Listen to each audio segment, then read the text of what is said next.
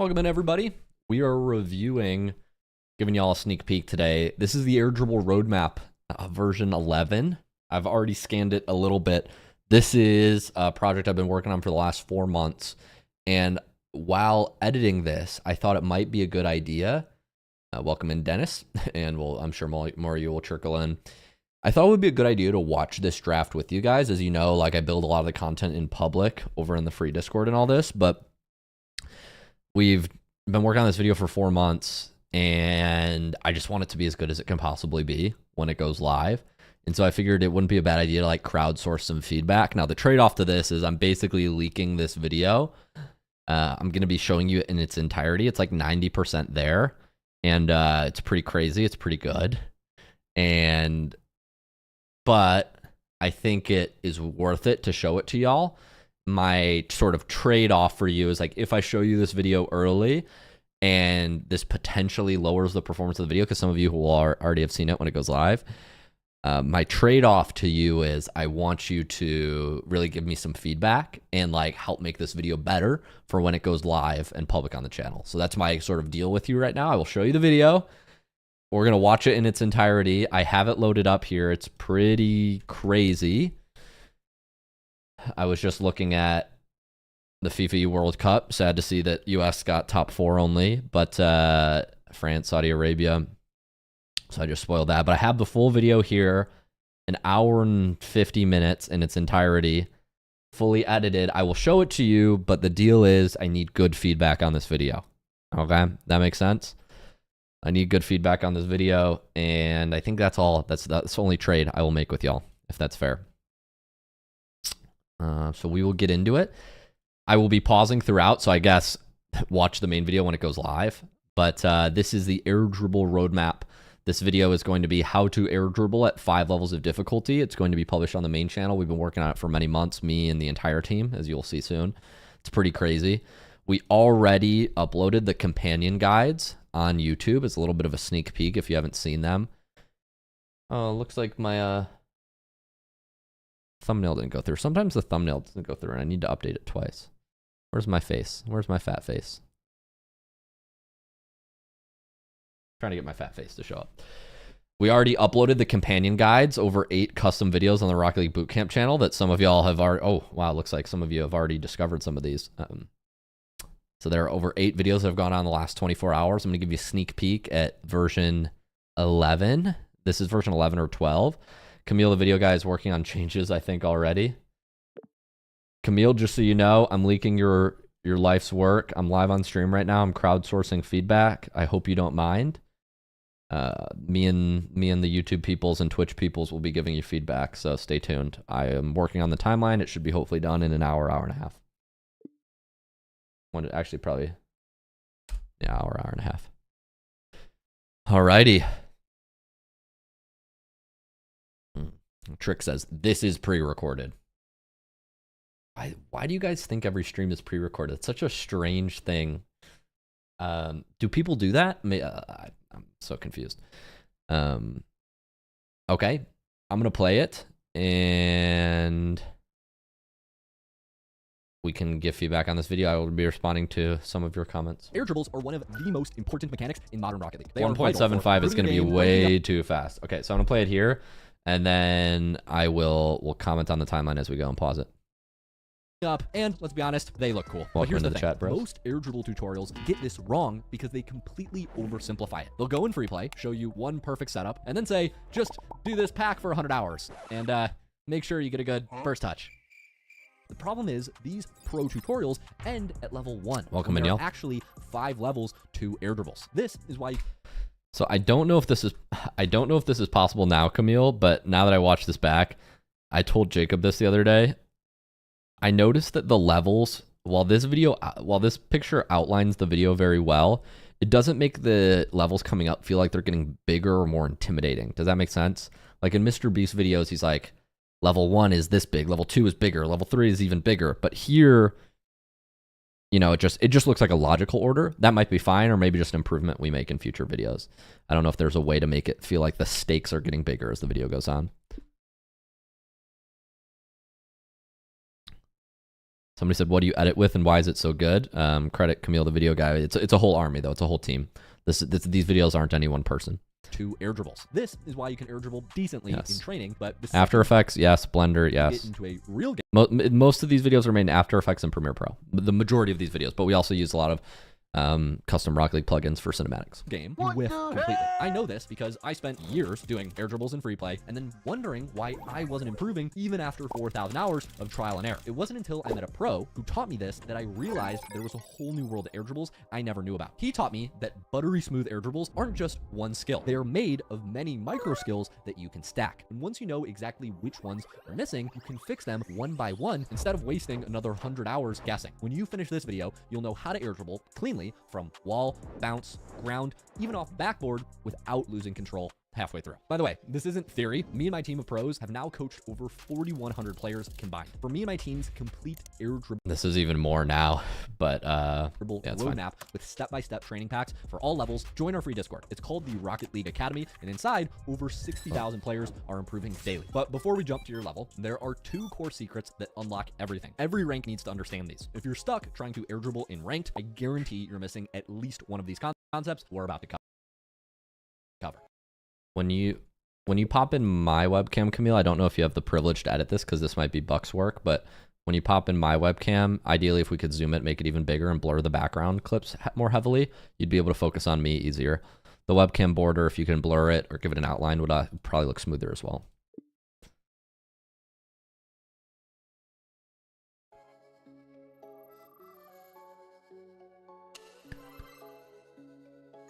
Here's what really grinds my gears about most of these air dribble tutorials. Yes, I think I already made a comment that I want this to be monochromatic. So monochromatic on this bottom bar. Level 1 starts at 1445 if you want to skip definitions. Not recommended. I wonder if we could improve this text at all. I wonder if we can improve this text. Level 1 starts at 1445. I would say let's give them an action statement. Skip to 14 minutes, 45 seconds.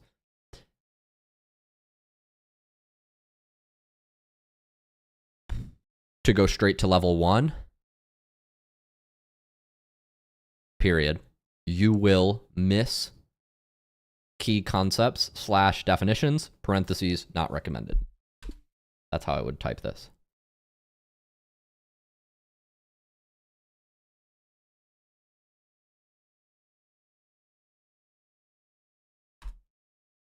I think this is ideal. That's how I would type this out.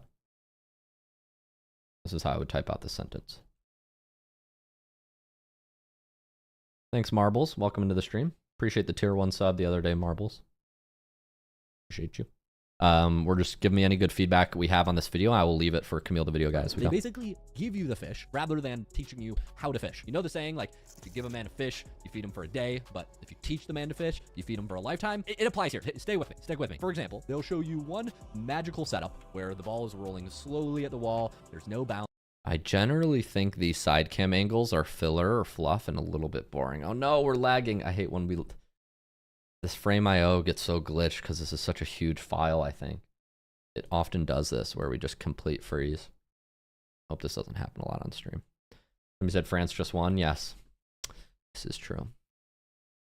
That team is very good.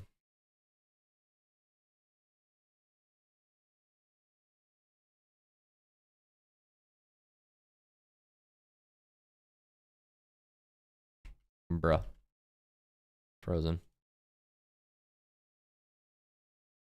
I'm frozen on this tab at least. Oh, maybe we're coming back. Okay, we're refreshing.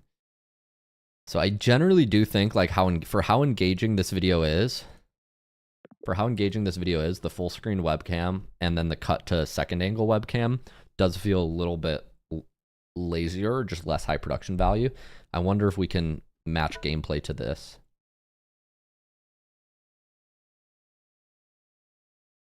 Match gameplay to this section. How to fish. You know the saying?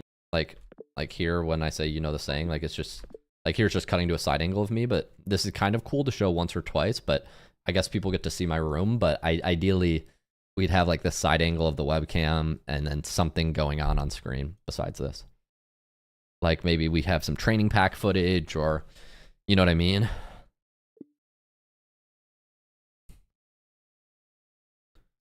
Like, if you give a man a fish, you feed him for a day, but if you teach the man to fish, you feed him for a lifetime. It applies here. Stay with me. Stick with me. For example, they'll show you one magical setup where the ball is rolling slowly at the wall. Like, if I'm making a joke, you can use full screen webcam, but there, when I'm saying teach a man to fish, like, ideally we would be showing some training packs or something.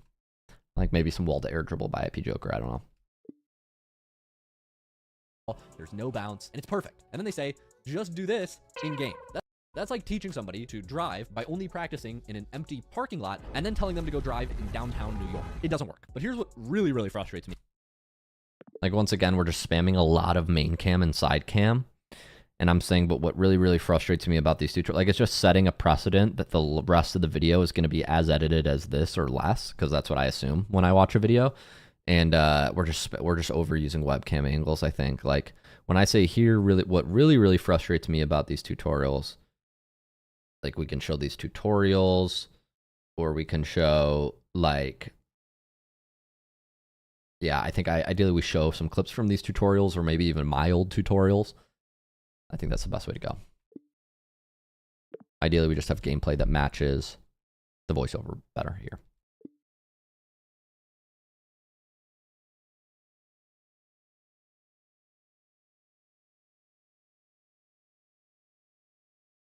Semi-final between USA and France was the best series. Yeah, I didn't know USA and France happened in the semis. About these tutorials. Most of these are made by cracked pros that don't actually know how to teach, and so they completely ignore where most players are coming in from. Your brain doesn't work like a computer where you can just watch a pro do something and then download perfect air dribble program.exe. These clips are very good. These clips are very entertaining. See, you need to understand the stepping stones and the underlying system behind why pros are doing what they're doing. The real game changers are two control concepts that literally no tutorials I've seen explain properly. When I say no tutorials I've seen explained properly, I'd be showing like another tutorial, and then eventually you can cut to me on webcam. But we're just spamming a lot of full screen webcam in this entire 2-minute mark to 3-minute mark. And since this is so early in the video, I think it's important to upgrade before we post. The first is the arc equation. This is how you understand the ball's predictable trajectory. The second, what's up, something YTG I call Marinov? jump mechanics. This is how you time your first touch to perfection. Secret number 1 is the arc equation. When a ball rolls up the wall, it goes through what I call I like the music. I like the music. I like the music shift a lot here. 3-phase arc. Phase 1 is the wall hug. This is when the ball sticks to the wall, glued to the curve perfectly. This is where most players think, oh, perfect, easy air dribble setup. Then comes phase 2, which is the transition point. This happens when the ball hits apex height and physics takes over. I think I already added a comment, but add a jump sound effect. Here, actually, we don't need one here. It comes later. Never mind. I'm just going to delete this. This is where 90% of players panic and mess up their first touch. Finally, you have phase 3, which is the predictable arc. In the last step, the ball follows a perfect curve down from the wall. Smart players use this phase and they don't fight it. Now, here's the equation part. The ball's spin determines the arc. When the ball is rolling off the wall, you'll... For this editor's note, make it monochromatic as well. The spin of the ball does not affect its flight. The game's physics are simplified and the ball's trajectory is not influenced by its spin in the air. However, the ball spin does affect it. I would start by a message here. I would add a sentence here, Camille, that before this first sentence say, the voiceover is mostly correct. However, for sake of specificity, here are some technicalities. I want people to know they can trust this information. This editor's note, make it monochromatic.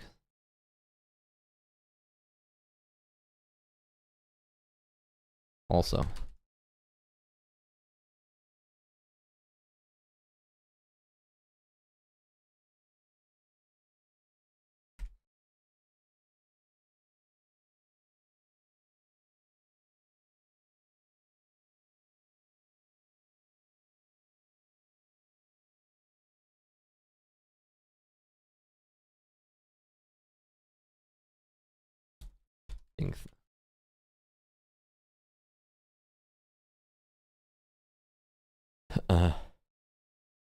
that was a big word. I'm going to use it on that. What's a big word? What's a big word? You'll see this heavy backspin. That's what creates that wide arc that pulls the ball away from the wall. Whenever you have a rolling ball, it will fall off the wall shortly after it reaches its This editor's note is on screen for 5 seconds longer than it needs to be. It's apex. Then that distance, that separation between the ball and the wall, will increase until eventually the ball falls down and hits the ground. Should you be jumping before you touch the ball? Should you be jumping as you touch the ball? Should you be jumping after you touch the ball? Want a quick air dribble setup without... In that third clip where I say, should you be jumping after you touch the ball, you need to show the car jumping off the wall after. I don't think I saw it detach from the wall. Specificity.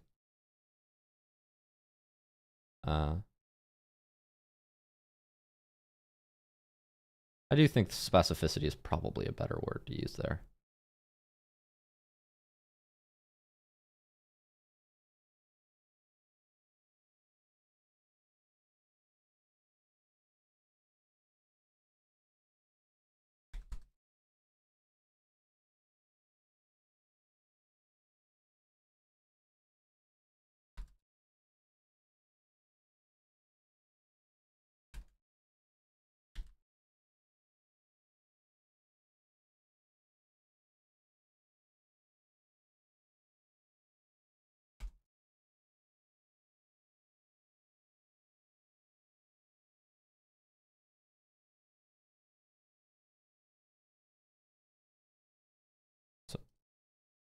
So spin as impact.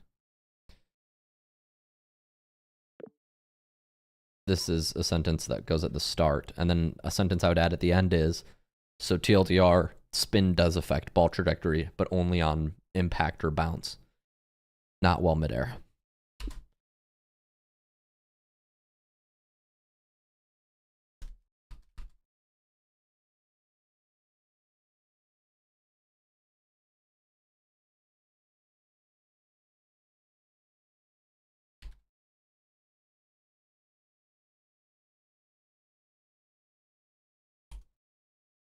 Only affects ball trajectory on impact.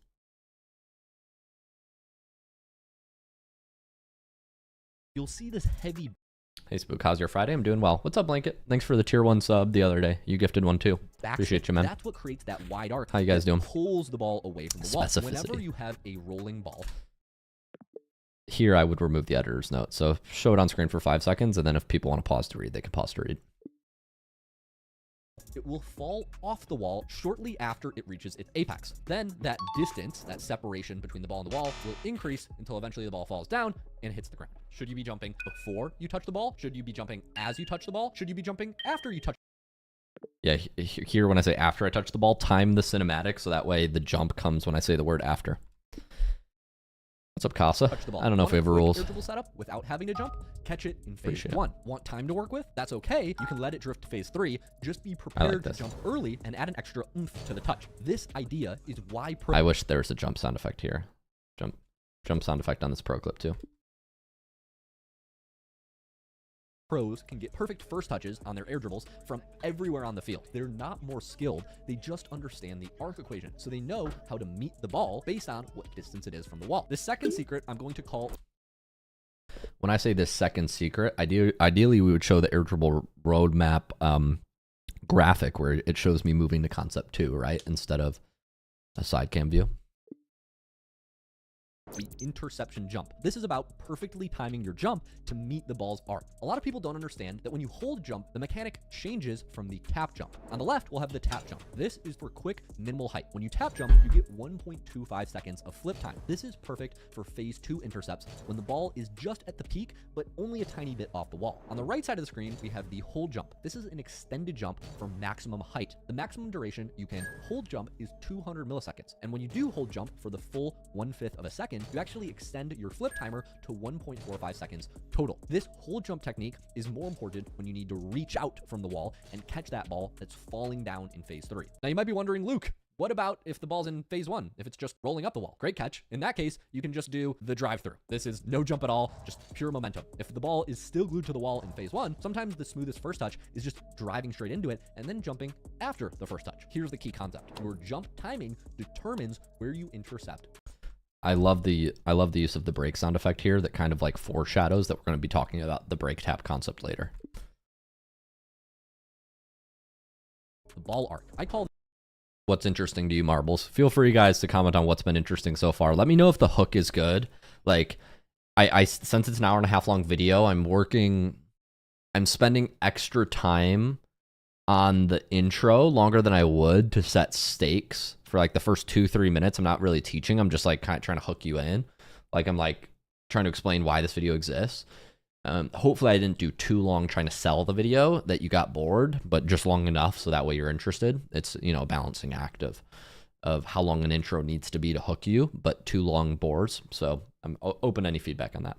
Call this the perfect interception point. In order to get a perfect first touch, you need to time the exact moment where your jump trajectory crosses the ball's arc. Miss this timing by 0.3 seconds early and you'll crush the ball into the wall. Miss it 0.3 seconds late and you'll send the ball flying to the midfield. But if you time it perfectly, the ball sits on your car like it belongs there. Finally, the third core concept. When I say the third core concept here, I wish we weren't just using webcam. I wish we were showing like some sort of way to visualize what we've learned. So far we've learned the arc equation, we learned the jump timing, and now we're moving into section 3. Like there's some way to visualize that of the intro, that would be good. And then when I do make a joke, then we can zoom in on my webcam type thing. But yeah, just relying on full screen webcam is probably the weakest part of this section. And I think it's worth changing before the video goes live, Camille. So I appreciate your attention to this. Concept, a little bit of a bonus. I didn't have. When do I think this video comes out? In the coming soon. The clock method. Soon. Yes, you heard me right. I said the clock method. This is a Rocket League tutorial. If you want the link in bio, I've got a link down there. It's not that type of link though. You got to go to my Instagram for that. Let's say we're approaching from the left wall. We'll picture a clock face over the ball as you approach. The key observation is your contact point changes based on your field position. To show you what I mean, I'm going to pull up. There's a slight glitch in that cinematic. I don't know why.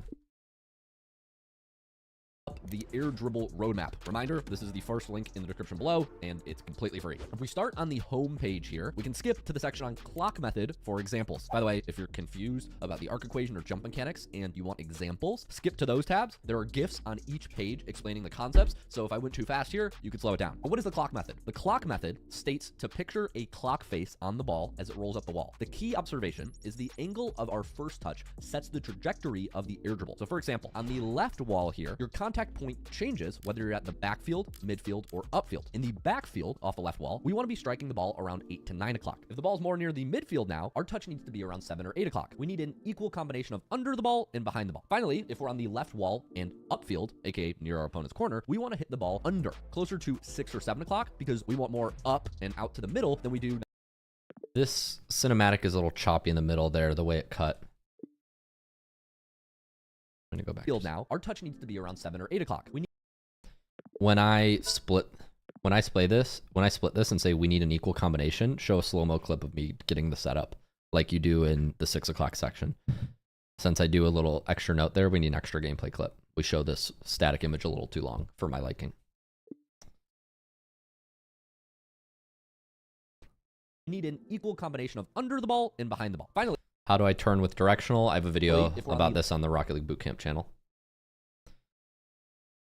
The left wall and upfield, aka near our opponent's corner, we want to hit the ball under, closer to 6 or 7 o'clock, because we want more up and out to the middle than we do necessarily forward towards the opponent's net. The closer you are to your opponent's net, the more under you want to be on your first touch. The further you are from the opponent's net, the more behind the ball you want to be on your first touch. This holds true off the left wall or off the right wall. Going back to our air dribble roadmap, let's look for examples on the right wall. If we picture a clock face on the ball and we're in our backfield, now we want our first touch to be between 3 and 4 o'clock. This is the same concept as the left wall. We want to be more behind the ball so that way we hit it far, high, and forward on our first touch. As we get closer to the opponent's net, on the right wall at midfield now, we want to strike between 4 and 5 o'clock. This is the same as earlier. We want equal parts forward and up. Finally, if we are past half boost and closer to our opponent's net, we want to hit the ball around 5 or 6 o'clock. In this position, we want to favor more upward than forward on our first touch setup. You may have noticed these gameplay examples going on in the background. These are not me. These are my personal coach and one of our coaches at the Rocket League Bootcamp, Shock's clips. For those of you who don't know, Shock was the former North American MVP back in season 9 COVID era. And what I love most about Shock's explanations is that mechanics didn't come easy to him. As a matter of fact, many of the concepts you see in this video, he taught me in an over hour-long video we did on the Rocket League Bootcamp YouTube channel. It's completely uncut, where we break down exactly how all of these concepts change with real training pack examples. So if you want more, I'll have that link up here. Camille, the video guy, help me out. But for the sake of time, I'll just show you guys the best moments from that interview throughout the rest of this one when it helps. If this all sounds confusing, don't worry. It was confusing to me too. It'll all make sense when we slow it down. So I'm really focusing on lofting the ball high and forward like this. And as you can see now, I don't have to do that much. And I will actually let this one play again to kind of drive the point home, as I'm focusing on being more behind it than one that I'm closer to the net. Makes a lot of sense. So the further back we are on the field, the more behind the ball we want to be on these first touches. Yes. Think of it as a clock, right? When you're back here, like in terms of your relation to the ball, center of the bottom of the ball is 6 o'clock, and we're on this. On that cinematic, you're showing a shake effect, Camille. I think we talked about doing a zoom effect, a slow pan in, slow pan out. If you can adjust that for me. Thanks so much. This side, for example, then we're going to want to be hitting it at like 8 or 9 o'clock, like the back third of the ball. Yeah. You need maximum forward momentum to carry the ball toward their net. I want to add a note here. I'm often using 2 jumps to catch back up to the ball. So like on this one, for example, Camille, on these deep back setups, editor's note here, I will actually use 2 jumps to get back to the ball. Because my touches are so high and far here, I will use 2 jumps to get back out to the ball before it starts falling again. I'll show you another example off blue ball. I think this is too big of a derail. I would remove this editor's note because we already showed a shot clip, which is too much of a derail in my opinion. I almost get such a heavy touch that I want to, because What's up, games for you? Hi, Marbles. Get me back to the ball very quickly. Yeah, appreciate it, Blanket. Congrats, man. Finally pushing to to champ 3. In the midfield area, you want to connect between 6 and 7 o'clock. So like if you move closer to the net, how does that change? On a ball that's halfway, I'm now going to start being more focused on hitting it upwards rather than forward. Your defenders are going to be back towards the net most of the time. So we don't want to just push the ball at them. If I do the same thing I did in the other one and I focus on being behind it, it starts looking like this. And okay, that one is obviously really bad, but the point does stand that like I'm going to struggle to keep the ball high in that scenario and not be easy to challenge. So I want to focus on popping the ball more high, even if it's really far away from me. I'm going to have more success doing that and focusing more hitting it around like that 6, 7 o'clock area, more centered underneath the ball, so that I go high first and then forward is what I'm going to be thinking about doing. Because correction on the right wall, what shock means is 5 to 6 o'clock, not 6 to 7. On the left wall, it would be 6 to 7. On the right wall, it's 5 to 6. Can you add an editor's note there somehow? Like maybe 2 asterisks. I'm not sure how to execute that, but some sort of text that says correction on the right wall, 5 to 6 o'clock. If it was on the left wall, it would be 6 to 7. I would say something like that. We're closer to the net. This gives you the perfect balance of control, getting under the ball, and direction, getting behind the ball. Finally, if you're near your opponent, I think you can completely remove that sentence of this gives you a perfect balance of control behind the ball and direction in front of the ball. I think you can go straight into finally, because that gameplay clip you showed of me didn't really help much at all. It was just me doing a reset and free play.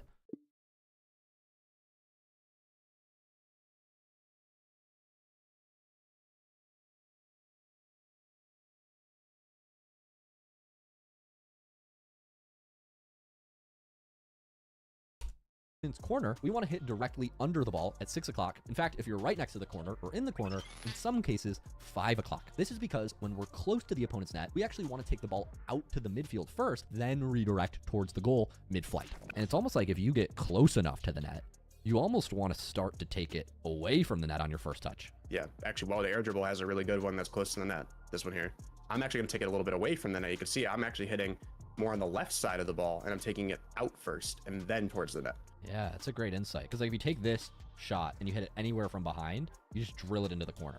Yep, back here. Does work. When you can combine the arc equation with the interception jump and the clock method, you will stop chasing air dribbles and start creating them. These apply to every single level we're about to cover. Whether you're going for your first air dribble or you're attempting advanced back wall setups, you're going to use these same concepts. Each level requires you to stack specific micro skills. I like the music change. I like this music change a lot and resetting the pace of the video. It's good. That's why I've organized. Marble says this feels repetitive. Yeah, that section was a little repetitive. I'm glad we got out of it. The part about going away from the net, I don't think that was repetitive. I think that was a novel idea. Maybe I'm wrong, but the way I see it, Marbles, is going away from the net is talking about how you have to get under the ball. It's an additional nuance, like, because we explained that you want to be between like 8 and 6 o'clock, let's say on the left wall, but if you get close enough on the left wall, you want to go to 5 o'clock. You want to go like on the opposite side of the ball, which I think is an important nuance to point out. Actually, while the air dribble, I don't know. Comment below. when I talked about then showing Shock as well. Yeah, I guess the way Shock just explained it differently, like he didn't use the clock words, he used different words than I did. So I thought it was useful enough to keep, because Shock uses words like, I say you want to take it away from the net and hit around 5 o'clock. People might not know what that means, but what Shock says is you want to take it to the midfield and then at the net. Midfield first, then redirect towards the But goal. you might be right. I mean, we are repeating each other. Close enough to the net, you almost want to start to take it away from the net on your first touch. Yeah, actually, while the air dribble has a really good one that's close to the net, this one here, I'm actually going to take it a little bit away from the net. You can see it. I mean, maybe as a compromise, Marbles, we could remove that first sentence of me, Camille, there. Remove that first sentence of me saying, it's almost like if you're close to the net, you want to hit on the other side of the ball. Instead, just say, you could just start this clip from Shock explaining, actually, a great example of this. You could save a sentence there.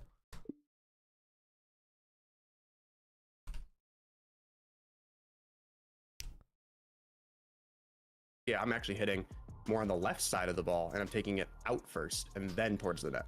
Yeah, it's a great insight. Because like, if you take this shot and you hit it anywhere from behind, you just drill it into the corner.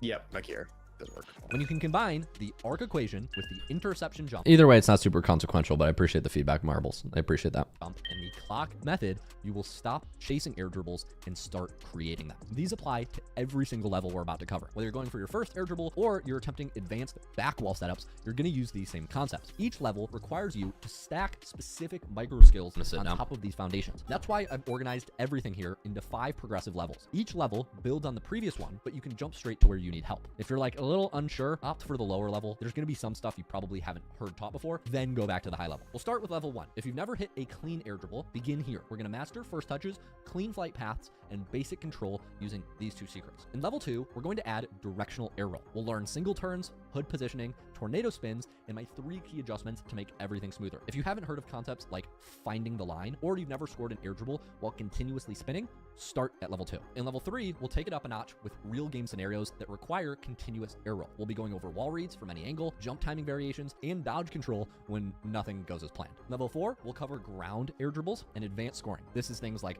tornado takeoffs, creative setups, and actually finishing your air dribbles instead of just 2-touching it to the goal line. And then finally, level 5, we're going to cover back wall mastery for the mechanical gods and cracked kids in the audience. This includes instant. I'm not sure what Brazil versus England means, the monk, but welcome into the chat. What's up, man? Reality. Okay, those are the 5 levels. Pick which one you feel confident with. The rank icons are meant to split by difficulty, not by recommended rank to learn. The rank icons are meant to split. This is a little verbose. The rank icons are meant to split by difficulty, not by recommended rank to learn. That quote is a little verbose. I would switch to the rank icons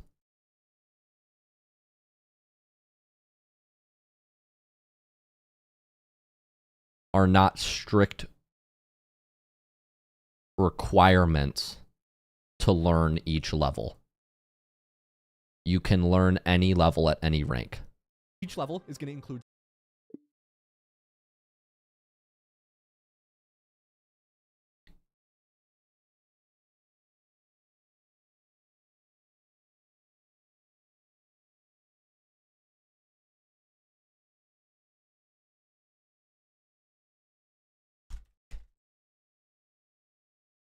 specific training progression. What's up, Mickey? Welcome in. For all the custom training packs, the workshop codes, and the progression checklist I mentioned, they're organized by level in my air dribble roadmap. Once again, that's in my free Discord community. Link Ground air dribbles feel easier to me. Yeah, that's all right, Marbles, but I think that's unpopular. Click there. Not invalidating your experience. That may be true, but I just seen majority of folks start with walled air dribble. First link below. It's free. Look for the channel called Air Dribble Roadmap. Choose your level, and let's unlock your air dribble potential. Monk, isn't the tournament done already? I'm not sure what you're talking about. Yeah. Yeah, totally. Welcome Marbles. to level 1. This is about hitting your first air dribble. If you've never pulled off a clean air dribble before, this is the foundation. Everything in this level focuses on the simplest possible air dribble scenario. We're going to contact the ball in phase 1 of the arc equation. So remember, that's when the ball is still rising up the wall. There's a little too much camera shake going on in the cinematic, Camille. Do a slow zoom or a slow zoom out rather than a wobble. The ball is going to be hugging the wall perfectly. This means we don't need complex jump timing yet. This is going to change in higher levels, but for now, we're keeping it simple with 3 fundamental steps that work for every setup. Step 1, the setup. Most players think air dribbles start when you hit the ball off the wall. This is wrong. Air dribbles actually start with your setup. We're gonna begin in free play. Now this is the point where most tutorials fail you. They will show you the flashy part, but skip the setup that makes everything else possible. Don't skip this. Let me fix that. To get the right ball movement, here's exactly what you need to do. Use the up command or down command on your D-pad to spawn the ball up. This meme is supposed to go when I say ball movement. On your car or in front of you. I'll use down on the D-pad for simplicity. We're gonna drive toward the wall at half boost. This speed is crucial for consistency. You don't wanna be holding down boost, and you don't wanna be just driving either. You want a medium speed rolling ball. If the ball is bouncing as it goes up the wall, you'll have to make impossible jump timing adjustments that we're not ready for in level 1. Let's talk about the spacing secret. What most players do wrong is they dribble the ball up the wall the whole way. This is wrong. Before the ball reaches the wall, we actually wanna pump your brakes. You wanna create about 1 to 2 car lengths of space between you and the ball before the ball starts going up the wall. This gives the ball time. Just found out you're in Chicago. Yeah, I appreciate it, man. Without interference or collisions. This spacing Midwest. Once you Midwest have a boy. perfect rolling So ball, shocked. we're gonna move on to the first touch. For the first touch, I'm gonna open up the air dribble roadmap and use training pack wall to air dribble by IP Joker to make sure that the setup is controlled and all we have to focus on is our first touch. If we use the clock method for this shot at mid boost, since we're about halfway up the field, we want to be hitting the ball near 6 or 7 o'clock. If you hit too low, near 6, the ball will move out to the midfield and your car will be stuck under it. Too high, and you won't pop the ball high enough to actually be able to get under it and air dribble. Hitting the ball between 6 and 7 perfectly puts the ball on a trajectory toward the center of the opponent's. Say on the right wall, this is flipped. Maybe add an editor's note or just some text beneath my camera that says on the right wall, 6 to 7 translates to 5 to 6. Snap. After you make your first touch, you need to do what I call the adjustment. This is where most players fail because they don't understand the interception jump timing. The key to jump timing as a beginner is to jump immediately after you make your first touch. Since we're in phase 1, we can drive into the ball first, then jump. The ball is still close to the wall, so this delayed jump from our jump timer system earlier gives us that perfect position. This is correct. You can kind of just, what I'm saying is you can drive through your setup. So you just tap it up, chip, and then fly after it. But the part that most new players miss, I'm not doing any complicated air roll here. The part that new players miss, pay attention after I drive up the wall, I brake tap here. You see that brake tap? So Pro Coach Verge calls this the pop and stop. And I think that's a very good way of putting it. After you pop the ball, you brake tap to stop to create the separation, and then we jump after it. And that gets us this nice high lofted touch. And by the time we connect with the ball in the air for the carry, it's falling a little bit. So we get these nice soft touches. Versus if you don't do the pop and stop, your air dribble can kind of look like this, where you create that separation, we drive up and we jump behind it. But now we're sort of pushing them behind the ball. I'll show it off the left wall too. If we don't do that pop and stop, we sort of rise with the ball, rise above it. And this has utility, like if I'm going for like a ceiling pinch or something. But for most folks who are trying to do like 2-touch air dribbles, you want to hit the ball, break, then jump and fly after it. But when you're in your back half, this doesn't really work. Like when you have a lot of ground to cover, what I mean to say is if you do this like kind of pop and stop technique, you have to use a lot of boost. You're going to run out of steam. When the ball's deep in my half, I will just drive through it. And then I'll use like 2 jumps to catch back up to the ball really quickly.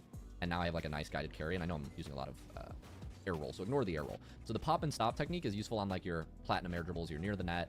We get this one nice touch. Pop, stop, jump. Pop, drop, and roll.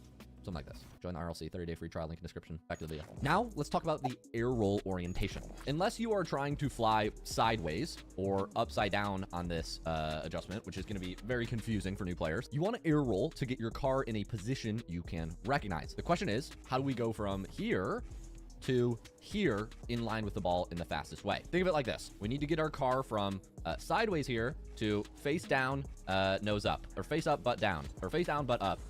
That's my favorite one personally. Comment your favorite position below. This is a Rocket League tutorial. 2 methods to do this. I'll make my recommendation in a second, but you can use air roll left or air roll right. So for me, Good music shift. Marbles like that joke at least. There we go. We got one laugh. Simple, just the single button presses. These are called directional Appreciate air roll. Darknet. Or you can use joystick air roll or free air roll. For me, this is R1, and I have to hold down the button and hold down R1 and select the direction I want to roll with my joystick. If you're confused as to what I'm talking about, quick lesson. Rocket League has 2 types of air roll. We have air roll in the settings, which most players actually call free air roll or free roll or joystick air roll. This is the air roll R1, where when I hold it down, nothing happens. I have to click my joystick in order to make my car move. If I just jump and I hold air R1, nothing happens. Now, if you scroll down, you'll see these 2 settings, which were added in 2017, 2016. It's kind of a big deal. The difference between these 2, which together are called directional air roll, that Spell out directional air roll like you did in the previous effect. Make it the same font, same correction, etc. If we're going to correct it, then correct this one as well.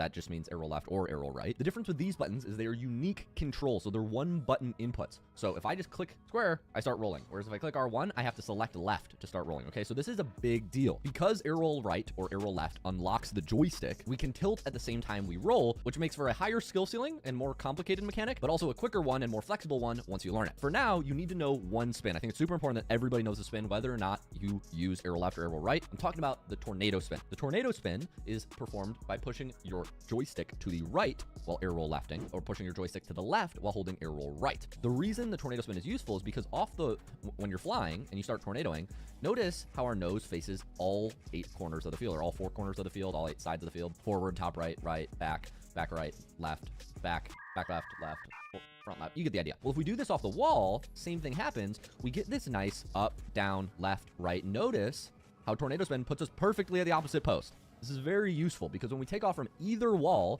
and do either tornado spin, you're going to see this property. So to recap, what we do is we tornado spin after the pop and stop. So we pop, tornado spin to fly under the ball, and now we're in a nice position to follow it. This tornado spin adjustment can be used arrow right off the left wall, arrow left off the right wall, and it puts us in a nice position to get under the ball in a way that you don't really get with normal arrow. And all that does is what I'll demonstrate here. You jump off the wall and you get your car to point down and forward when you tornado spin right off launch.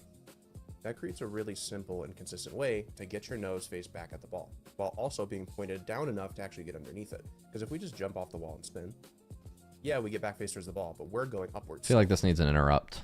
I feel like this needs an interrupt or an introduction.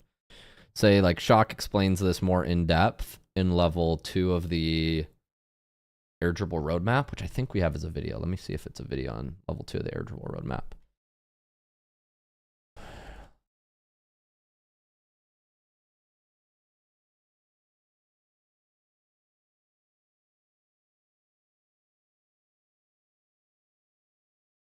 He does. I could say something like, Camille, I'm going to record a voiceover, and I literally want you to steal this voiceover and use it somehow to segue this clip.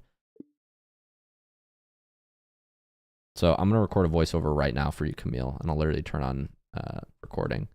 So the voiceover is very simple. Here, Camille, I'm recording now, and the voiceover is just this clip. And it's right before this section. I'll show you exactly where I want you to put this. Right before you show Shock's clip. Right off the left wall, arrow left off the right wall. And it puts us in a nice position to get under the ball in a way that you don't really get with normal arrow. And forward, top right, right. Performed by pushing your joystick to the right while arrow lefting, or pushing your joystick to the left while holding arrow right. The reason the front left, you get the idea. Well, if we do this off the wall, same thing happens. We get this nice up, down, left, right. Notice how tornado spin puts us perfectly at the opposite post. This is very useful because when we take off from either wall and do either tornado spin, you're going to see this property. So to recap. So right instead of so to recap, I'm not going to say so to recap. Instead, put this voiceover and delete the rest of this up until Shock section starting. So I want you to include this. I'm now going to record the voiceover, and you're going to play it from right here. I'll let Shock, actually no, let me redo. Shock explains in detail how to use tornado spin on your takeoffs on the left wall and on the right wall in this video of level 2 of the air dribble roadmap.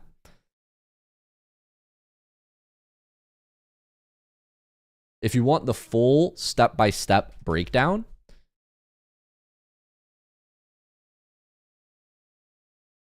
you can watch that entire video. It's linked on the level 2 tab of the air dribble roadmap. But here's the 30-second clip that everybody needs to know right now. But here's the key concept that all of you who are watching this need to understand. And then play it, and then segue into the interrupt, Camille. So that's kind of the idea we're going for there. Just recorded a clip for you on stream, Camille, and I want you to integrate it here. I'll show you exactly where it's going to go. You might need to record some screen share or just use clips from Shock's video and tease that here. Here's the clip. I'm going to send it in the air dribble roadmap section. It's in the free Discord. Watch this stream and this clip to understand what I'm talking about. Okay, now I need to clip myself If somebody in the stream chat could do this, that would be amazing. If anybody could clip the last 90 seconds so I can send this to Camille. But I mentioned this. Might be able to do it myself. Might be faster. Clip this last 90 seconds. Just recorded a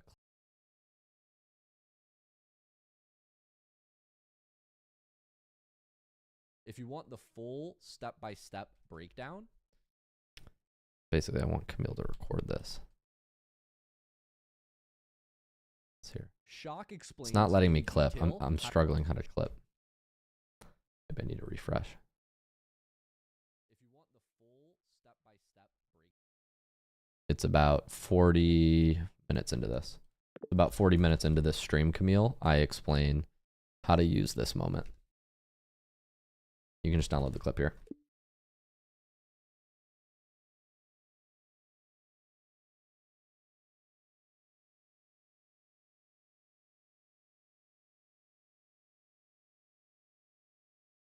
Hopefully that makes sense, y'all. What we do is we tornado spin. So now you can remove this whole explanation and then just include the promo to the air dribble roadmap and then include shocks clips. What's up, King Smokes?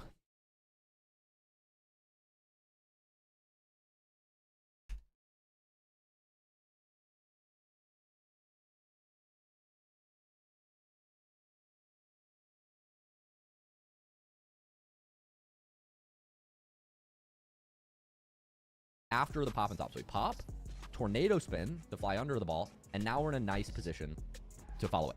This tornado spin adjustment can be used arrow right off the left wall, arrow left off the right wall, and it puts us in a nice position to get under the ball in a way that you don't really get with normal arrow. And all that does is what I'll demonstrate here. You jump off the wall and you get your car to point down and forward when you tornado spin right off launch.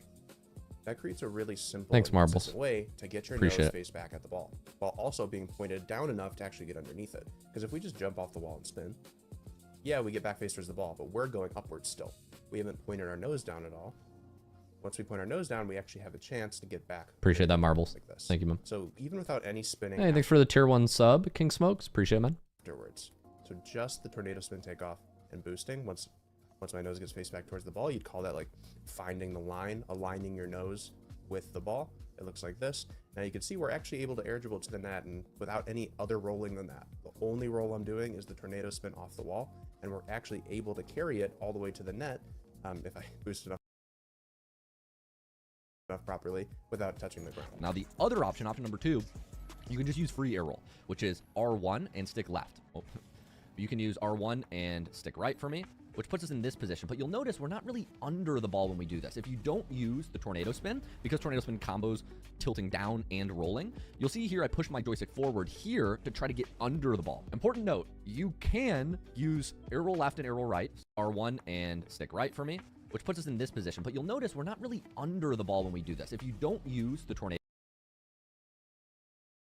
spin, because tornado spin combos tilting down and rolling, you'll see here I push my joystick forward here to try to get under the ball. Important note, you can use arrow left and arrow right, so directional Oh, arrow we froze, or chat. free arrow.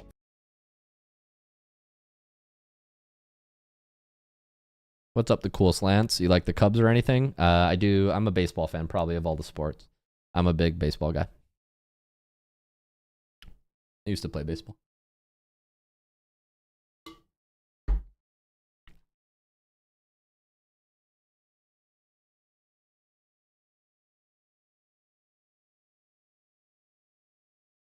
I'm frozen, chat. Keep me busy.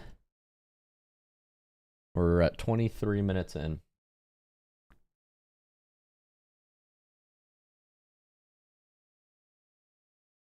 We're frozen.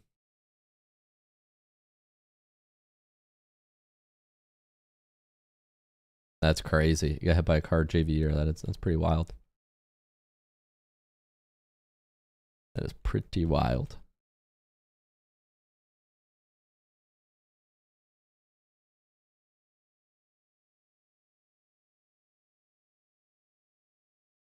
Yeah, that's life. Can't prepare for some things. That's real. Okay, we're frozen for a second. Trying to wait to come back.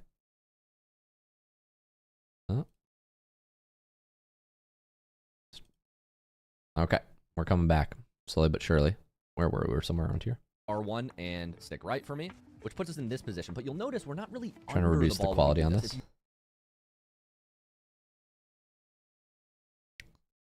What's my favorite genre of music? I don't have a favorite. I would say if I could only pick one, it would probably be rap. But that's very wide encompassing. You don't use the tornado spin, because tornado spin combos tilting down and rolling. You'll see here I push my joystick forward here to try to get under the ball. Important note, you can use air roll left and air roll right, so directional air roll or free air roll. For level 1, I'll let you choose. But I highly recommend you learn the tornado spin. Find air roll left, find air roll right. You can get these like 2-3 touch air dribbles without it. Once again, it's your choice. I would just remove those 2 sentences. Those 2 sentences were kind of weird. Bind arrow left, bind arrow right. I would instead just play it from, once again, it's your choice.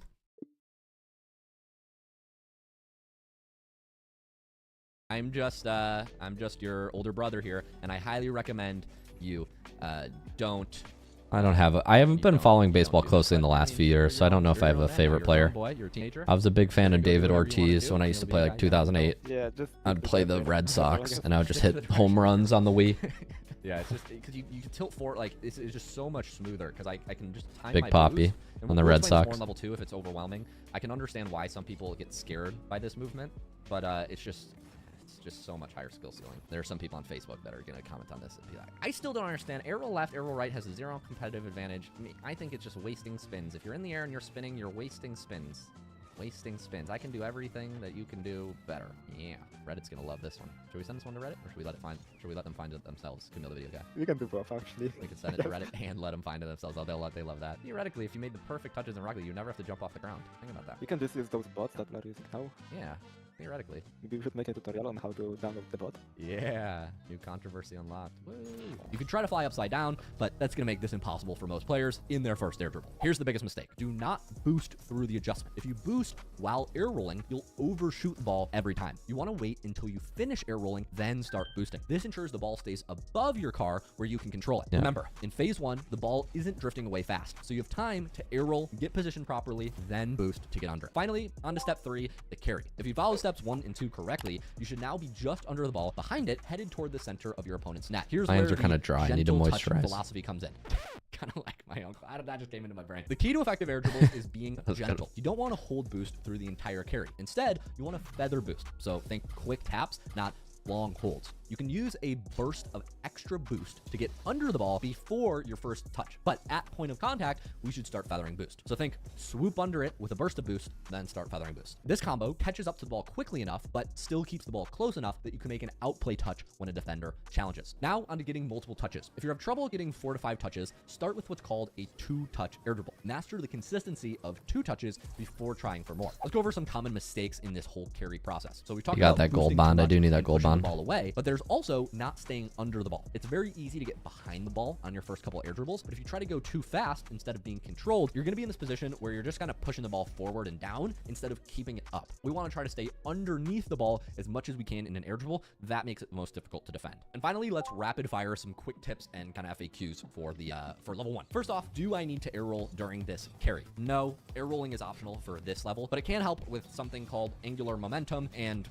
we'll get to it in a second. Luke, where should I aim? The answer is aim high. I learned air dribbles by aiming 1 goal length above the real goal. In my experience, most new players undershoot, and it's always better to miss an air dribble high over the defender, and then your teammate can shoot, rather than low and just give them an easy save. Finally, what if I mess up the air dribble? Stay behind it and don't panic. Floating behind an air dribble and trying to get a 50-50 is still a massive advantage for the attacker because you can control when the 50-50 happens. So don't panic. If you're losing control of an air dribble, just stay behind it. It's all gonna be okay. Okay, that's level 1. That's the foundation for every air dribble we'll do. We focused on phase 1 intercepts because they're the most forgiving and predictable. You learned perfect setup spacing and ball control, phase 1 timing with the drive, then touch, then jump sequence. You learned the basic air roll adjustment and the gentle carry techniques, and these are the fundamentals. But this guide would not be complete if I ended here. I'm going to be bringing in one of my pro teammates later in this video to show you how you can take this to the next level in levels 2, 3, and 4. This is just level 1, but when you see what's possible with the advanced techniques, your mind is going to be blown. And then you're going to try it and it's not going to look as good, but we'll get you there. Checkpoint is once you can consistently hit clean 2-touch air dribbles using these fundamentals that we've gone over, you're ready for level 2, where we're going to add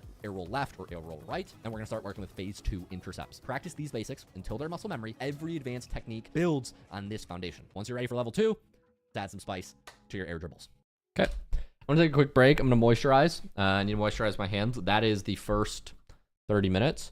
So far, so good. I have really no changes to the FAQs and questions section, Camille, but I'm reviewing on stream, so we'll continue. Be back in a sec. Gotta go moisturize. Don't take too long. Don't get any ideas. Don't get any ideas.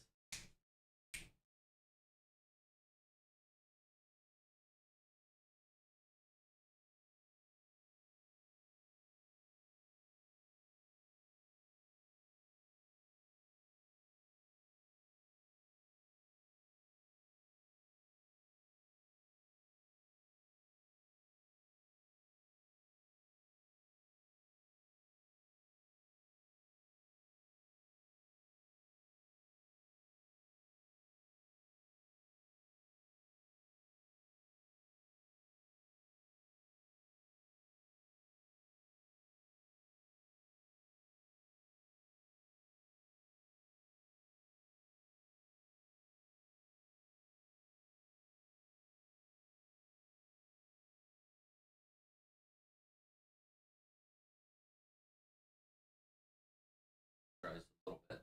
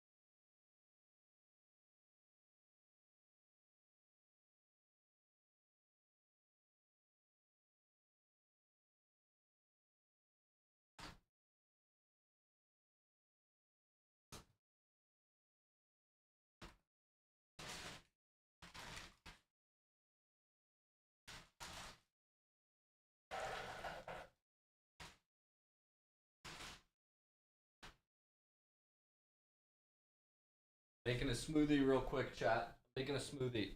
And we'll be right back. Smoothie.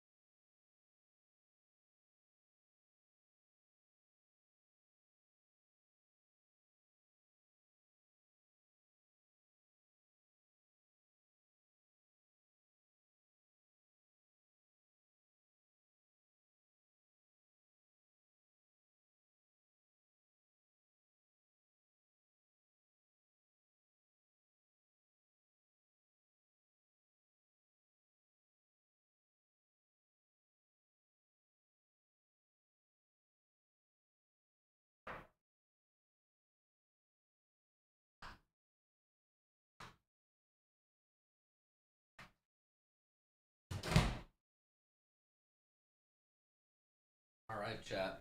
I got a smoothie here. Check it out. Got a lot of stuff in here. Avocado, banana, cauliflower, oats, protein, honey, mango, strawberry, blueberry.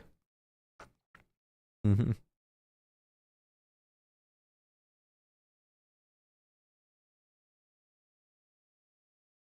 All right, let's rock. Damn you healthy. Thanks, Marbles. I gotta stay sharp. High performance, man. I need to be sharp. Also, care about my body.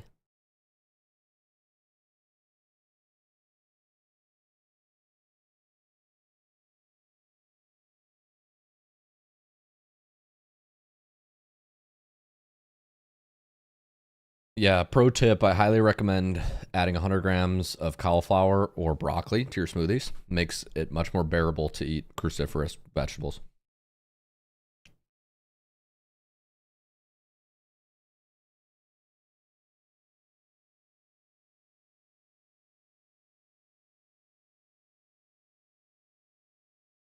Anyways, have a great day.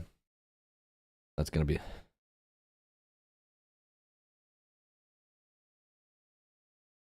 Oh, I forgot there's banana in here too. I'm throwing something on my Instagram story.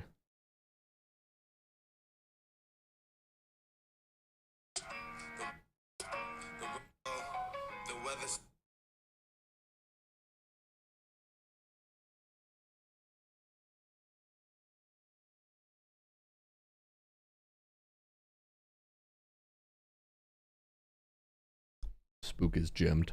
Gem coded. No? That's what it's all about. Got to be an inspiration to people. Positive influence, baby.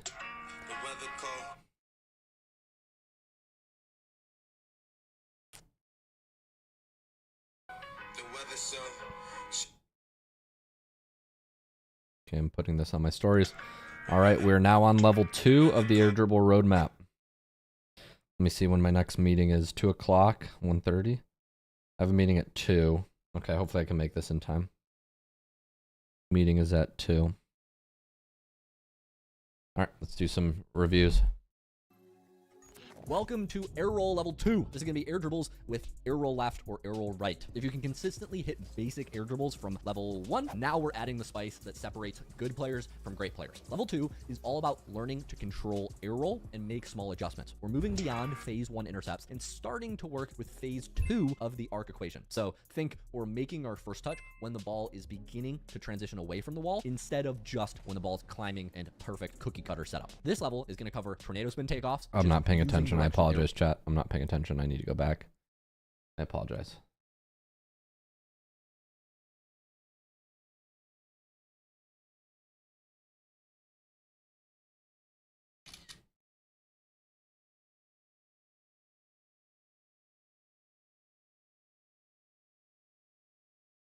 I need to add this as an image.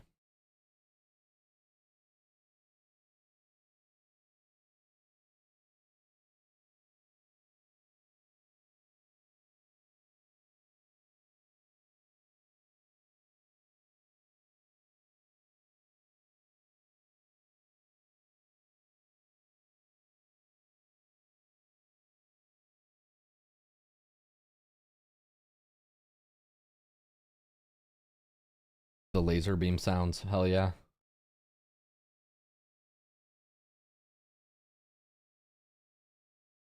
Brand new Instagram account to see how fast.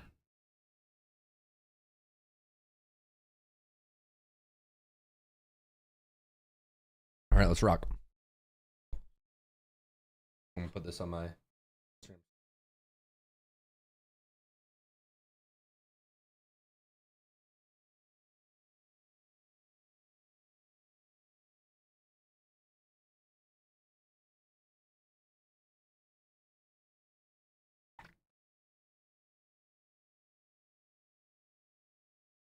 Cool.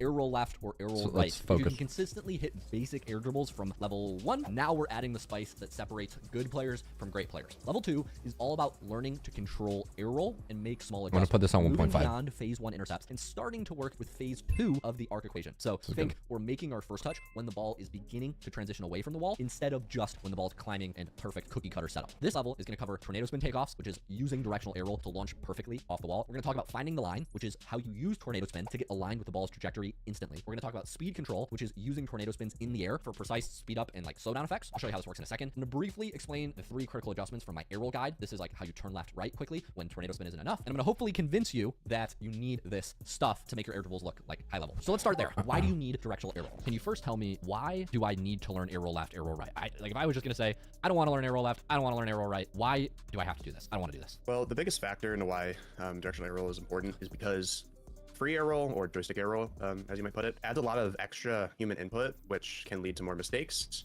And you don't have the access in the same way to tornado spin, because tornado spinning, when you use directional air roll, is pushing your analog stick straight to the side, straight to the right with air roll left, straight to the left with air roll right. And the problem with not being able to do that is you don't get access to a lot of the most important and easy consistency building spins that most professional players fit into air dribbles, which is kind of what you've been seeing me do the last few attempts. If I were to do it with free air roll like this, you don't, even if you push your analog stick to the side. Do I you use don't get both that same air spin. You're rolls, trying- Luke? I have like something like stuck in my throat. I apologize. Do you use both air rolls, Luke? I use primarily air roll left. Or just spin. Primarily air roll left. I think I drank the smoothie too fast. Just give me a second, chat. I apologize. Okay, we're fine.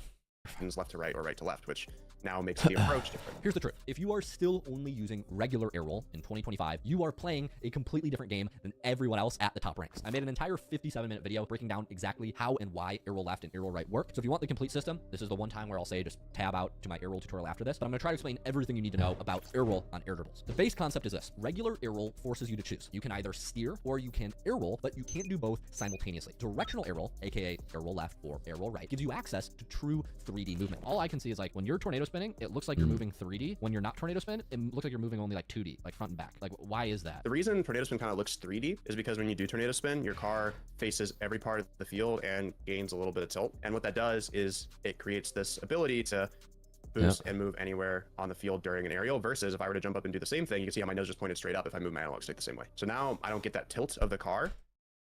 I was thinking it might be a good idea, Camille. I just had this pop into my brain to tell people like after level 1 starts,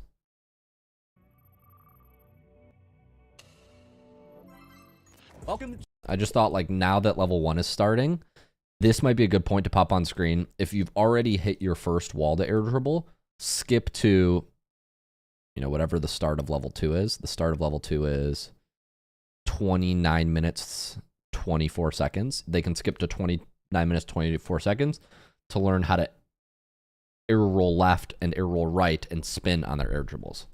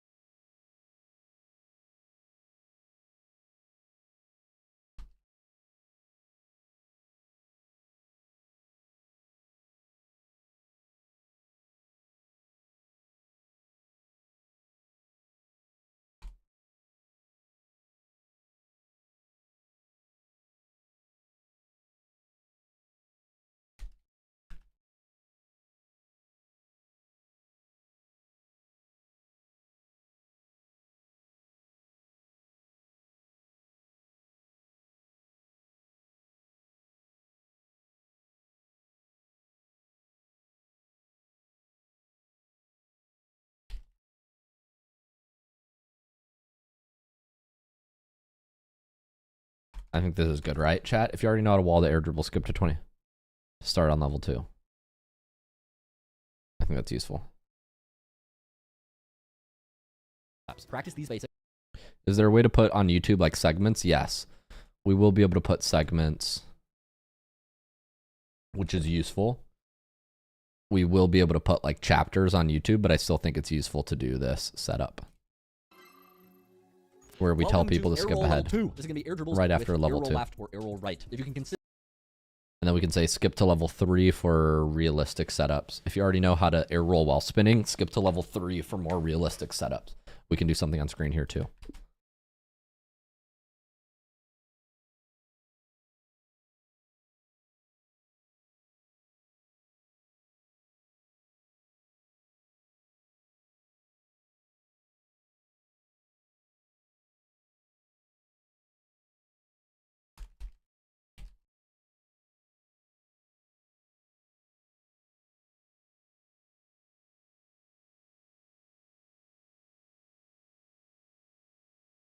If they want. Consistently hit basic air dribbles from level 1. Now we're adding the spice that separates good players from great players. Level 2 is all about learning to control air roll and make small adjustments. We're moving beyond phase 1 intercepts and starting to work I think it's useful to tell people the arc equation. So think we're making our first touch when the ball is beginning to transition away from the wall instead of just when the ball is climbing. Messaging my team member. This level is going to cover tornado spin takeoffs, still wants to meet. using directional air roll to launch perfectly off the wall. We're going to talk about finding the line, which is how you use tornado spin to get aligned with the ball's trajectory. We're going to talk about speed control, which is using tornado spins in the air for precise speed up and like slowdown effects. I'll show you how this works in a second. I'm going to briefly explain the 3 critical adjustments from my air roll guide. This is like how you turn left, right quickly when tornado spin isn't enough. Okay, we already watched this. Convince you that you need this stuff to make your air dribbles look like high level. So let's start there. Why do you need directional air roll? Can you first tell me why do I need to learn air roll left, air roll right? Like if I was just going to say, I don't want to learn air roll left, I don't want to learn air roll right, why do I have to do this? I don't want to do this. Well, the biggest factor into why directional air roll is important is because free air roll, or joystick air roll, as you might put it, adds a lot of extra human input, which can lead to more mistakes. And you don't have the access in the same way to tornado spin, because tornado spinning, when you use directional air roll, is pushing your analog stick straight to the side, straight to the right with arrow left, straight to the left with arrow right.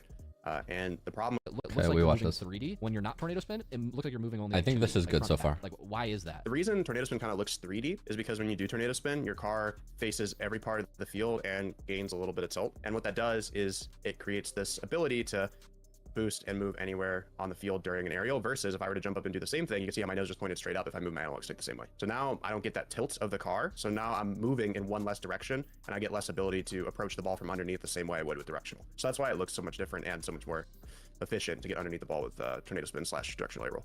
That's interesting. It's like tornado spin lets you move in 3 axes, whereas if you only have joystick air roll, you can only move in 2 axes at any given time. So you can't turn and do all that fluid movement as quickly. Right, exactly. But why isn't joystick air roll good enough? Joystick air roll locks you into 2D movement. Yes, you can air roll, but you're stuck moving in basic planes instead of having full 3-dimensional access. For air dribble specifically, directional air roll unlocks a couple things that I'm hoping are going to convince you need to learn. Number 1, you get tornado spin takeoffs. This is what gets you airborne faster and more precisely. Second, you get 3D movement access. So you can spin, let's say, with joystick up, left, down, or right, and that allows you to make adjustments in any direction by just changing your boost orientation. You also get reduced knockback, which is spin cars are actually less affected than just flying cars in Rocket League. It's actually coded into the game. Technically, you get this with both air roll left and joystick air roll. You also get deception, which is like making it harder for the defenders to predict your next move. For example, you could reset at any point, or just continue to hit the ball, or make a soft touch, etc., etc. And last but not least, it's actually consistency building. When you're air rolling, your hood faces you every spin. And so for consistency purposes, many players find it easier to build air roll control while spinning than while just flying normally and using partial spins. Point is, the mechanical ceiling with regular air roll is like trying to paint a masterpiece with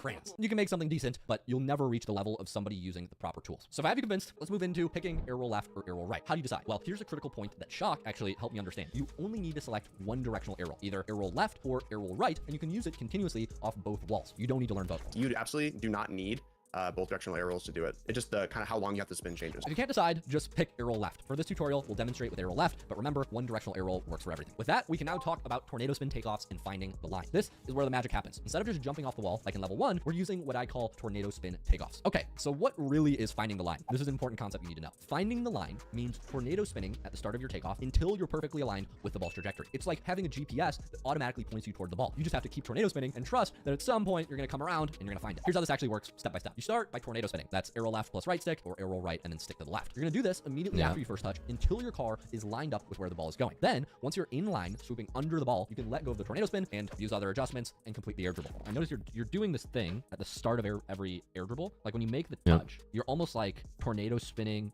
from the get-go. So far, I have no changes here. Control? Yeah, so a lot of what that is about setup, which has already kind of been covered in the last part, where it's just very simple, getting an air dribble towards the net. So your setup does have to be consistent. You'll notice most times times, like a high majority of the time that I do this setup, even while I'm talking, is it goes towards the net in some capacity, right? That's kind of the biggest thing, because if your setup is ridiculous and horrible, it looks like this, doesn't matter what spin you do, your air dribble's not going to be good. So that's the first thing. But to kind of launch off the wall with tornado spin back towards the ball each time, what I'm doing is I'm keeping my movement super minimal. A lot of people get caught up practicing this wrong, where they're trying to really feel it out, so they're stick nonstop moves. And micro adjustments like that are much more important in the back half in an air dribble, not the approach. We're using tornado spin is to approach the ball in a consistent and easy way that works well off the wall. And then your micro adjustments that aren't tornado spin, which, you know, are a lot of little small movements. Like when I get to the ball, you're going to see me do a lot of little movements with my analog stick, which is, you know, a different thing. What we're talking about is the approach and keeping it consistent and easy. Yeah. So how we do that is once we jump off the wall, I go straight right with my analog stick, which is tornado spin with arrow left. And then obviously it's the opposite with arrow right.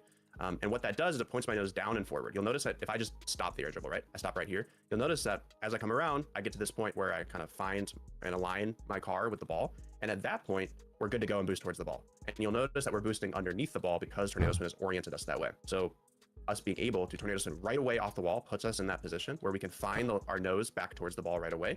And that creates a really easy air dribble. Like if I were to do this without spinning any more than just that initial spin off the wall, I do this, I go back towards it. You'll notice that I'm lined up underneath the ball and faced right towards it, and I can bring it easily to the net. So that's the long-winded way of, you know, why I'm tornado spinning right as I come off the wall. It is super easy and consistent to get back underneath the ball. The one last thing I didn't mention is that I'm not pushing my stick all the way to the barrier to the right when the ball's in front of me like this, because that really exaggerates your left and right movement, as you can see. Like I'm just letting the spin go. When Shock says pushing the stick to the barrier, it might be helpful to have some overlay or like a controller overlay of showing like halfway to the barrier or to the barrier, like what he means by that. You know what I mean? The car stays out left and right more than it does if you just push it like halfway. So you don't need all that left and right movement with tornado spin. So just push it halfway. You do just a more tight tornado spin, and that's better for an air dribble that's in front of you. And you only exaggerate when the ball's kind of behind you back here. And that way I need more of that slow down left and right to let the ball catch back up with me. So that's kind of an important note on the approach as well. Yeah, not pushing joystick to the barrier. Now here's where it gets a little bit nuanced. When you're off the right wall with arrow left, you're going to hold tornado spin for about 75% of a rotation to get back to flat. But when you're off the left wall with arrow left, you'll notice that you only have to hold tornado for about 25% of the full spin to get back to flat with the ball. The duration is different, but the concept is identical. When I come off the wall, I'm immediately pushing my stick to tornado spin just a little bit, and I'm holding it there, and I'm doing it each time. And then the micro adjustments come after that. But like I said, that's, you know, something separate. You're using arrow left tornado spin on the right wall. If you're on the left wall, would you use the other arrow? Would you flip it? So on the left wall here, because I'm using arrow left, my nose actually gets pointed back at the ball right away when I start tornado spinning like that. So you actually don't have to do it as long. Now we're here. And we're already where we were when we had to do 3/4 of a spin. Personally, sometimes I will do more of a spin anyway, because I actually find it more comfortable on the right wall / doing a longer spin, to really align myself with the ball. I find that easier to do. But yeah, you absolutely don't have to like do one direction off one wall and one off the other. It's a total preference thing in that regard, and you don't have to like make a new bind or something like that if you don't have one or the other bound. Now, you'll notice something when we watch Shock demonstrate. Even though arrow left off the left wall can flatten your car quickly with just 1/4 of a spin, like we talked about, Shock and many other people I watch actually prefer to do a full spin. So they kind of go like 125% instead of 25%. Why would anybody choose this longer route? Well, because of the properties of tornado spin, your nose faces all directions as you progress through the spin. It goes down, then it lifts, which is what allows you to swoop under the ball. You see, if you don't do at least one full spin, you don't get that swoop under the ball. So if you just line yourself up immediately, you can have a straight line, but you might not get under the ball. Here's what I mean by 25%, 125%. So like 25%, because I'm off the left wall here, boom, I'm in line. Now I'm behind the ball, I'm in line, not under it. That's nice, but you'll notice that if I just continue boosting there, I'm driving the ball into the ground. Instead, it can be helpful to use 2 tornado spins, even though we're off the left wall, so we're gonna go 25%, 125%. And that allows me to kind of swoop under. And if you notice, I do that burst of boost when my nose faces down to swoop under the ball. Ready? Here. And that allows me to swoop under the ball and get kind of a nicer carry than I would if I just went off the 25% spin. Now, both work, but off the left wall, that's what I mean 25 versus 125. Off the right wall, since I'm using arrow left, I'm going to have to do a full spin around, and so I actually only need to do one. And I'll let this play back, but you'll notice the burst of boost is happening when my nose faces forward and down. Ready? Here. And that's what allows me to swoop under the ball. Then I come back around with my tornado spin. Naturally, I let go, and now I'm under the ball. So that's kind of the utility. I think this is right. So what many freestylers and advanced players do. That joystick is huge. Yeah, it is huge. If it's over exaggerated, we can reduce it. This joystick is maybe even too big. Somebody commented on it in the stream chat. I don't know if it's helpful. Camille's trying to highlight, I think, how much I'm pushing my joystick, but it is a little confusing. So I don't know.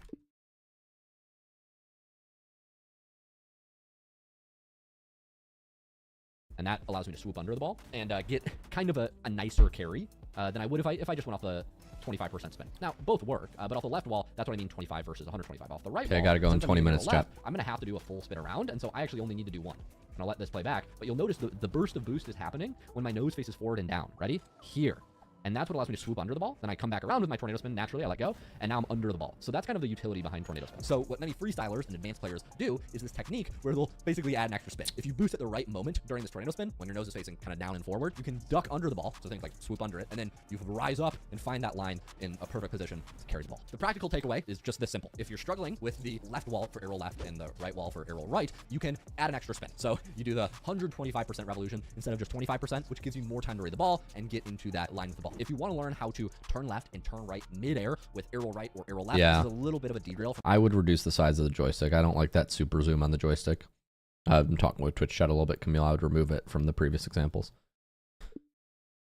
Conversation, but we have step-by-step breakdowns on the RL Bootcamp channel. So I just want to shout those out. It's completely free. The RL Bootcamp channel is on my homepage. Just click my YouTube icon, scroll down, boom, RL Bootcamp, or search it up in the bar. We have like in-depth breakdowns for arrow right and arrow left. If you want to turn forward and right, forward and left, back and left, it kind of requires its own thing, but I'm just going to teach you 3 for basics right now. Let me just show you the basics. As a matter of fact, don't let me explain it. I have an arrow right short and an arrow left short that I'm going to play back to back. Just watch the one right now that's for you, and then meet me in 2 minutes. Okay, Camille, the video guy, go. Just freeze me right here.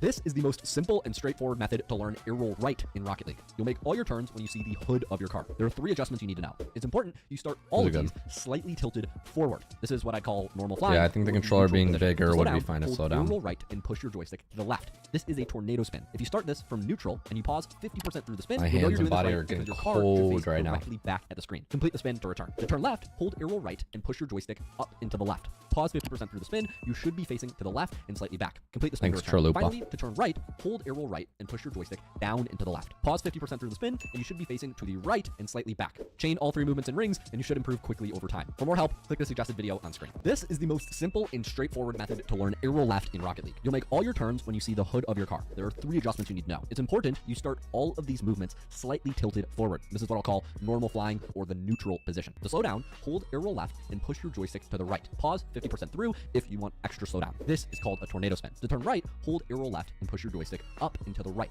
Pause 50% through the spin, and you'll notice you should be facing to the right and backwards. Complete the spin to return. This is a modified tornado spin and will give you some right turn and some slowdown. To turn left, hold arrow left and push your joystick down into the right. Pause 50% through the spin, you'll be facing to the left, and a little back, complete the spin to return. This is a modified tornado spin left. Chain all 3 movements in rings, and you will improve quickly over time. For more help, click the suggested video on screen. Okay, so I'm gonna assume you watch the videos. Now we get into the real sauce. Is that what the kids say? I don't know, do they say sauce? I don't think they say sauce. Camille, the video guy, you're 20, you're a Zoomer. Do you say sauce? Bruh. Camille is Polish. What does kurwa mean? I don't know. I'm just a boy. Let's talk about the 3 adjustments. So now you have tornado spin, you have the modified turn left, and then you have the modified turn right. If you use these from the neutral position, you will get the desired outcome. So remember, our hood is always facing forward when we start the turn. So we only make the turn when we see the hood of our car. If this sounds like complete jargon at this point, you can pause the video and go learn the arrow fundamentals. They cover a lot more. Okay, here's how to practice these concepts. Step 1 is master the tornado spin takeoff in free play. Or you can go to Wall Dare Dribble by IP Joker. Either one works. We want to focus on finding the line quickly and stopping your spin when aligned. Step 2 is we're going to practice the 3 critical adjustments in Lethamir's rings maps. You can use the tornado spin as your base. Remember, tornado spin is speed control. Then we'll add modified turns when you need direction changes. So basically what you would do, guys, is in rings, for example, we're waiting, like in the YouTube short, to see the hood of my car. See the hood, down right to turn left. See the hood, up right to turn right. See the hood, down right to turn left. See the hood, up right to turn right. See the hood, down right to turn left.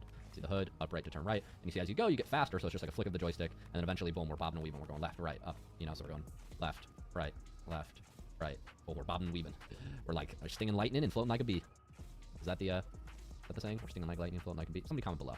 Let me know if that was a good joke. Finally, step 3, combine everything to form full continuous spinning air dribbles. The level 2 goal is to score an air dribble while spinning. You want to start with tornado spin to find the line, then maintain that continuous spin throughout the entire air dribble. Key here, you don't tornado spin through the air dribble, you tornado spin, find the line, then spin and use minor adjustments from there. You do not want to be tornado spinning through your contact. Like you don't want to be approaching a tornado and then continuing and then have it look like this. It doesn't work because you're already adequately underneath the ball. And if you keep tornado spinning, you're going to keep going down. You're not going to hit it properly from underneath, and you're going to be unable to control it. So do not just continue to tornado spin. I'd really, when you start, keep it to 1 tornado, get face back towards the ball, and then work from there. So you're using tornado spin, you're finding the line, and you're letting go of the joystick input of the tornado spin input, at least as drastically. And then oftentimes you'll either continue spinning and doing slight adjustments or not spinning at all. Right. When you see your hood, which is the top of your car, that's your cue to make small adjustments and guide the ball toward the goal. This is fundamentals for level 2. The key here is never stop your spin. You're making all your adjustments while maintaining rotational momentum. Finally, for step 4, you can come back to free play to I thought my webcam just glitched a little bit. I don't know though.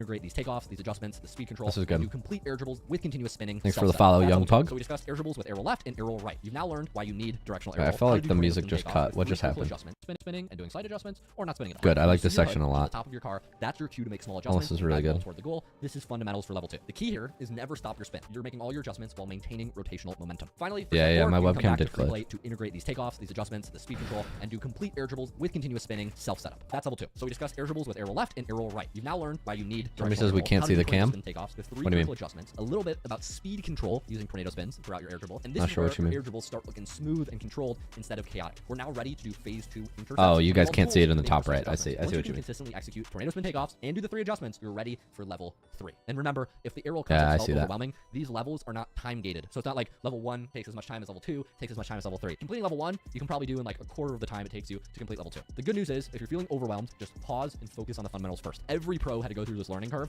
and then only when you're ready for level 3, then we can talk about how to air dribble from anywhere on the field.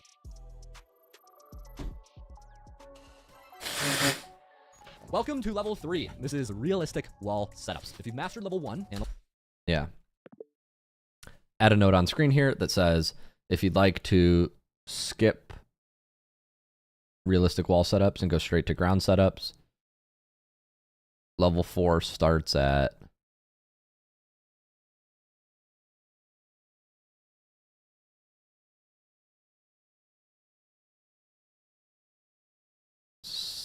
$61 and 14 seconds.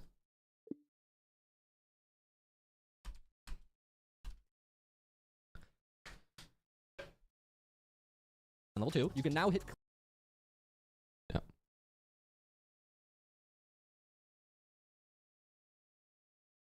You're such a good speaker. I appreciate that. We froze, so you're going to be stuck with my speaking for a second. It's a skill. What do you Good news mean by is- that, Marbles, exactly? Like, what do you think are the skills feeling underneath that?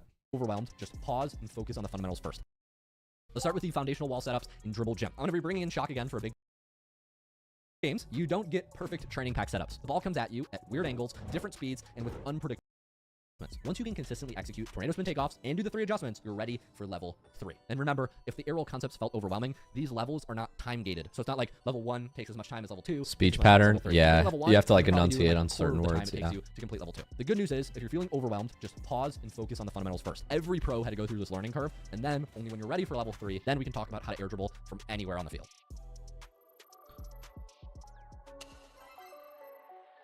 Welcome to level 3. This is realistic wall setups. If you've mastered level 1 and level 2, you can now hit clean air dribbles with basic arrow left or arrow right. But here's where most players hit a wall. Literally. It's like Rocket League. In ranked games, you don't get perfect training pack Good setups. joke. The ball comes at you at weird angles, different speeds, and with unpredictable spin. Level 3 is all about adapting to these real game scenarios. We're moving into phase 2 and phase 3 of the arc equation, when the ball is transitioning away from the wall or already drifting into space. This requires different boomer. timing, different jump decisions, and the ability to read what the ball is actually doing. Level 3 has 2 parts. We have foundational realistic setups. We're going to use Dribble Gym for this. Then advanced scenarios with realistic air dribbles training pack. By the end, you'll be air dribbling from positions that used to seem impossible. All right, let's start with the foundational wall setups in Dribble Gym. I'm going to be bringing in Shock again for a big portion of this section. We're going to go through Dribble Gym, but we're only doing the wall shots. This training pack gives us realistic wall scenarios without the complexity of ground setups just yet. We'll come back to them later. Let's talk about some basics that are going to be true on all of these shots. Reminders about reading the arc phases. Before you even jump, you need to identify which phase the ball is going to be in when you strike it. So phase 1, remember, is when the ball is still hugging the wall and rolling up smoothly. You can drive into it like in the level 1 air dribble section. Phase 2 is when the ball has hit the lip and is beginning to separate from the wall or starting to fall back down. So this is the transition zone. It's not glued to the wall, but it's not fully detached yet. When the ball kind of starts falling like this, we need to get more underneath it than previously. Because if I try to do the same thing, the ball just goes out because the ball's already falling and not really connected to the wall. So because obviously if I go this right away and don't let it fall, I can approach from back here. The ball still lifts. But if I do that same thing, but I just slow down a little bit and let it fall, now it looks like that, right? So we need to make more of an effort to be slow and underneath the ball when the ball is beginning to fall, because our first touch needs to go high. Terra dribble. So you'll notice on these, I'm letting the ball fall. I'm slowing down here, but I'm underneath it. So my first touch goes high first. Critical point. When we notice the ball's in phase 2, we're almost always using jumps on liftoff. We have to tap jump, or in some cases hold jump, because the ball isn't naturally rising anymore. One more component here that I think is important, jump timing. I'm noticing you're almost always tapping jump here. You're like, when the ball's already falling, you very rarely will just hit it and then jump after. Why is that? Because when I jump, I get separation from the wall as well, and I'm more underneath it. If you don't jump, like especially when it's falling off the wall, This makes me want to play Rocket League. That's what we're going for. It no longer That's lofts good. up and forward. That's so good. you need to match kind of you need to match your car's separation from the wall with the ball separation from the wall by jumping, and that will give you that touch that lofts high forward and with you. Finally, you have phase 3 setups. This is when the ball is clearly arcing away from the wall with a predictable trajectory, and it's falling down. On these setups, you need to intercept it in space and from under it. These are advanced, and there's not going to be too many to worry about, but the key difference from level 1 is that in phases 2 and 3, you can't just drive touch anymore. The ball's behavior has changed fundamentally. So quick recap. Jump timing changes based on which phase you're intercepting. Phase 1, drive touch is possible. Phase 2, tap jump or hold jump. This is really disorienting, at least on 3, fast this mode. requires hold jump, double jump, or even more advanced stuff that we'll get into in level 5. Let's start with That was really disorienting, but maybe it's just because I'm watching on 1.5 times. Like, they almost gave me a headache, like with all the zooms and pans, but we're okay. self setups, which is creating our own wall I was scenarios influenced. in-game. That's so good. In real games, you'll often need to create your own wall setups. The key principle here is that you need to create separation before your first touch. The ball needs to climb the wall before you touch it. So here are the different ways you can create separation. Driving is simply driving behind the ball and trying to tap it and then slow down. So you'll notice that like on one that goes to the wall by itself, I can just drive up to the wall and then hit it up. There's no, other than matching the pace of the ball, there's no other speed control I need to do. I just come up here, okay, I brake to match the speed of the ball, and then I jump with it, right? There's boosting, which is using boost to create the distance, and then brake tapping. I'm going to focus on these more advanced self setups is I'm going to make sure that after I hit it with enough pace, I actually brake right after and let myself separate from the ball to kind of recreate how that self setup looks. So you'll notice that I kind of tap it, brake, and now I have that separation, and now I can do the same thing I was doing on the other ones. So the key with the self setups is to manually create separation by tapping the ball ahead of you, braking, and then approaching it. So yeah, you tap it towards the ball, you brake and separate, and then you follow it like you would on any other normal like non-self setup. And then there's dodging, which is if you dodge into the ball, you'll often need to brake tap immediately when you land. Let's go over some basic speed flip setup variations. The one option is we can hit it with the nose. This is like close range, and the ball's gonna climb very high. You can also speed flip when you're 2 car lengths distance from the ball. This is gonna, kind of smush the ball into the ground, hit it with the top of your car, and it's gonna give you a more gentle touch and controlled climb. So like if I have someone on me or on my left and I need to get this to the wall quick, I'm going to diagonal flip the ball the way I want the ball to go. So say I want this ball to go a little bit left so I can grab the boost on my landing and then follow it.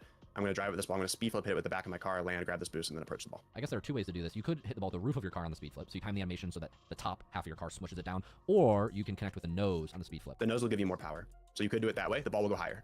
So if you want the ball to go high, you're going to hit it with your nose. It'll come up about this height. I mean, it gets a lot of height, and that can sometimes be harder.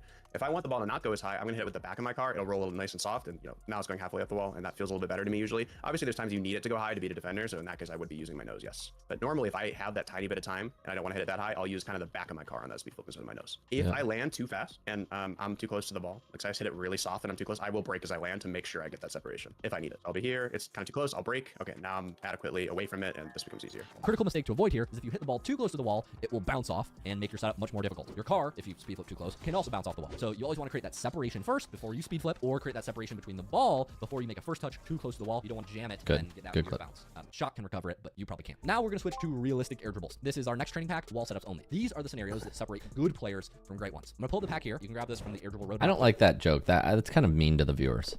I don't like the whole shot can recover it, you probably can't joke, because that's like putting down my viewers. I don't like that. Can we remove that, Camille? I don't like that joke. Low. I don't think I've done a promo in like 2.5 minutes, so here comes another one. In this pack, you're going to be facing awkward angle air dribbles. It's kind of like me in high school. Some examples include balls coming off the wall at a 45-degree angle. Much better. Self-deprecating humor better.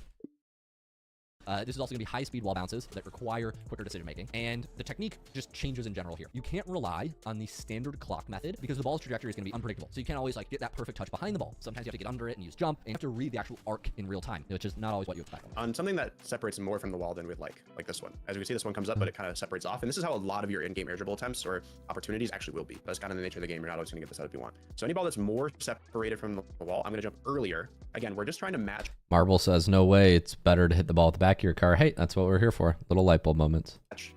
The distance of our car from the wall to be the same as the ball from the wall. So the farther the ball is away from the wall, the earlier I'm going to jump to make sure that I'm hitting underneath it. Because if you jump too late, like if I jump normally high with this, it looks like that. Like if I'm jumping like the ball is glued to the wall, I'm going to hit out because I'm jumping too late. So instead, I'm going to come up here, I'm going to jump a little bit earlier and get it pointed towards the net. And obviously, you have to make sure you're underneath it. That last one wasn't great for me. This is the one you wanted to be emulating. On this one, you'll see that I jump about like maybe a half car's length away from the ball instead of right on it. So that creates that separation from the wall alongside it.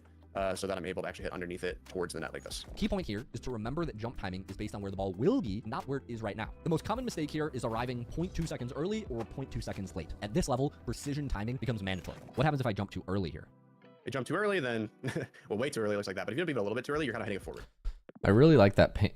I really like that paint trail effect in the previous animation. I wish we could do that more, Camille, in the phase examples, the phases. Like a paint trail for blue for phase 1, or like green for phase 1, yellow for phase 2, red for phase 3 would be really cool in like level 1 and level 2 of the roadmap. That kind of like paint trail effect that you just did was really interesting. Precision timing becomes mandatory. What happens if I jump too early here? If you jump too early, then, well, way too early looks like that. But if you jump even a little bit too early, you're kind of hitting it forward. This one. Based on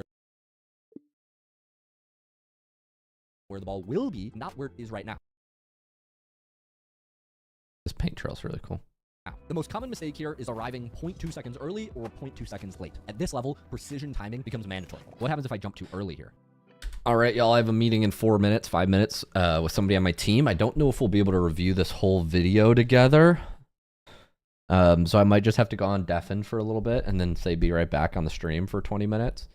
And just keep the stream going, but I might just say like be back on the stream in 20 minutes and then just mute my mic and stuff. It might be the way to go. If you jump too early, then, well, way too early looks like that. But if you jump even a little bit too early, you're kind of hitting it forward. Way too early would look like more than a car's length away, like this. On this one, just to clarify, is it a tap or is it a hold? A tap still. This is a tap. Okay, yeah. Yeah, so the only times I'm really holding my jump button are when I want to do a ceiling shot. Like, because when you hold your jump button, you rise up to the ceiling, like this.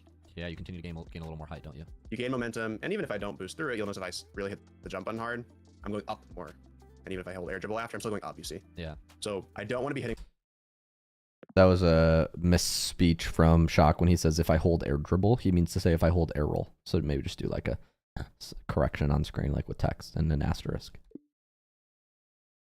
my jump button hard on these. I want to be very, very lightly tapping them, and that will give me the opportunity to stand underneath the ball. That's level 3. You've learned to read phase 2 and 3 ball behavior in real time, adapt your jump timing based on the ball trajectory and spin, how to handle awkward angles in unpredictable scenarios, and even adjusting where you hit on the ball based on how far back you are on the field, and combine that with other variables like is the ball falling down, etc., etc. This is really where air dribbles start working in actual games. Like if you can do level 3, you will start to score way more consistently in game because you're no longer limited to perfect setups. This is a huge power spike. If you can consistently get these good touches from realistic wall scenarios, you're ready for level 4, which is going to be taking it to the ground with advanced takeoff techniques. Okay, let's talk about air dribbling from the ground.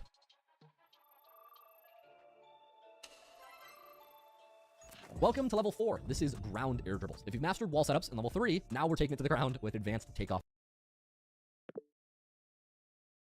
Let's add a note on screen. If you're already familiar with ground setups, you can skip to level...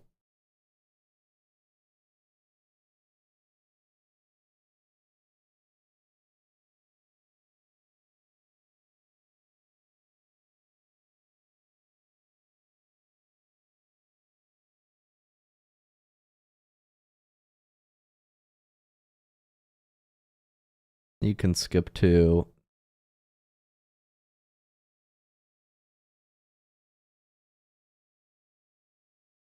79 minutes, 53 seconds for level 5 cross map air dribbles.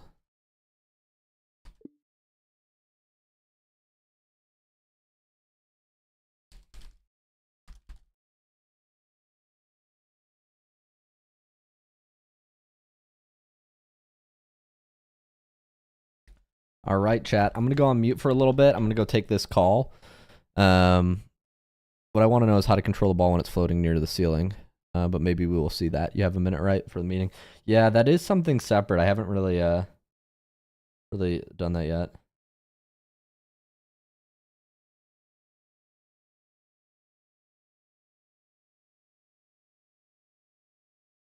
All right, I'm going to go take this call on my phone. I'm just going to go on mute, chat. And I'm going to put something inside in the chat. Be back in 20 to 30 minutes. Appreciate y'all. All right, I will be back. I'm going to go on mute and take this call on my phone so I can keep the stream going. I think that's like one of the easier ways to do it. All right, I'll mute my mic.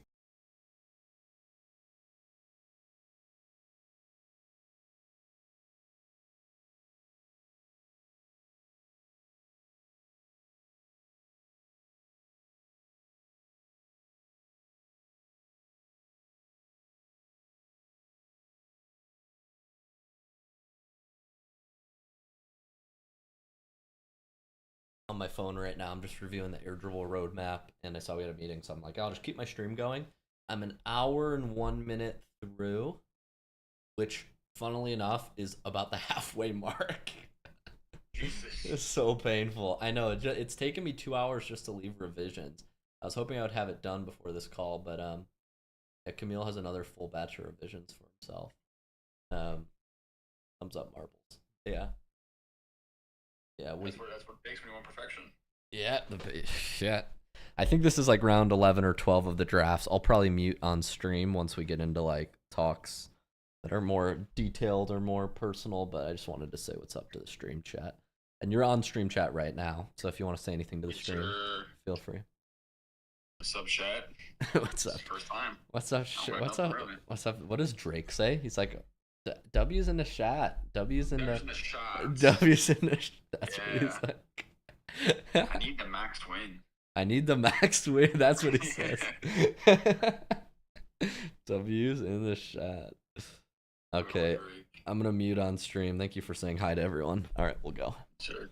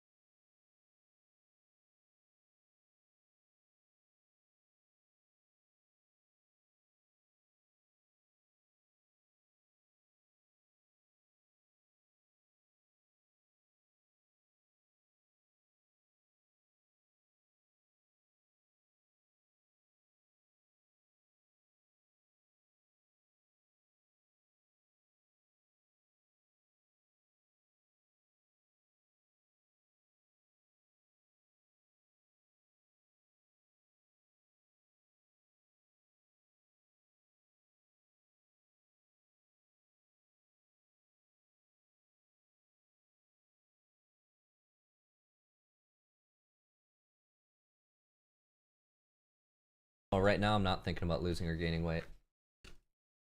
Kind of just in the middle. Okay, I'm rejoining on stream. Okay, I can hear you on stream. Hello.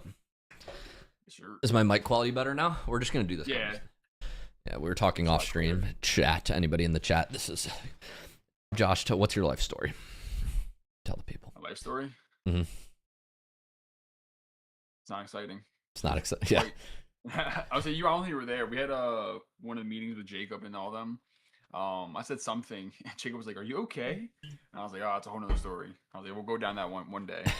The full lore. Yeah, the full lore of Josh. Yeah, we're having an interesting conversation about like public versus private. I'm trying to do more stuff in public. I'm working on seeing what works in public. Like right now, this stream is obviously me doing something that like I've over the last couple of years been doing, like reviewing a video. I've reviewed hundreds of videos in private, and you just never see all this stuff. And so certain times, like I think it's more fun to do together. Josh is on the East Coast, but there's also a fine line of like, yeah, like I think we are moving to a world where everybody just streams literally what they do all day. At least the influencers do. And then it gets a little wild pretty fast. But I think that's what Elon talks about. He's always like, the world is just going to be fully live streamed reality or simulated realities. I don't know what he says, but something like this. Something to this effect. Probably something like that. Sounds about right. Something crazy. Something crazy. Yeah. But I want to talk about growth for the clubhouse. I want to talk about a couple things today. I know we talked about your role. Obviously, context is right now you came on a couple months ago. You do a lot of talk to a lot of students who joined the clubhouse. A lot of people know that.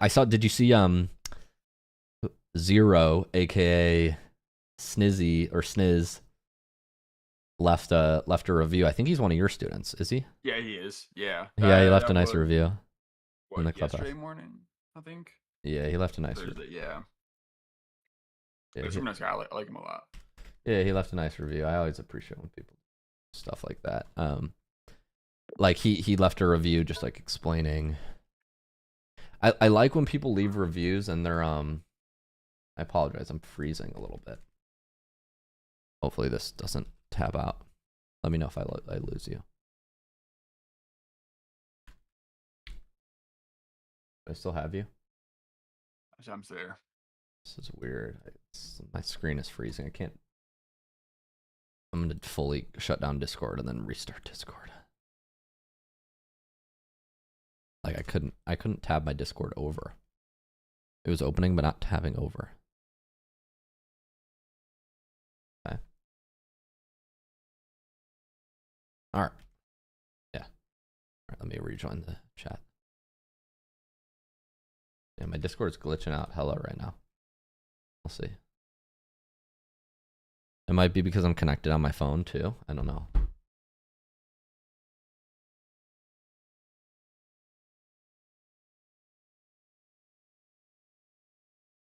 All right, we're back. I might have just been because I was like disconnecting a ton. I don't know. But I sent him a DM and said thanks for the review. Yeah, look at this.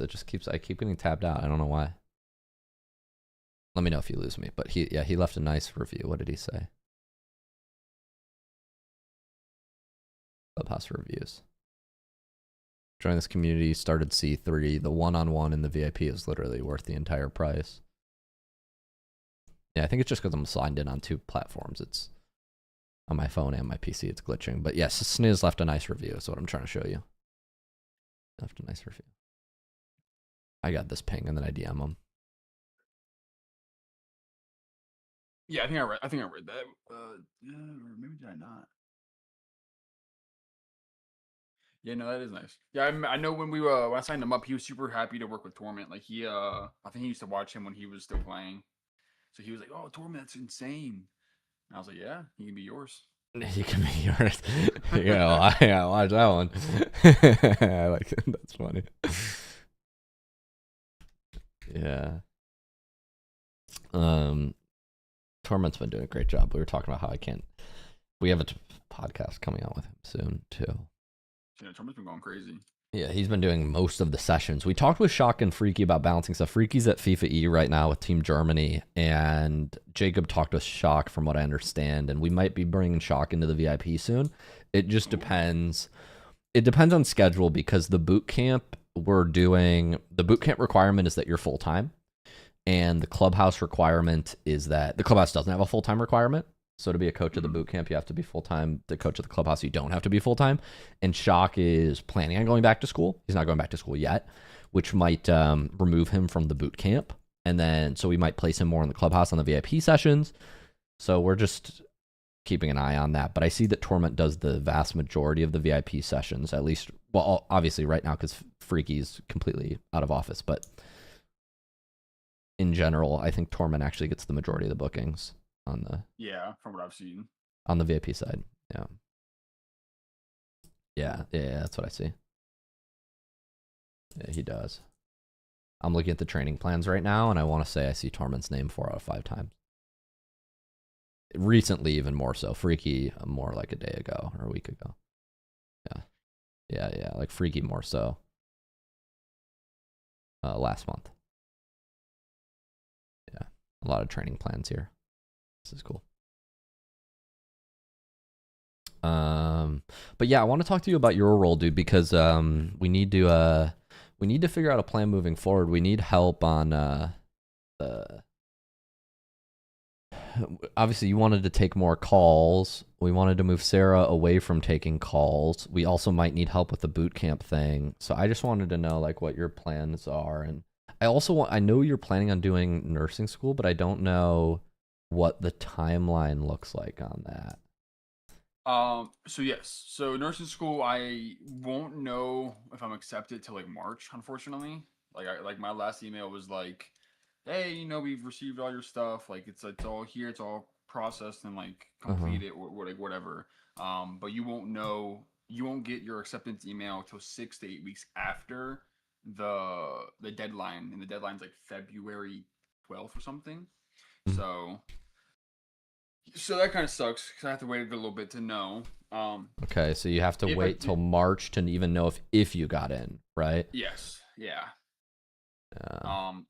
If I do get accepted, that starts next fall, so that'd be August, end of August. I would start nursing school. Yeah. And that would be like pretty full time. I don't know exactly what the hours of school would be, but I'm assuming it's going to be like probably all day. Yeah. Nursing school is a grind. Yes. Nursing school is a grind. I know. One of my girl space friends got into med school, and that's a lot of space friends.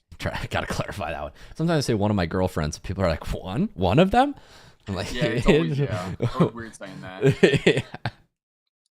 She is like preparing to sign her soul away for because it's like when you go into the whole residency process, from what I understand, it's night and day. And I guess so nursing's the similar in terms of a grind. I would say so, yeah. Yeah, it's a grind. Yeah, that makes sense. And then obviously once you are a nurse, then you can work. I know a friend who's a nurse, and she works it's very erratic schedules. Yes. But I think that all really depends on like where you work, what you do, and so forth. Like it can be pretty sporadic. It can kind of be like consistent-ish. Yeah. But yeah, I think it all depends. But yeah, so I'm waiting for that. And as far as that, I know I talked to you about the picking up hours. My employers said that they want to discuss stuff at the beginning of the year. So they kind of gave me like a non-answer when I like after the holidays type deal. That's not super rare. I was like, I emailed them. I was like, hey, like, can we like sit down and discuss like things going forward about like hours and so forth. And they're like, oh yeah, we would love to sit down with you. Once in the beginning of the new year, let's schedule time. And I was like, okay. Yeah, those answer me, but not really. Yeah. Said happy to take it, but do it later. Yeah, unfortunately, it's very common right now, especially in like corporate or like, I mean, they're not hustling. I think it's less popular to work the holidays. I'll be around over the holidays, but it's not popular for people to do that. Yeah. Marble says female friends to clarify those kinds of confusions. That's so wise. Yeah, that's what I should say. I should say female friends, not girlfriends. That works, yeah. Yeah, so you just got to wait to up your hours there, or at least know what your schedule's going to look like. Yeah. Well, I think the top priority that the main things I wanted to communicate to you were Clubhouse. We can definitely use help with, especially over the holidays, because Sarah's disabled her calendar for the next 10 days. So if you're willing to cover, I know like not around the main days. The main days are obviously eat Christmas Eve, Christmas Day, New Year's Eve, New Year's Day type thing. Like I don't expect to have coverage there. And Right. you can set whatever you want to set, but like coverage on like the 20th to the 23rd, as well as the let's call it 6th or 26th to the 30th type deal, is appreciated. And if you want to take extra calls, there's definitely going to be room to take extra calls because Sarah is completely disabled her calendar until the New Year's. Right. Okay. So there's that. I want to make sure you're aware of that. Other thing to make you aware of is this. So I'm not sure. I'm just going to communicate this to you because maybe you can think of somebody. Maybe it applies to you. Based on the upcoming workload with nursing, it's probably going to be challenging. But separately, I'm making a video on my IRL channel soon talking about wanting to expand my kind of like, what I call this, like the brand deal side of our business. Like obviously the majority of the money we make is through selling services, and that is still the main thing, and that always will be the main thing. But I've had a series of conversation with influencer friends over the past couple weeks and months that has really convinced me that doing brand deals at the level of like social media following that I'm at is not like a distraction, but actually can be like a key part of making money for us, and that can actually fuel the building the business. And what I mean by that is, because we have so many tools now that grow platforms like Instagram, TikTok, etc., basically on autopilot by just clipping and posting shorts. It takes 5 to 10 hours a week for me and a full-time work from somebody on the team. But anyways, brand deals are a priority. Like we could be doing a lot more with brand deals, and I'm going to make a whole IRL video about this, but I'm looking for somebody who can take on a more active role with brand outreach. And it's pretty simple, but it's almost like you could think of it as like an agent role, almost like an MLB agent or sports agent, where your main responsibility in this role, whoever this person is, would be somebody that does outbound and reaches out to basically a small set of brands that we align with. You know, so we're thinking tech companies, gaming companies. Like I use this certain microphone, Shure SM7B. I have 5 of these microphones. I love Shure Tech. I love there's certain brands I really love, and people, one, always ask about what I use, so we could talk about them in videos. But number 2, like potential brand deals, like proper partnerships where they could send product and we could review it or give it away to people in our community. Like so many avenues for brand partnerships that this is just what I'm realizing is like a role that if somebody reached out, my friend who's in tech who has like 70K subs has just like consistently told me like, dude, you guys should be making 6 figures a year or 5 figures a month just from doing brand partnerships with kind of the influence you have across your team. And I don't want to get distracted because the main business is selling services, and it will continue to be selling services. But I'm looking for somebody to spearhead that basically mini business that's umbrellaed by, that primarily starts with my brand but could expand outside of that. So anyways, Yeah. I'm looking for somebody for that talent management role, basically to represent me, but I'm a little bit picky about who I want it to be, and obviously it has to be somebody who's super aligned long term. Which is understandable. That's basically the whole context that's led up to that. But I don't have a timeline. I don't think it's right to rush. I've been burned in the past for rushing hires because I had such a good idea and then I put the wrong person in the position, and I've learned the wrong person in the right position is still a fuck up. So yeah. I'm just trying to fill that position, but it's not something I can actively do right now. So it's just something I'm thinking about.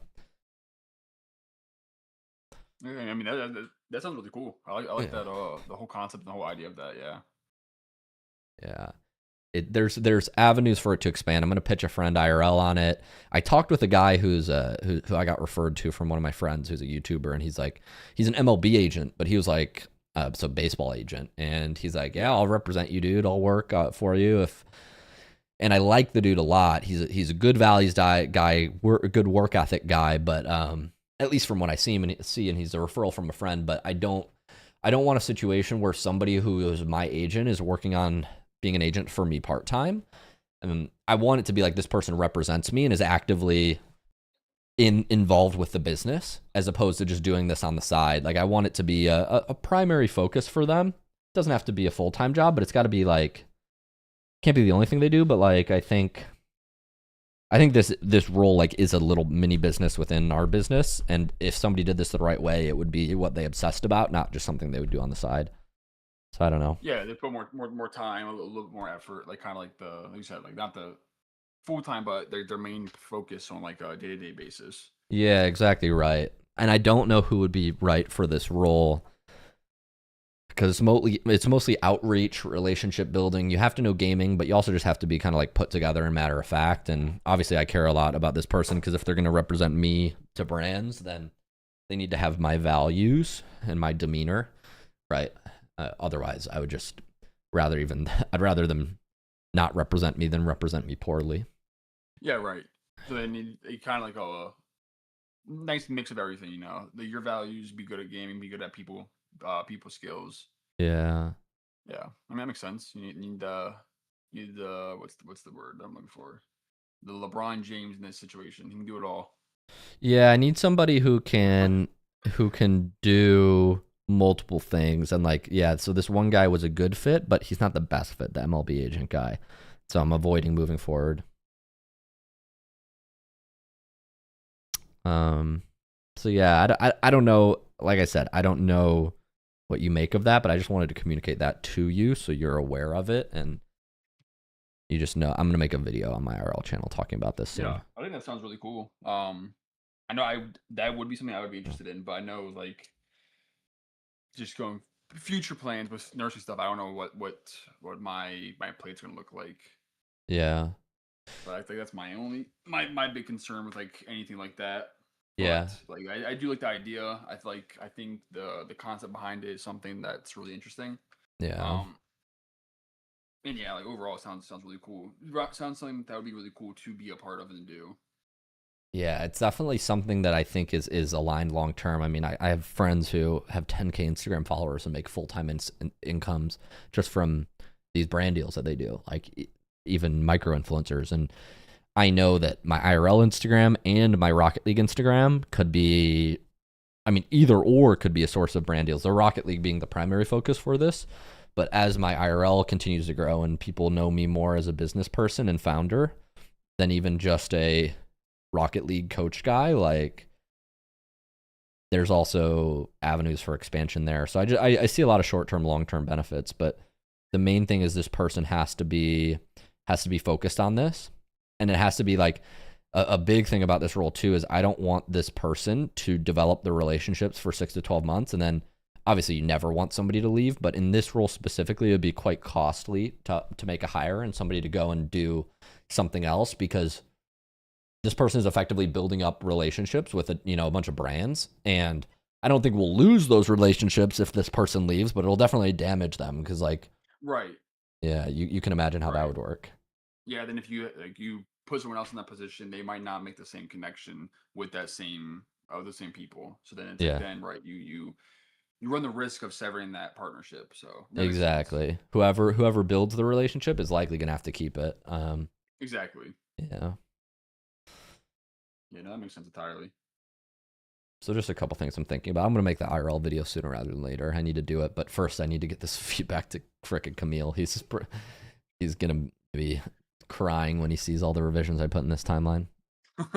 I thought it would be done, but then I turned on the stream and started reviewing and found a bunch of things to improve, as of course. That's how it goes. Yeah, that's how it goes. What else? So I wanted to communicate hours. I wanted to communicate taking more VIP calls. That should be good. Their roadmap should be out when it's out. Classic.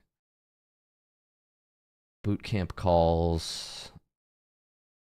If you want to expand bootcamp calls and doing those as part of your role, that is a skill set that Jacob would be the best to train, because Jacob does all the bootcamp. He does the bootcamp calls and all the check-ins. I do bootcamp calls, but I don't do check-ins, so that's how we split the work. But I know that one thing Jacob is conscious of is investing if it's something that you're going to be pulled away from. So just just my recommendation to you, if you approach that conversation, the more clear that you can get on your next couple months and years from like what the key availability markers are, and like when you start nursing school, what that does to your time and the cost that's gonna have, and how you want to split your time. The more you can be precise on that, the better, because we're looking to fill the boot camp position, but Jacob is very conscious of, we don't want to train somebody who is going to start the role, do it well for 6 months, and then we're just gonna have to train another person immediately after. So we're just kind of keeping an eye out for that. But that's my recommendation for you. If you want to expand and take boot camp calls too, I'm sure Jacob would be happy to have that conversation with you. Yeah, totally. Like I said, once time, I mean, I know it's kind of sucks because kind of the wait, but yeah, once things kind of start rolling through and I kind of figure out what the actual plan is, I can definitely kind of paint a clearer picture for like you or Jacob and stuff like that. Because I think bootcamp calls would be really cool. But right, like it doesn't make sense to train someone and then have to train someone, say that you said 6 months later, if availability isn't there. Versus training someone who's going to be there for like a year plus doing it. Yeah, exactly. Yeah, it's simple as. That makes sense. Yeah, that's really what I wanted to communicate to you. Is there anything else I can support with? The main thing that we're just waiting on is like, if you do want to increase your calls on the VIP side, like you can, but I'm sure Jacob would love to know what your availability is gonna be as you wind down, and just when you want to increase call times. I got you. Yeah, like I said, they said I'm trying to get waiting for them to like re-answer my email. I'm trying to get like this meeting set up with them as like either like the first or second of January. Or probably not the first, not that, probably the second, the first Friday. Yeah. And just try to get an answer from them as soon as possible. That way I kind of know what to expect. Whether they're going to be like, yeah, you can take a little less hours, or whatever the case may be. Yeah. Good deal. So yeah, I'll keep you guys in the loop. Like I said, as soon as I get answers, I will let you guys know. And just try to communicate everything as best as I can. All right, cool. Was the meeting with Jacob good today? What you guys went over mostly admin stuff in the sales meeting, right? Yeah. Did a little some support tickets. Kind of stuff with the enrollment chat, like how to sending all of the reports. Oh yeah, formatting those. Yeah. Yeah, I noticed we started doing that in the last week. That's great. That's really helpful, actually. I think he talked a little bit about the VIP bot.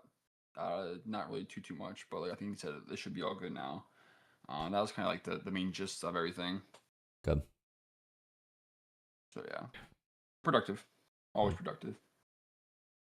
Good. Can I support with anything else? No, I think good. I think everything's just going smooth. Everything's rolling right around. So yeah, I'll look at my the calendar for like you said this next week or two, and try to fit more hours just to kind of pick up some of the space that Sarah would usually have.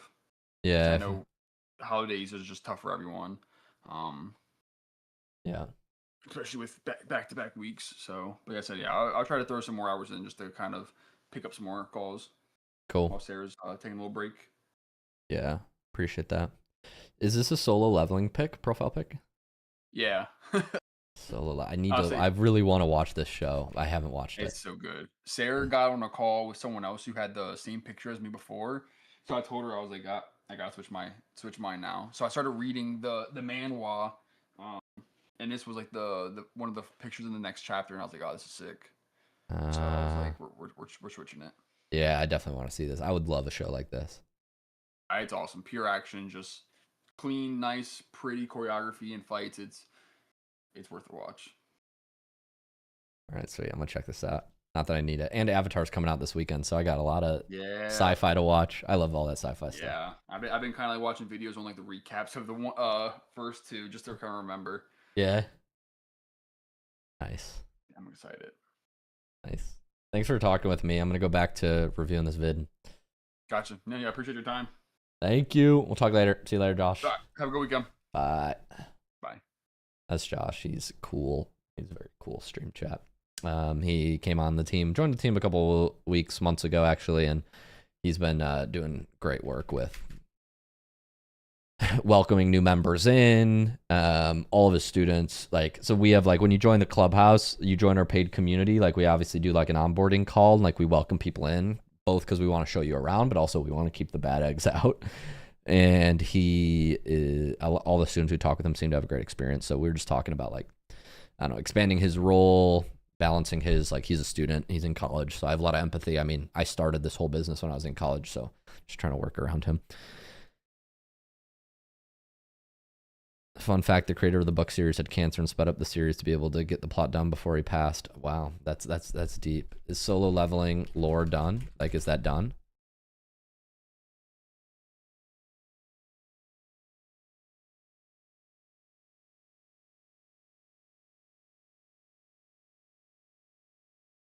Oh, that's sad. Solo leveling writer.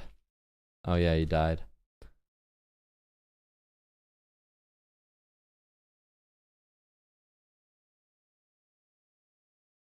Oh, the beloved artist.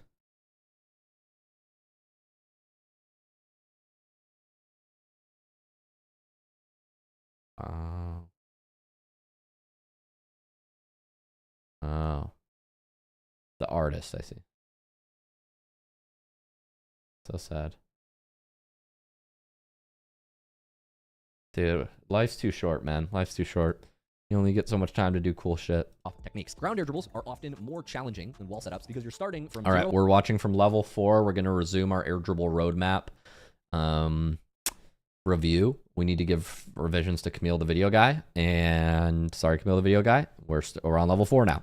Height, and you need to The revisions have been slowing down. I was more picky up front. I always am, because this is when we make or break people watching the video. create And I just want to make sure they get the best experience at the start. all the lift yourself. It's kind of like talking to a girl below the age of 25. Get it? Because you have to do everything yourself. No, just me. Okay. But they're also more versatile. I'm not talking about women. I'm talking about ground to air dribbles. Ground to air dribbles you can set up anywhere on the field. Yikes, my humor's Don't use the shake sound effect on the field. Use the slow zoom or slow zoom out. really getting low. Bad joke. Types of ground That's why I respect your passion for your business. Appreciate Marble. air dribbles in order of complexity. We're going to cover chip air dribbles, we're going to cover carry air dribbles, and we're going to cover bouncing setups. Okay, starting with dribble gym, ground setups only. The first scenario we'll break down is the chip to air dribble. This is when the ball is rolling at you, and you can chip it up and pop it into an air dribble. For chip to air dribble, there are 2 Goldilocks zones. First, we have the first touch, which is the chip. When you make the first touch, you want to be not too hard that it flies away from you, and not too soft that you can't get under it. You need enough space to get beneath it, but keep it close enough for a follow. I feel like we were looking for like a ding ding sound effect because we had an like I need a ding like payoff sound effect. Follow-up touch. Like cha-ching sound effect. Yeah, that's exactly what I was thinking, Marbles. Cha-ching. Yeah. Before it starts falling. I could make some crazy things. That's exactly what I was Show me thinking. the first Goldilocks zone, which is that optimal. Yeah, same mind. first touch. So if I chip it too soft, I can't get underneath it adequately. It's impossible. So you do need to chip it both close to yourself, but also with height. So that's more what it should look like, where we're just doing a little drive into it at the start, where it's going to pop above us. On this ball rolling faster, I actually am not going to really boost into it or accelerate into it as I chip it. I'm going to more so Let me let the ball hit quickly me. check chat. I just need to make sure I don't have any other meetings that I'm missing because I just finished the one with Josh. I just want to make sure I don't miss any other meetings. Meetings. Shock might have a event in the community. Let me check. Shock, the guy, the pro coach. Does he have an event tonight? Let me see. Yeah, Shock is doing a coaching event at 5 p.m. So maybe I'll go to that 5 p.m. That could be fun tonight. Then me hit the ball. So I'm just going to do like a real slow drive, and you see it gets plenty of pop anyways. Speed adjustment. If For those of you who are wondering, we have a private community here. It's called the League Clubhouse. Shock's doing an improvement event tonight at 5 p.m.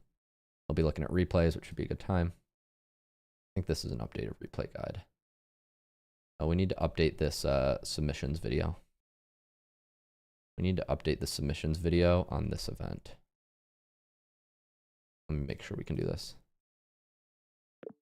Hey, was just poking around on this on stream. Can we make sure we update the submissions video on this event? Like how to submit. I don't know who the best is to do this. Does it have to be Shock because he created the Discord event? Let me know. Anybody else can do it, let me know. I just want to use the most updated how to submit replays tutorial. And that loom there is the outdated one. It's not outdated, but just not as good. Here's the best version of it. Announcements. Here's the best tutorial.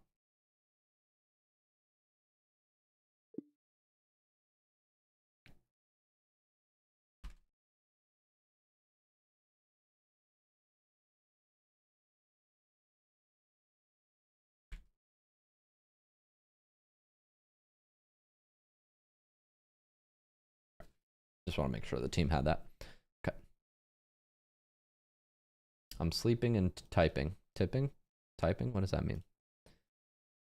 Okay. Here we're on the video. If the ball is rolling fast at you, you can often just let it hit you. It'll usually get enough height. But if it's really slow, you need to drive into it to give it some go, as Shock says, give it some lift on the first touch. Okay, if you understand the chipped air dribble, you understand goalie lock zone number 1. Now on to goalie lock zone number 2, second touch timing. This is the critical part. You want to time your second jump as you fast aerial to pop the ball higher. The second key that I saw was the timing of the second jump. So that second jump is pushing us through the ball, almost like resisting the recoil of the ball. It's not before, it's not after. Exactly. When we're timing our second jump of our aerial to pop the ball further higher. So what I'm focusing on is I'm actually, when I'm doing this, I'm watching my nose as I approach the ball, and I'm making sure that my nose is underneath it. You don't want to jump before you touch the ball, and you also don't want to jump after. You want to jump as you strike through it to get that second pop. You want to be the same amount behind it and beneath it. So you want to basically give a touch that lofts high, but not far away from you, which is what keeps the air dribble controllable and in a position you can create. We don't want to be straight underneath it, but we also don't want to be way behind it. When we're way behind it, it looks like this. And when we're way underneath it, it looks like this. So both of those results, we can't really air dribble with. So we want to be the same amount behind it and underneath it. So the ball lofts high and up above us so that we can continue the air dribble and like that.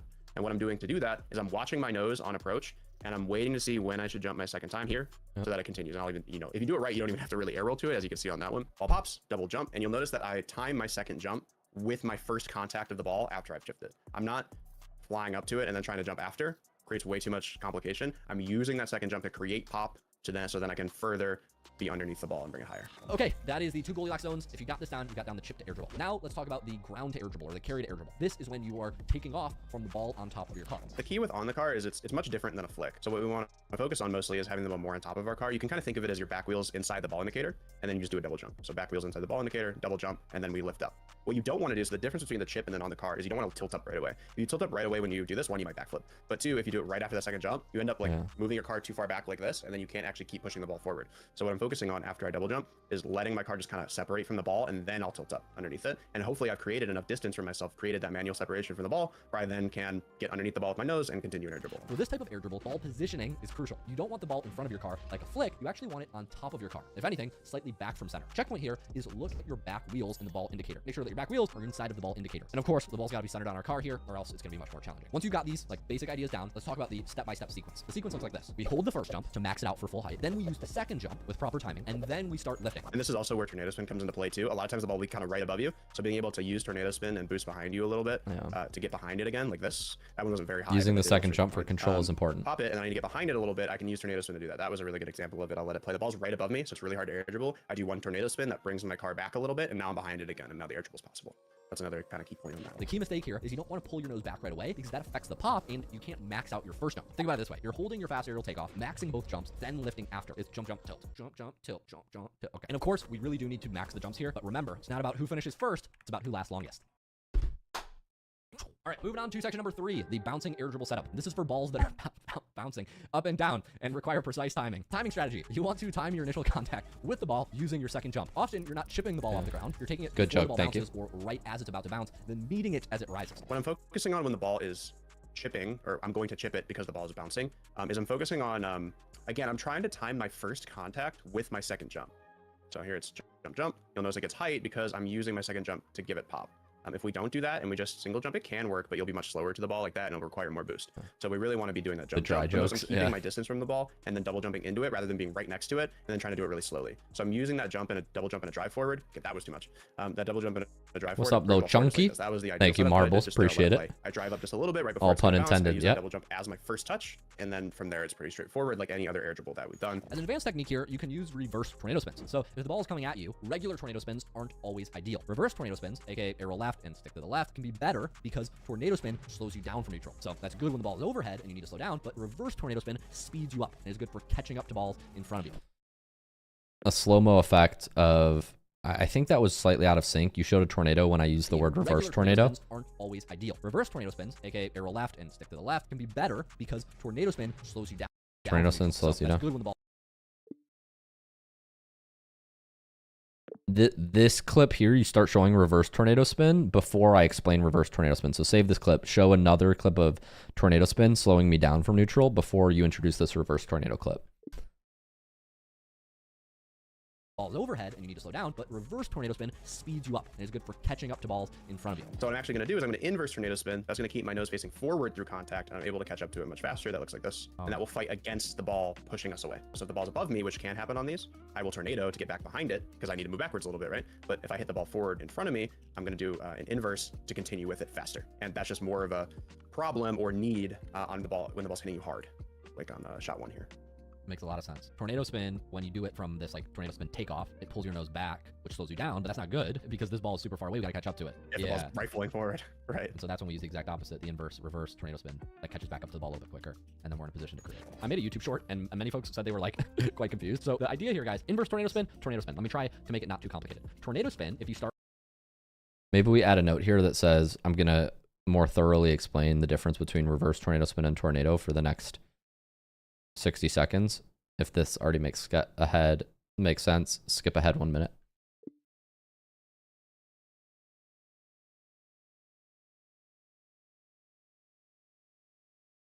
Start from tilting forward, looks like this. Start from tilted forward, it looks like this. That's arrow left and push joystick right. Notice how the first thing that happens is my wheels turn. Do I pay for that AI? The what AI? The voice? The text-to-speech? When I go from flying to tornado, my wheels turn back. So I'm facing back at my screen. Now I'm gonna show you reverse tornado. Reverse tornado is arrow left and joystick left. So if I start inverse tornado from this position, the first thing my nose does is duck forward. So the idea here is like when we make this first touch, if we duck forward, it puts us in a nice position to get the air dribble. So after I get the first touch, I pop my nose up, then I inverse tornado spin now, and see that helps me swoop under, get back in line with the ball, and then I'm carrying it. So from neutral, I inverse tornado spin, that gets me under the ball, and now I'm air dribbling and following it up and doing all the normal things I do. Inverse tornado speeds you up from neutral. See how my nose ducks forward. Whereas tornado would be slowing me down from neutral. So like tornado would push me back there. See how like when I tornado from this position, I rise? Whereas if I inverse tornado from this position, I duck forward. So it really depends on the setup here. But on the setup where the ball goes way in front of our car, inverse tornado is more has more utility to catch back up. And now we're in position to, let's say, double. So the key thing to remember, guys, I'm starting all these adjustments when I'm in the flying position, neutral position, with my car facing forward. Then when I start that reverse tornado, it ducks my car forward. And if I were to start tornado from here, it lifts my nose up. So tornado has more utility like off the sidewall here because it lifts the nose up. Notice how we get in this nice position to be under the ball. I'm using a lot of tornadoes in this example. Whereas inverse tornado on these setups where the ball goes a little out in front, like I'm there, where if I do end up hitting the ball high for some reason, then I might tornado to slow down. But if I were ever to hit the ball too far forward, now I might have to inverse tornado to catch back up and be in a position to actually score here. So that's kind of the idea. Here I'd probably inverse tornado, catch back up, and now I can double. Now on to part B. Now we're switching to ground setups. This is... Oh, thank you for the 5-time gifted marbles. I appreciate that. That's very kind. Shout out to everybody who's on Twitch. Somebody should get those gifteds for marbles. Appreciate that, man. That's very nice of you. Oh, over here. Sorry. Now we're switching to the realistic air dribbles training pack, ground setups only. These scenarios are going to combine all three techniques with added complexity. We're going to have complex speed variation, which is balls coming at different speeds, awkward bounces, and everything. Some will be moving kind of away from you and not towards you. Those can prove difficult. Naturally, you're going to be unable to get them as high because they're moving away from you. You're not able to get underneath it. But what I'm doing here is about what you can expect or want to be able to do is when you pop them again, you're using that double jump to prioritize height instead of forward, so as underneath it as you can. And usually on these that are moving away from you, you're not going to have those really lofty, nice air dribbles. What you're going to have more of is quick plays towards the net where you pop it, you get another quick touch over one, and then you're doubling or something more like you double jump, you get this ball, and then you're going for an air dribble ball. That's going to be more your plays on these kind of balls versus the ones that are moving towards you. And then some will be moving away from you but bouncing really high. And these can prove also difficult because where your car hits them is kind of difficult to control. It's kind of hard to understand, especially at an angle like this. Like the shot's really hard to do. And the key is to try to get it as behind it as you can, if possible. Like you don't want to be trying to approach this at an angle and try to like do a perfect air roll underneath. I can do that. It's quite challenging, and you don't want to be doing that if you don't have to. So instead, get behind this ball and then do that double jump into the ball as we discussed in the other ones where we're timing that double jump so that we're popping it high and forward and able to follow up on it. So ideally your first touch is at the net, as much as it can be. As much as it can be. It's okay, it's a little bit off. You've got plenty of room to adjust it. But yeah, ideally it's at the net. I don't really know what to say at this point. Did Mike write this? Yeah. Where is the roadmap going to be released? This will be on the main channel after this draft of revisions, probably. I think this should be the last one. Thank you for the follow, Kellogg's Chogs. Yeah, the companion guides are already on the RL Bootcamp channel. The companion guides are already over on Bootcamp. We've already pre-posted these to let them be public, but the main video is going to go on the main channel. You guys know Mike, right? He's no longer works here. Was it Mark? Mike. One of the two. The key here is adaptability. Using your foundational techniques from part A, but adjusting them real time based on what the ball gives you. How's that take, guys? Was that take good? Part C, the Zen takeoff. The Zen takeoff is a advanced technique for one very specific scenario. Most of the time, you'd use standard fast aerial takeoffs, but occasionally you'll face a ball that's bouncing in such a way that your tornado spin actually meets with your first touch. This is incredibly advanced timing, and Shock will demonstrate it on this realistic air dribbles pack, and Zen will demonstrate it 2 or 3 times in every RLCS match. Zen pinching time with the second.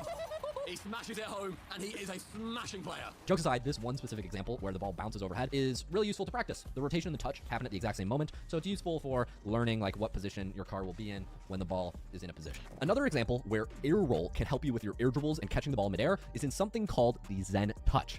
I love this interrupt. I love this interrupt. You can see that I recorded this in like November or something.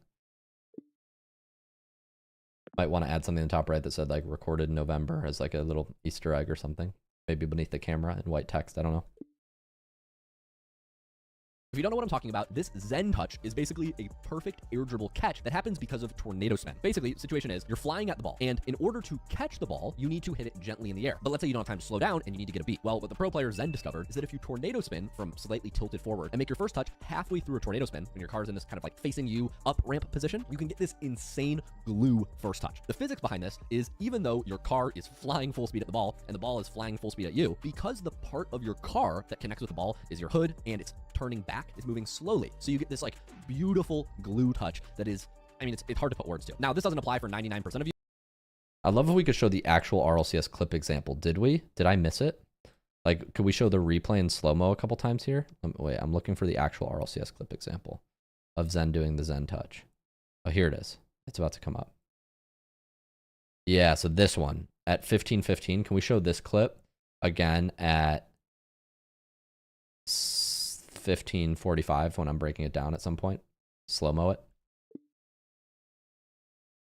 Zen touch. Ramp position, you can get this insane glue first touch. Love the cinematic, Camille. Can you show the actual Zen clip here instead of me? Because I'm doing it closely, but I want you to show the actual Zen clip. And you can even pull like, you can search like Squishy Zen touch example and show like Squishy showing it, other pros showing it too. Because I kind of get the touch here, but it's not perfect. Torment does it on the Rock League Bootcamp in his perfect first touch video. It's in the intro there. Squishy has a YouTube short on it. And then obviously that Zen clip. We could slow-mo that Zen clip too. Is even though your car is flying full speed at the ball touch. and the ball is flying full speed at you, because the part of your car that connects with the ball is your hood and it's turning back, is moving slowly. So you get this like beautiful glue touch that is, I mean, it's hard to put words to. Now, this doesn't apply for 99% of you, but the takeaway is this. Air roll after air roll right, haters. Now what? Jokes aside, guys, it is currently, what time is it? So it is currently almost 4 p.m. Sunday, November 20th. Look at this. I'm recording this interrupt. We've had like 15 different interrupts.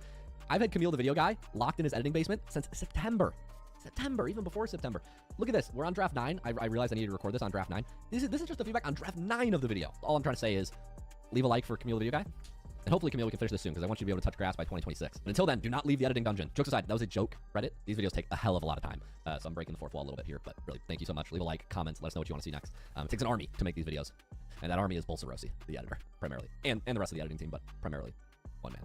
So anyways, thank you for watching. And back to the content. This one That was a midair great catch. That was a great interrupt. Probably the hardest one in the pack.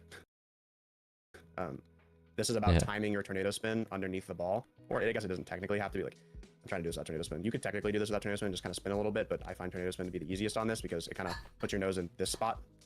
So we can tap it up and then we can continue. This one's really hard because it's both a speed thing and a timing your spin thing to hit it with your hood, because you hit it any other way, the ball doesn't go towards the net or it goes too hard a different direction. It should look more like this, what I just did there. So yeah, this one's really challenging. This one's about double jumping and then using your spin to soft touch it rather than your jump, because it's just too high to double jump into. You have to use your spin to do it, touch it softly. Right, and that spin reduces the knockback to some extent, which is I think probably why it makes it a little easier to do while spinning than not spinning. Yes, yeah, the spin reduces knockback and you're kind of pushing through the ball, so the ball hitting you. Guys, my brain is... We literally have visuals on screen for you. Why am I even here? Why do I have to be here? I could be in Mexico right now. I could be, talking to Mike. Or Mark. Whatever happened to Mark? Okay, once you can consistently execute these ground takeoff techniques, you're ready for level 5, which is back wall mastery, with flip resets and pro level sequences. Unfortunately, Shock clocked out at this point, so you're gonna be stuck with my gameplay. Nice. Are you ready for level 5? Let's tackle the most advanced air dribble scenarios. When I'm playing a guitar, imagine I'm playing a guitar.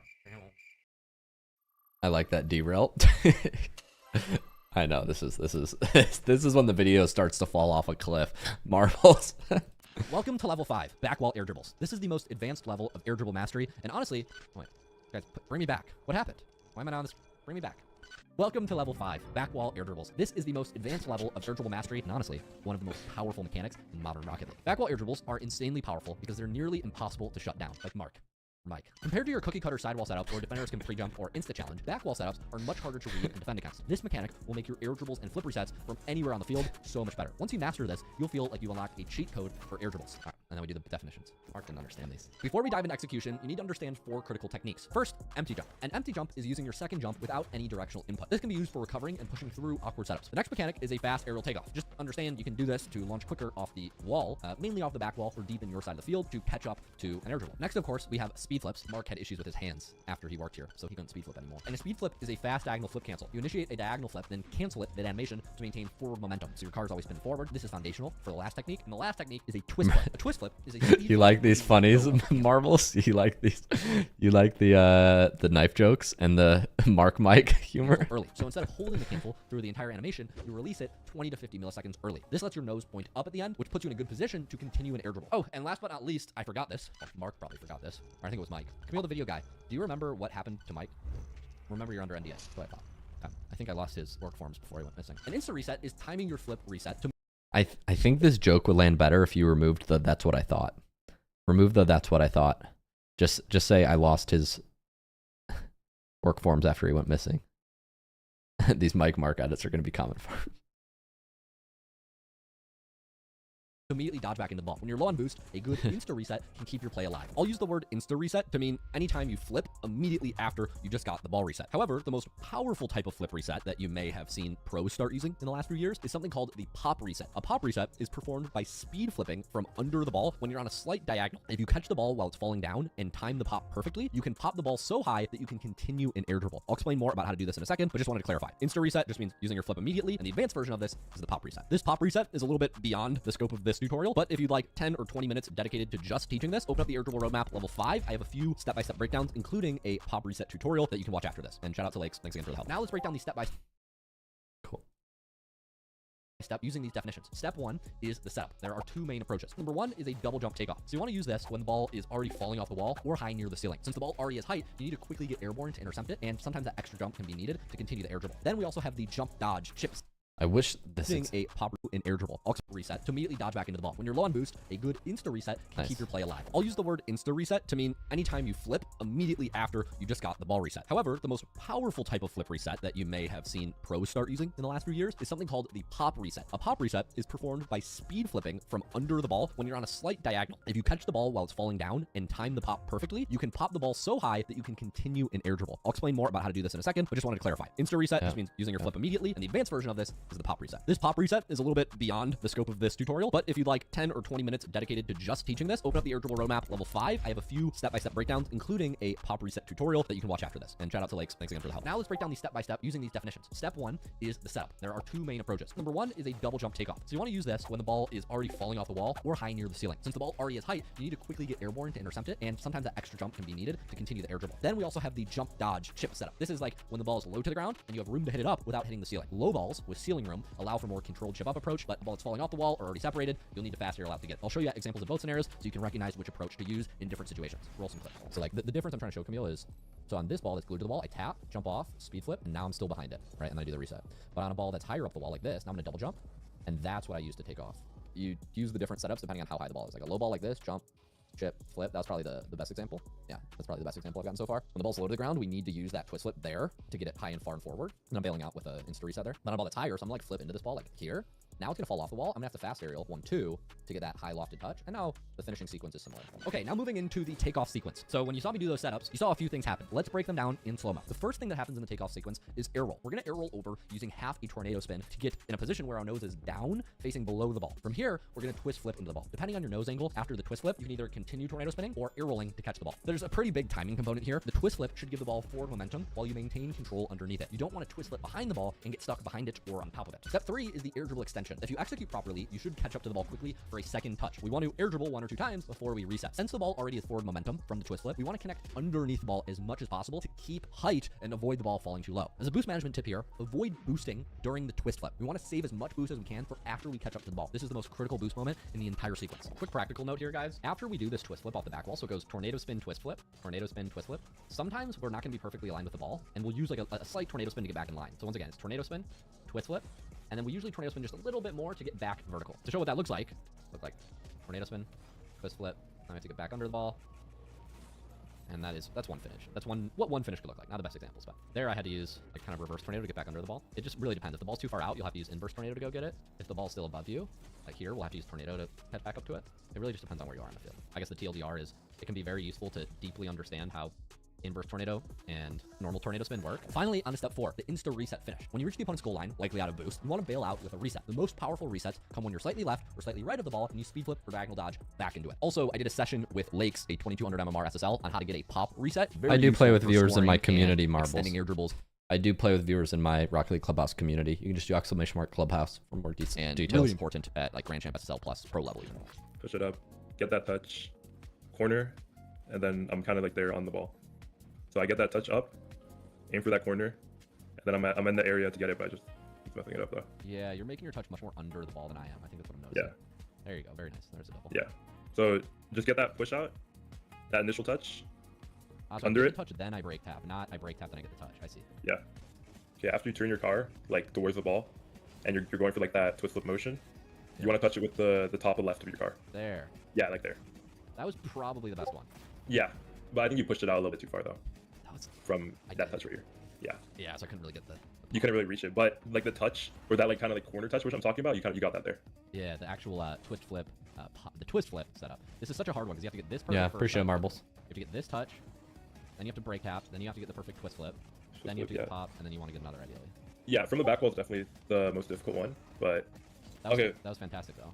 If you want more practice for this, Mark developed a checkpoint plugin called Free Play Checkpoint Plugin for reset practice. I'll have it linked on screen. Once you understand these concepts, here's how you practice back wall air dribbles systematically. The primary training pack that you can start with is cross map air dribbles by Cruisin'. And then once you understand the basics and you can score this more than 50% of the time, you can grab this code from the air dribble roadmap and move into dribble gym. I think it's shots like 30 something through 40 something in dribble gym are excellent for back wall practice. These shots are a little more game realistic. You'll have to like cell setup, which is useful for teaching how to break tap and adjust whether you're using. I should have saved my gifted subs. I'll circle back to this. Appreciate that, Marbles. Master the twist flip in free play. This is going to be a speed flip with an early release of the joystick. Then we can practice empty jumps. A good pack to practice this is actually aerial off wall. Then you can combine the techniques in cross.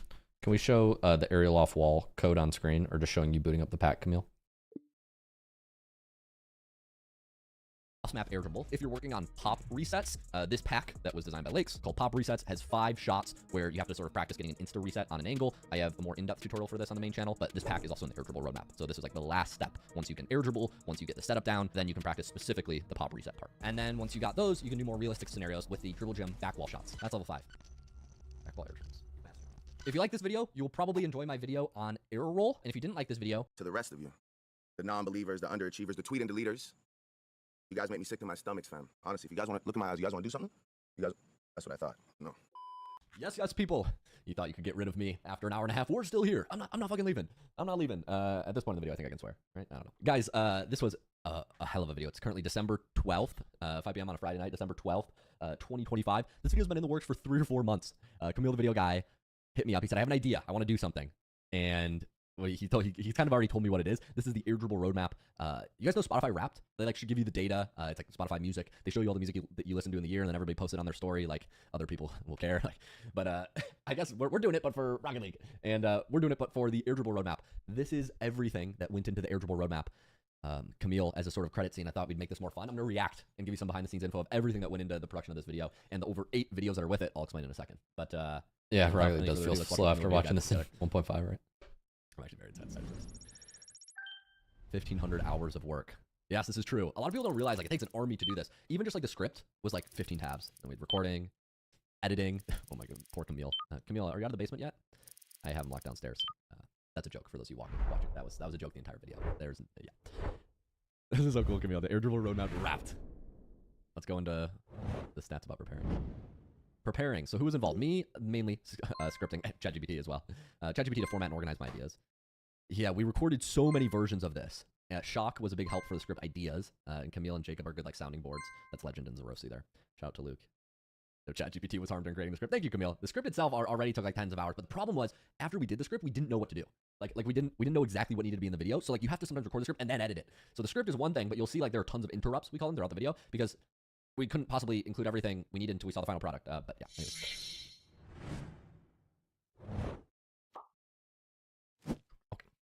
Now time to watch me be the dancing monkey on camera, as I do so well. Can I get the crab rave music? Oh, by the way, this is a fit check. Fit check. Fit check. Wait, I wanted to do this. Wait, I wanted to do this one too. I should have done this. You know, like on the Instagram, on the stupid bimbos on Instagram, they go like this. Ow, fit check. Like this, and they go. And I kick their leg up. They go like. Do you know what I'm talking about? If you're on Instagram, they'll be like. This is the outro bloopers. If anybody's coming into the stream, they're probably very confused what's going on right now. How to be a basic Instagram bad bitch. Gotta keep the body moving.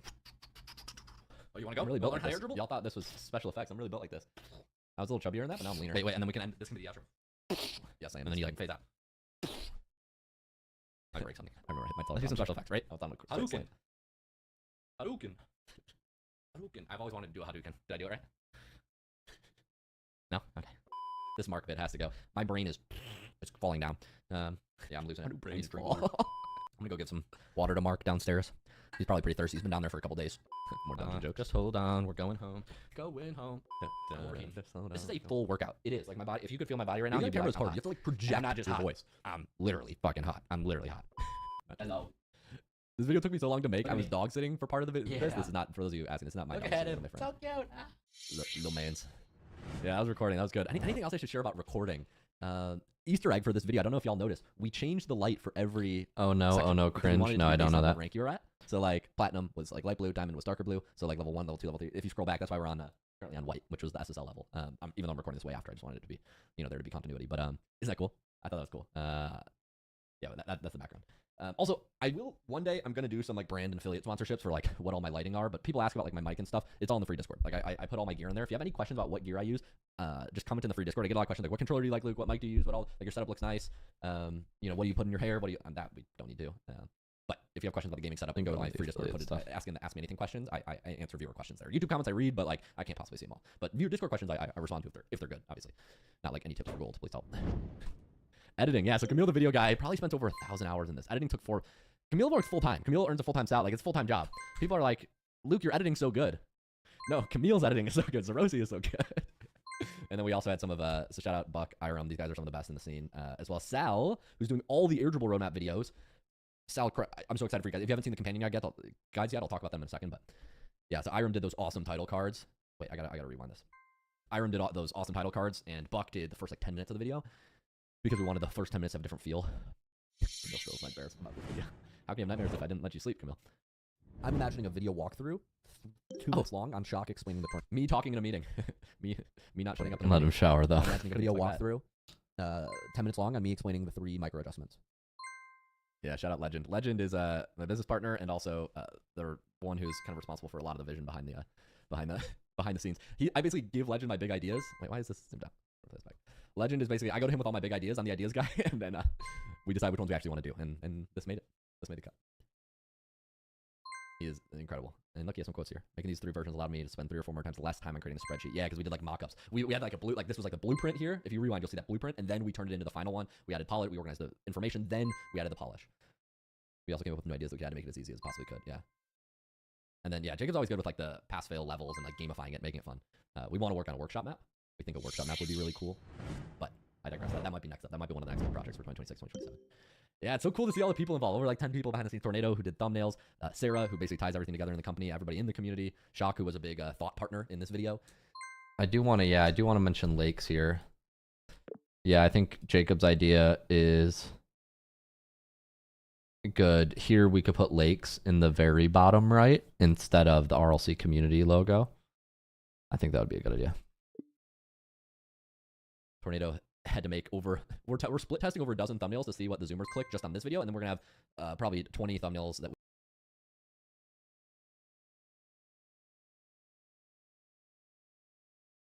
oh, we froze.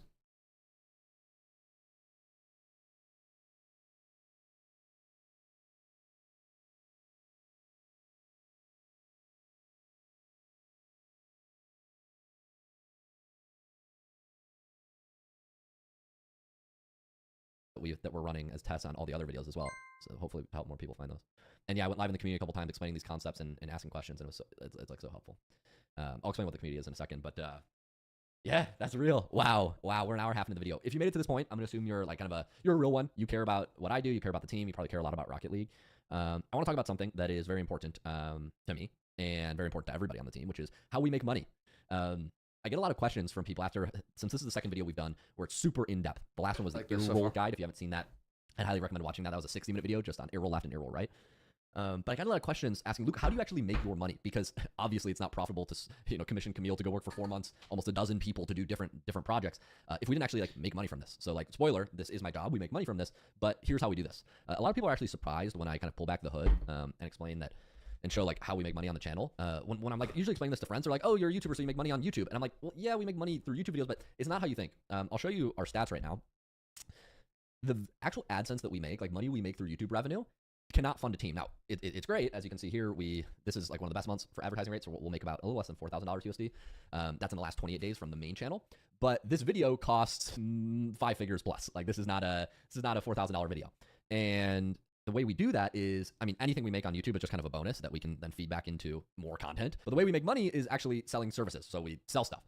And our mission that we've refined over the years is to make improving at Rocket League simple and possible for everyone. And the way we do that is we give away all the content for free. I have this belief that you need to give first. I believe a lot in effort.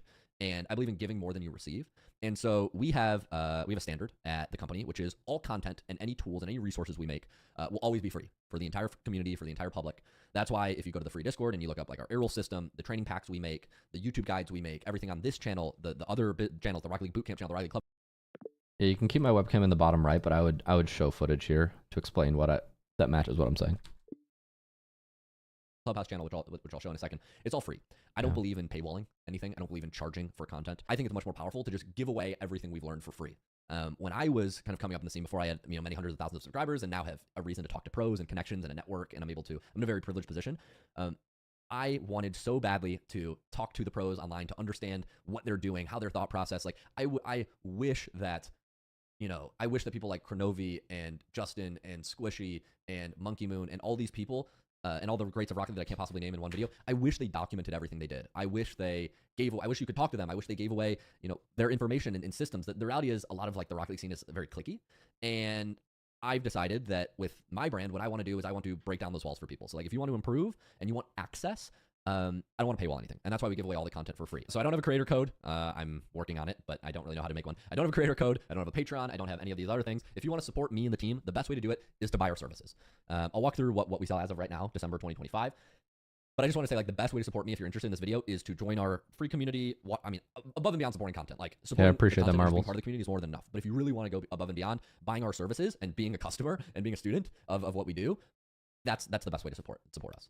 So I'm going to quickly run you through those two things, and then afterwards I'll tell you how you can get started for free. By the way, this is only for if you're 16 plus. If you're under 16, just enjoy all the free content. I don't want to sell to kids stealing their parents' credit cards. So that's just my vibe. Okay, so what do? We sell two things right now. A lot of people know that we have the Rocket League Bootcamp. This went by different names previously. We changed it to the Rocket League Bootcamp. We used to call it Grand Champ Roadmap or Grand Champ Bootcamp, but we now call it the Rocket League Bootcamp because, well, the team of pros are better than me, and SSL exists now, and it used to only be Grand Champ. A lot of people know we have this Rocket League Bootcamp. It's 18 plus only, 18 plus years old. We've been doing this since 2021, working with over 4,000 players. I'm just looking at my notes here. It's our highest tier coaching experience. You can spend several weeks one-on-one working with a pro. So it's not just one session. It's you join a membership. You have to book a call because we have limited spots. It's the highest level experience working with an actual pro player, having an actual pro in your phone. It's expensive, but there's nothing like it. It's the highest touch coaching I think that exists in Rocket League, and so that's why we built it first. It starts at $300 a month. Most people stay 8 to 12 weeks, but we've had people stay, a year or upwards of a year. We also have the new 16 plus Rocket League Clubhouse. We actually started this in 2024 because we realized it's so important to have community. After people did coaching, many people do coaching for a couple months, but what they stay for is the community and the friends they make and the friends they play the game with. And so we started the Rocket League Clubhouse as an improvement community, both to connect with other players, but also learn from Rocket League pros and experts in a group environment. So me and other pros are in there. We have pros from all around the world, weekly classes that go on. And what we do inside the Clubhouse is we help you improve through classes, and we help you meet other non-toxic, mature 16 plus Rocket League players. The Clubhouse is 16 plus, the Bootcamp is 18 plus. Now over 1,000 people have joined the Clubhouse. Almost 500 have joined this year. That's our cap on how many we were taking in this year. So that's what we do. If you're interested in getting started or you just want to take the next step, I would recommend trying the Rocket League Clubhouse first. You can actually start on a completely free 30-day trial. So test it out, come in, see if you like it, come to classes with me, come to classes with other pros, meet other people in the community, use our resources. All of our resources are free, but we have stuff organized in there for you too. And basically just see if it helps. Completely free test drive, cancel anytime. If you if you don't like it, and you'll never be charged. But if you do like it, you can stay for just $27 a month. So it's literally less than $1 a day. I believe coaching and asking for help and asking for personalized guidance, like people actually looking at your gameplay, is the best way to improve. That's why we do group coaching. That's why we do paid coaching. And that's like the whole thing behind give away the content for free. Hopefully it helps you once you hit a wall and you want, or you just want to improve faster and you want somebody to look at your gameplay specifically and for you to get Are personalized. you like, more able hands-on to support. request That's why we certain sell, people? Let me service know tier what you mean coaching, by that, one-on-one Marble. coaching. So that's pretty much how you can think of. Let me know what you mean. Now, obviously, this is a full team that like comes together. I didn't put thousands of hours into this video alone. I put hundreds of hours. There were people on the team who put more hours in. There were people who didn't put as many in, but like it would not be possible without an army. And so I just wanted to say quickly before we wrap up, I get a lot of credit, and I know this is like it's easy for me to say this, but I don't think people understand. I get all the credit because I'm the dancing monkey on camera, but like the real unsung heroes of this channel are like we have Camille, 3 who does the coaches. editing. Like he spends for every Not including hour myself. I spend on a video, he spends 5 or 10. Like he is the one who puts all the work in this channel, and I get the credit because I'm the dancing monkey, and I flex on camera, and I wear tank tops, and I have a poor sense of, and I have a hit or miss sense of humor. But seriously, like Camille, like we just hit 500,000 subscribers, and Camille has been here for 4 years. Like working together for 4 years. I don't know how we would be at this point without people like him. And that's just one person on the team. So yeah, I mean, I appreciate you guys. I appreciate you supporting our mission. It means the world to me that like I can teach Rocket League for a living. When I dropped out of school, I would have never thought that we could get it to this level. And I'm sure we're going to do bigger and bigger and bigger things as we get more resources and as we have more success and as more and more of you guys support. But I just want to say thank you so much for trusting me. Thank you so much for trusting the team to help with your Rocket League journey. I hope we can be a part of your like a bigger part of your improvement journey going forward. I want to let you know all the videos that are companion guides for this video. We're making like 8 of them, 8 or 9 of them custom just for this video. Can you screen record here, Camille, how to get to the Rocket League Bootcamp channel? Like either through the search bar or through clicking my homepage on my channel, like ideally both. And then so people know how to access these guides. They're all out on the Rocket League Bootcamp channel as of the time this video goes live. We're going to drip them out on my main channel, so that way like we don't spam like 10 videos on my main channel. But if you just go to the Rocket League Bootcamp channel, all the videos that go with the level guide that go on this video, they're all free. So just go check them out. There's 2 or 3 videos for every single level. Most of them are custom made for this video, all custom edited. I mean, it's and if I didn't say, it's free. Like, enjoy. I hope it helps you. That's all I got. Thanks so much for watching, guys. I'll see you in the next one. Camille, thank you. You're the man. Know you. All right, I'll see you. Peace. Cool. That's the air dribble roadmap. Air dribbles are one of the Wow, most important what a mechanics in video, modern Camille. Rocket League. They are vital for That's the air dribble roadmap. I watched the full thing. All changes are left. It's definitely going to take some time to implement these changes, but once you do these ones, I think the video is final for real, for real. There are a couple things that I realized actually had to wait until this version, and there are some significant changes you can work on next week, but I think we should have this ready before Christmas. I don't know if you'll be able to finish tomorrow. If you want to work the weekend, you're obviously welcome to, Camille, but if we can get this out before Christmas, that's probably the new goal.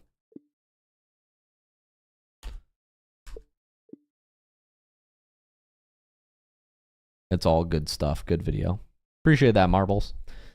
Yeah, initial reactions, thoughts, anything. What was the highlight? What did you find most interesting? I'm going to run to the bathroom, but I'd love if you could consolidate your thoughts, what you liked, what you didn't like, any improvements we could make before the final version.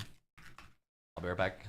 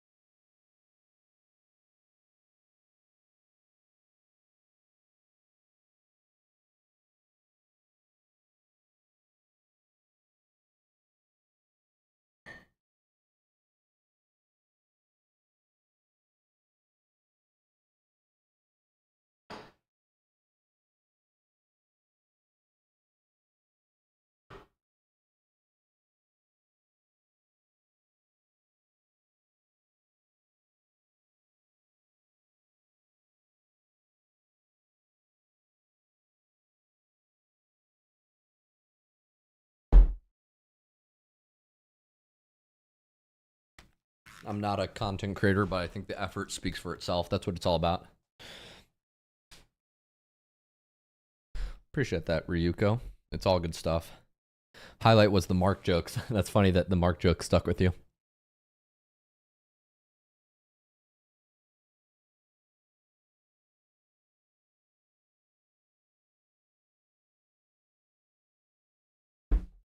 Love how you visually show how to do things. Yeah, that's such an important piece of it. That's a lot of Camille's work, but making sure the gameplay matches the voiceover is a huge emphasis for what we do. Huge emphasis. Or improving your game, ranking up, and let's be honest, they look cool. But here's the thing. Most air dribble tutorials get this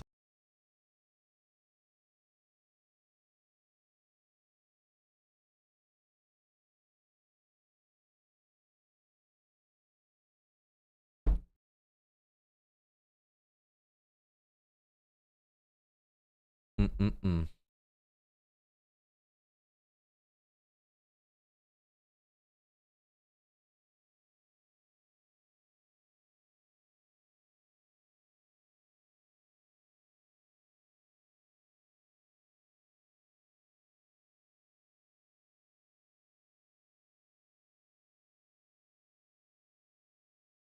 I'm frozen, chat.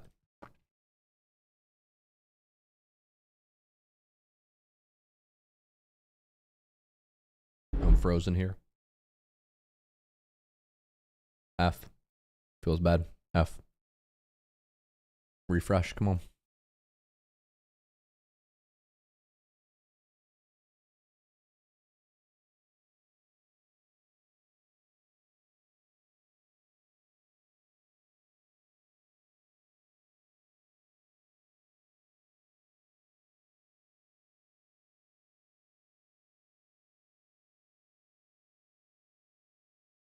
Do you play Rocket League on your own time anymore? Not frequently, but yes.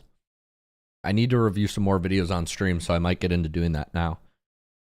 Yeah, it looks like I didn't get to watch this, the FIFA E, but maybe I'll watch some highlights from it.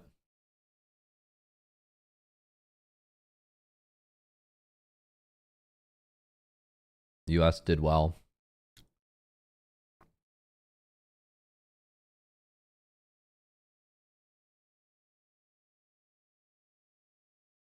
Germany got 4. Nice.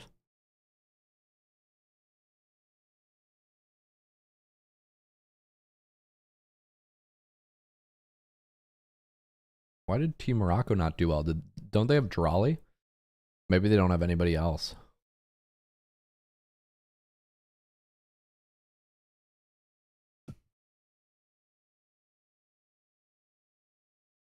Wow, Drawley and Nas didn't perform that well. I'm surprised about that.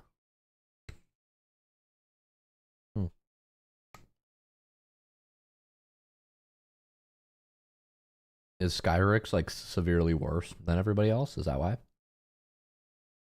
I mean, I don't know. I just genuinely don't have context, but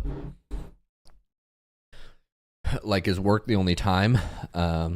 Yeah, mostly.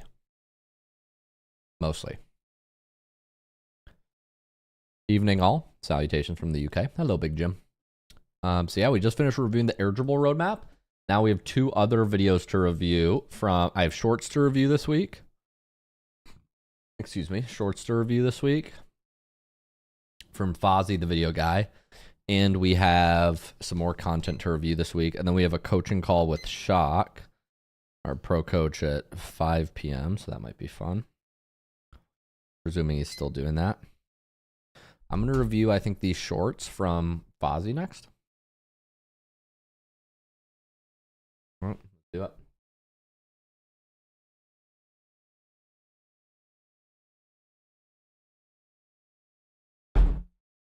Switching over to reviewing shorts and publishing other content. We finished the air dribble roadmap at this point. For anybody coming in, all right, I got to review all this. It's a lot of shorts.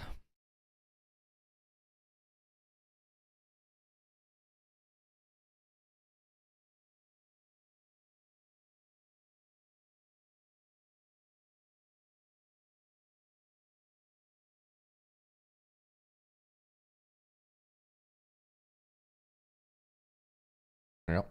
10 shorts here. You keep popping up on my algorithm.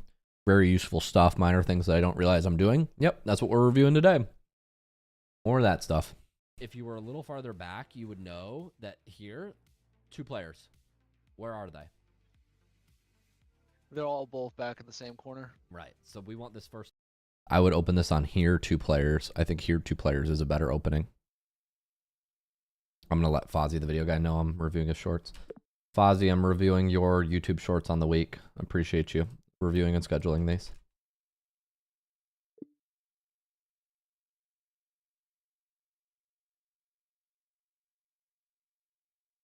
All right. Reviewing and scheduling Fozzie shorts next. If you were a little farther back, you would know that I'll remove all this and start from here.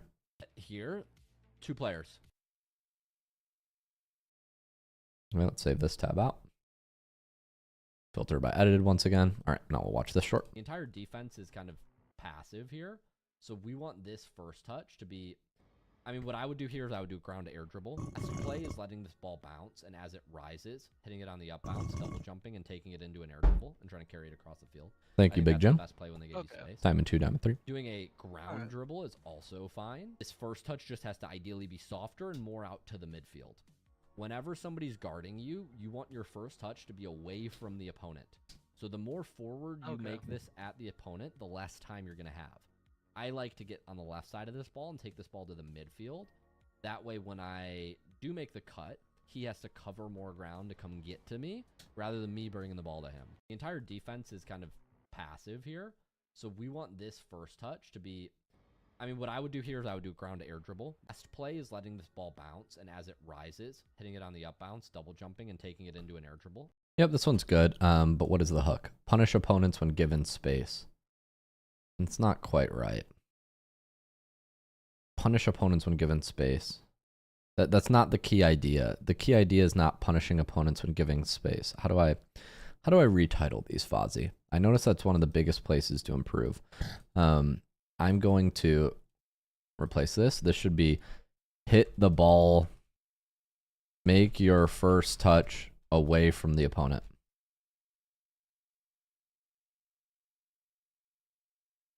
Control your first touches. This is control your first touches. This is about make softer first touches.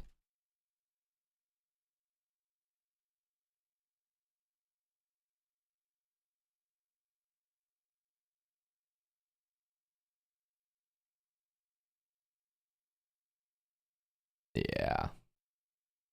All right.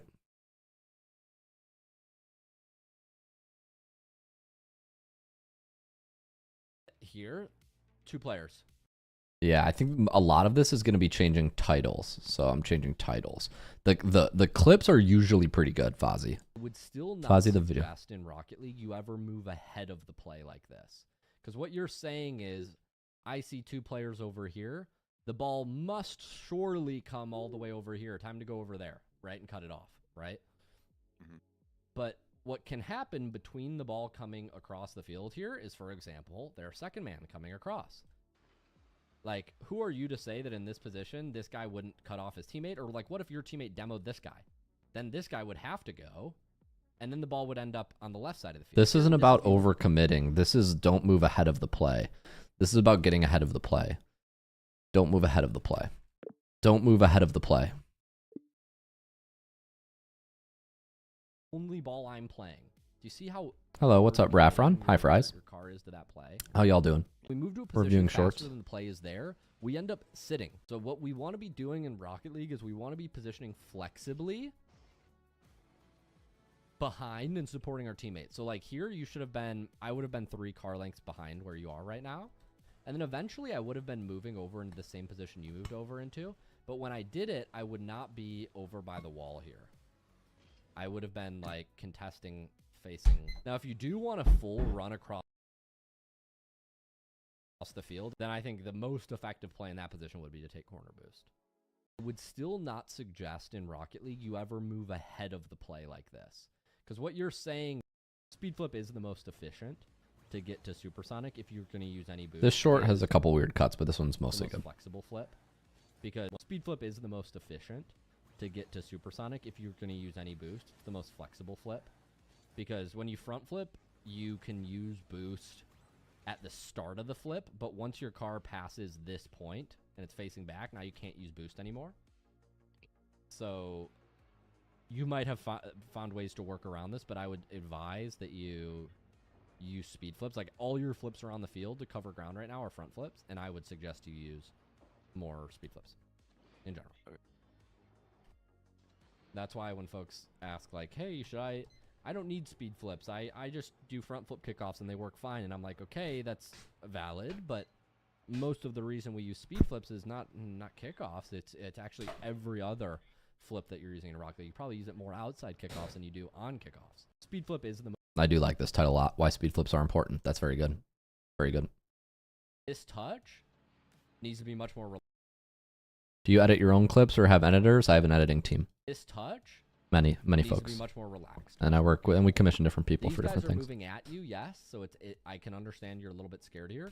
The most important thing though is that we just control the ball, right? Most important thing is that we keep the ball in our possession. This touch it could be worse. It could recenter the ball right to the middle, so it's good that you didn't do that. But this touch could also be a lot more controlled. This doesn't need to be a jump and a flip hitting the ball into the wall. This can be catching the ball. Like, just let it bounce again and catch it. This can be jump, hit it, and then use your flip after you hit the ball. Or don't use your flip at all. It can be jump and just push the ball to the wall slowly.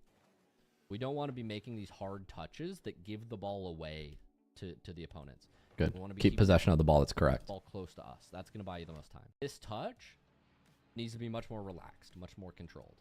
These guys. Okay, good. I like this hook. Keep possession of the ball. It's good. Guys are moving out between front flips and wave dashes. What's preferable? What I don't mean is speed flips are good and front flips are bad. Speed flips have use, front flips have use. I was saying when we're covering ground on the field, the more between front flips and wave dashes. What's preferable? What I don't mean is speed flips are good and front flips are bad. Speed flips have use, front flips have use. I was saying when we're covering... This question's a little confusing because the title speed flips versus wave dash, but the question is front flips and wave dash, what's preferable? Ground on the field, the more efficient way to do it is with a speed flip. Okay? So a wave dash has a different application. A wave dash is most commonly used when moving from wall to ground, and sometimes when trying to delay your speed boost. But I would say a wave dash is a tool much different than a front flip or a speed flip. So it's a different tool for a different situation. Between front flips and wave dashes. What's preferable? What I don't mean is speed. Yeah, so I think we need some significant reworking on this clip. This clip needs significant rework because right now the title is speed flip versus wave dash. The hook is front flip versus wave dash. The discussion is mostly about the difference between how you use a wave dash and a speed flip. So I think we need more context before and after. It's just a bit awkward. I'm confused. It's this one. I sent that to Fozzie, the video guy. So far, so good. Front flips and wave. So here's where speed flips would be. So here's where speed flips would be significantly more effective. What we should be doing here is we should be grabbing this 12 pad, then using the boost, and then flipping. We shouldn't be flipping left here. It's more efficient to move, grab that pad, then use the pad and the speed flip to get to supersonic together. Does that make sense? Yes. Ideally, that landing is also a wave dash if you're going to jump and hit the ball like this. Jump, nice, wave dash down.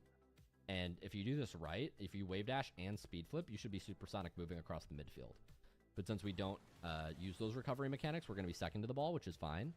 Now you have to move back.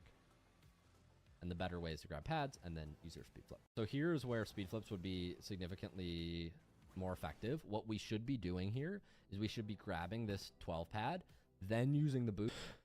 It's such a small soundbite that I can't explain why speed flips are better. This clip is fine, but there's a lot of like inference that you have to do here. Like I'm speaking to a kind of a high level player to understand this, but it's okay on this one as well.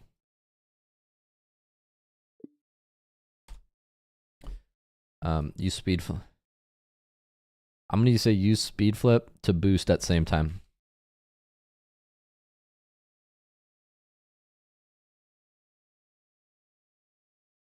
That's probably what I would say. Use speed flips so you can boost while recovering. Use speed flips so you can boost while recovering.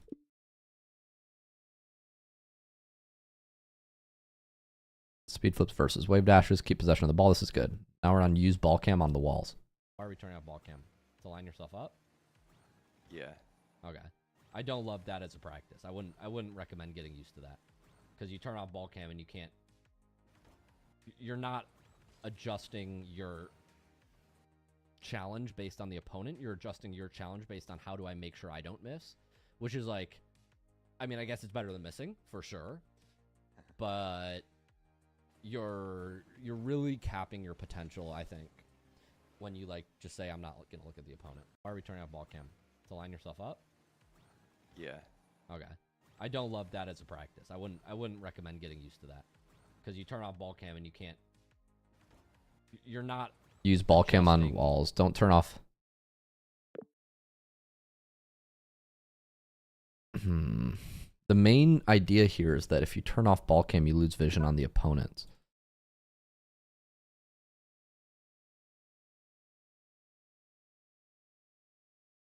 It's not about using ball cam on walls. This one's hard to title. I would call this ball cam bad habits.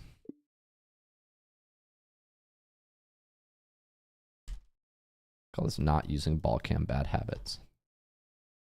That's what it's about. Some people may not understand that last one. Yeah, ball cam habits, exactly right. Ball cam bad habits. You're not supporting your teammates. So when the ball goes around your teammate, like you should have been behind your teammate supporting. I don't know if I'll call it ball cam bad habits. This is the general idea with like continue supporting your teammate flexibly, stay behind the ball rather than running to the midfield. For some reason, it's not saving, and then it doesn't come. And now you're going full back, and really awkward while they give you the ball. So.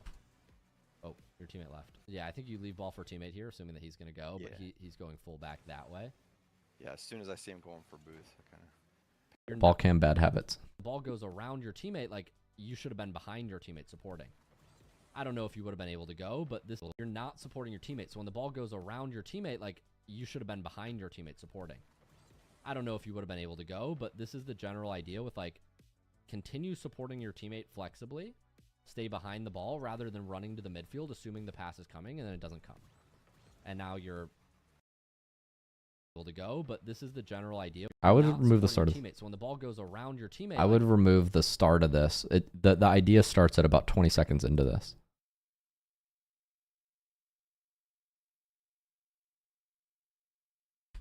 Continue supporting your teammate flexibly. Stay behind the ball rather than running to the midfield, assuming the pass is coming, and then it doesn't come. And now you're going full back. Oh, yeah. And really... I raise bull with a Z.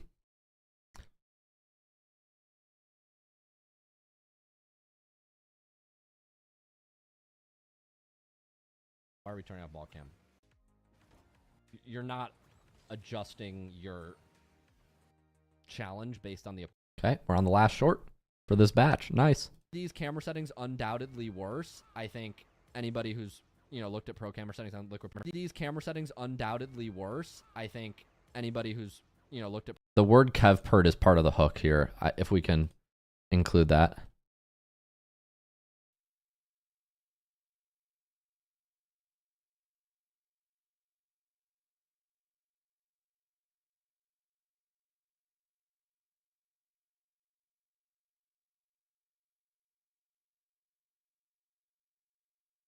I think you need to include all this context here for the kevpert.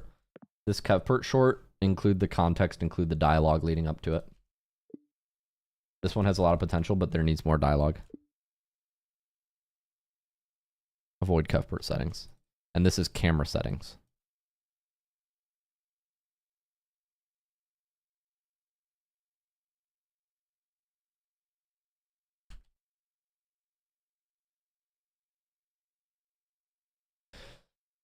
I appreciate it, Raisel. The importance of camera settings. Yeah, I think we're done with this batch. We can go to the next batch.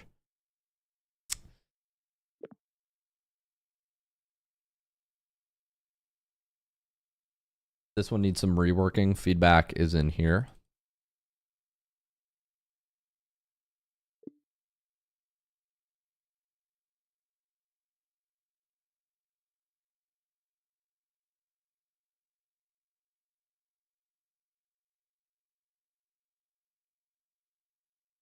This Kevpert short needs some reworking on the hook. There needs to be more info before and leading up to the whole conversation with the student, like where I'm like, hey, are you open to having your camera settings adjusted? Why are you using these camera settings? I think these are awful. Cut out the blank space, but include the whole conversation. Yeah, I like avoid Kevpert camera settings. I like that, Fries. Thanks, man. Okay, now we're on Tuesday shorts. Tip to get higher ranks. Kind of generic, but we'll see what the actual short is. Maybe that's as specific as we can go. All right, next batch.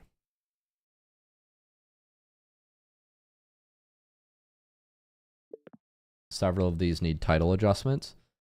When one has a strike through, that means use the title adjustment on the right. Only 2 shorts need major reworking, I think. First batch done. So this is Monday shorts complete. So I've done that. Now we're looking at Tuesday shorts. Cool. I need to make a post about the air dribble roadmap later tonight.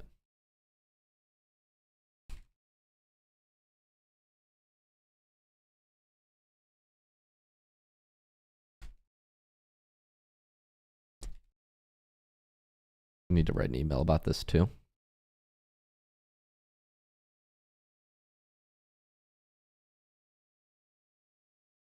All right.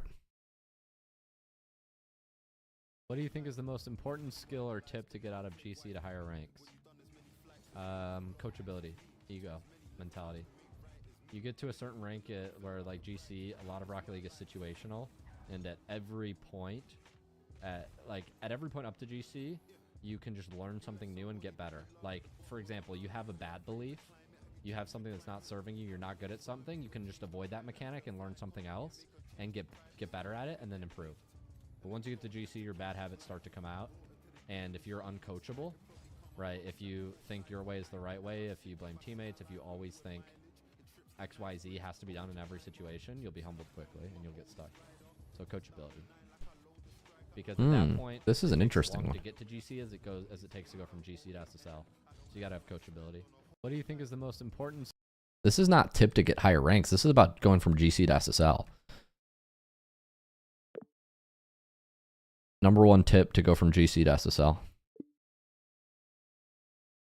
Skill or tip to get out of GC to higher ranks. I guess you're a little low here. Yeah, you Okay. point your nose kind of down. I think you want to.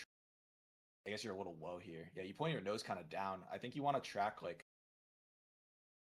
Best air dribble strategy. This happens like you just play where you saw him. I guess you're a little low here. Yeah, you We point need- your nose kind of down. I think you want to track like. This happens like you just play where you saw him, but if you just play where your ball is going, Yeah. right, He has to come to me. you're gonna block his path and make him so much more awkward. Yeah. So basically, on the air dribble bump, you never want them to be able to get over you. Like you want them to dodge around you, which makes their hit worse. Or like obviously just if they go for the ball the way you're going, you bump them. So I just stay next to the ball. So I just let them. You just stay as like in the path of the ball the best you can without obviously like accidentally like saving. Ideally for this example, on the Tuesday shorts.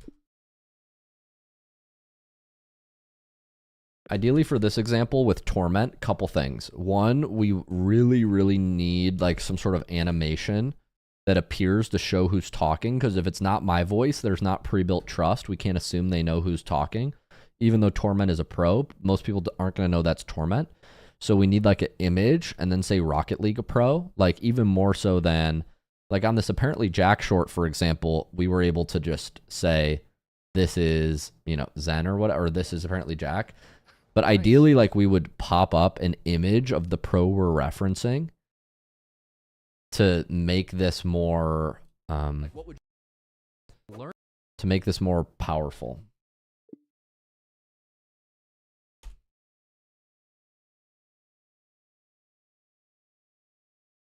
Like we need, I'm trying to find an example. Like ideally we pop up a face of the pro, like a headshot of them. So then people know who it is. So we're gonna see. You're looking for So this is, combos, you're rotating back. I'm trying to find an example. Like if you don't show the face of the pro, it performs much worse. Notice how Jackson. So this is, we need something minimum like this.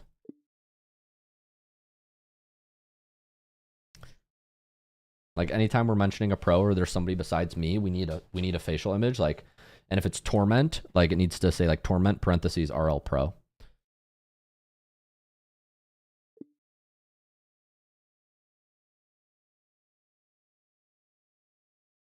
Supports in 2s. He has 20,000 hours.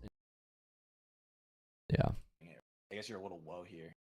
For all these ones. Rotation. Yeah, for all these Torment coaching sessions, we need something like this. Good rotation there. You just kind of apply pressure. You might have to go off platform to do this, Fozzy. You might have to edit this locally rather than on Opus Clip. Or not. Like one thing I like to do is like if I notice there's not like there wasn't enough time for you to get the mid boost and be in like a good position. Yeah. Your teammate should buy time for you, but they won't always. You see, you get the mid boost and the flick's happening now. Yeah. If I was back, I could be supporting his Chow, but yeah. So yeah.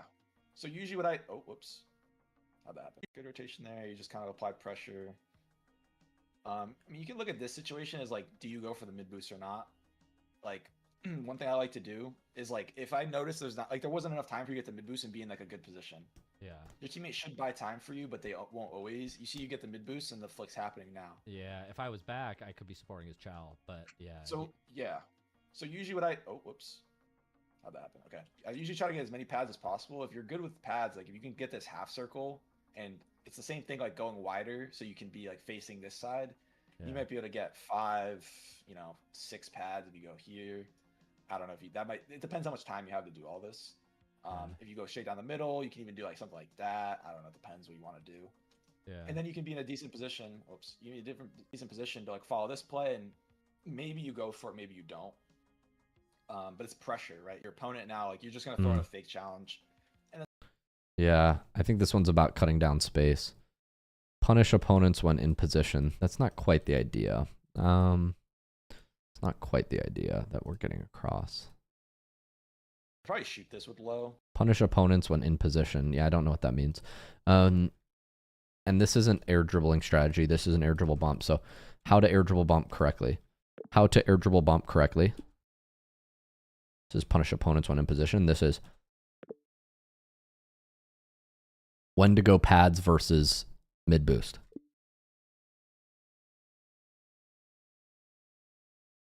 That's what that's about. Good rotation there. Good rotation there. You just kind of apply pressure. I mean, you can look at this situation as like, do you go for, yeah, that's what that's about. That's not about stopping counterattacks. Oh wait, that's different than this. Yeah, just throw it at him. Okay, this is a different one. Probably shoot this with low. Yeah, just throw it at him. First thing is like you don't know the guy behind you. It's like whole. Yeah. This short is kind of rough. Hard to look. You also know here, high or whatever. We need to watch the failure before the. Yeah. A lot of these shorts, we're just starting it from a freeze frame, so they're kind of uninteresting. Like we need to show the play before the short starts. This is a good example.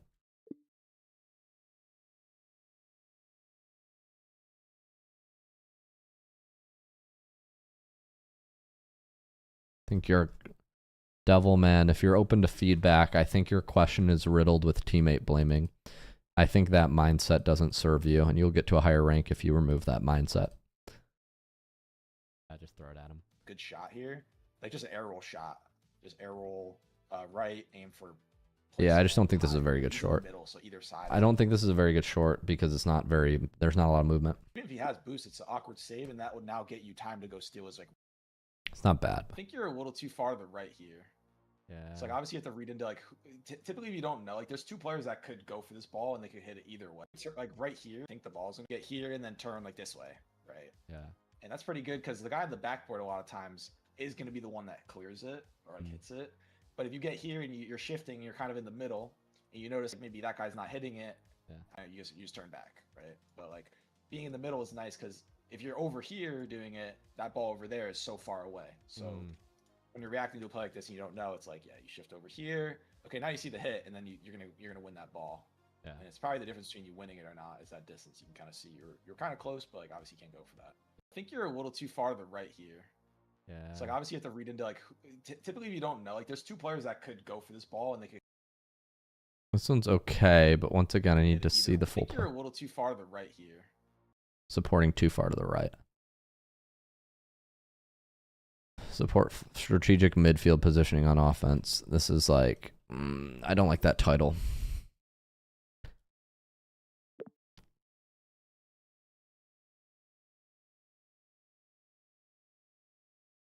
I'm saying this position in the midfield because the opponents are taking it there and there's nobody's taking it at the corner. So position, it's about positioning closer. It's more just like how to position on offense. I would just say how to position.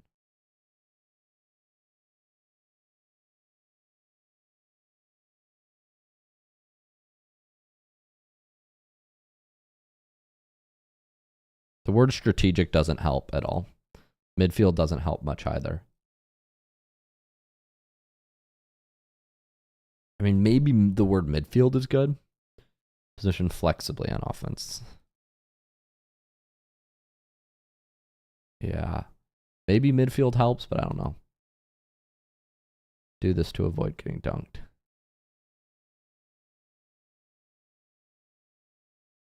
Another example of like maybe going too fast. I mean, you're trying to dunk, but he's hitting the ball. I guess the timing was. This is timing and positioning mistake. Like a touch.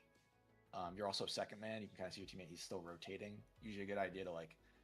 And he's on the right side of the ball going left. So you kind of already know where he's going, just because he's like I would wait to see this touch and outcome. And now that he's going behind, and he's like, man, you can kind of see your teammate like a touch. You're also second man. You can kind of see your teammate. He's still rotating. Usually a good idea to like. I would say it's like don't challenge like this. That's what it's about. It's timing and positioning mistake. It's don't challenge like this. This is about a challenge mistake. I shouldn't have gone for this ball. Don't challenge like this. That's what it's about.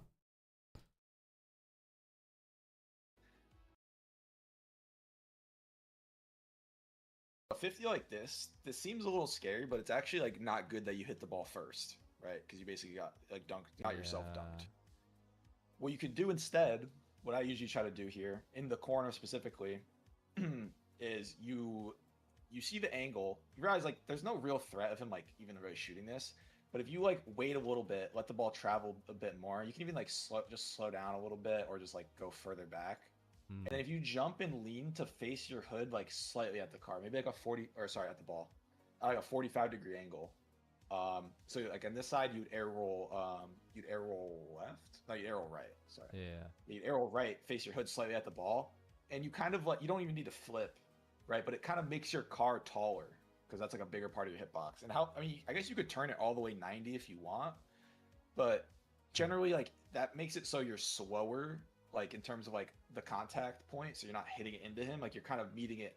You want to meet it at the same time as him.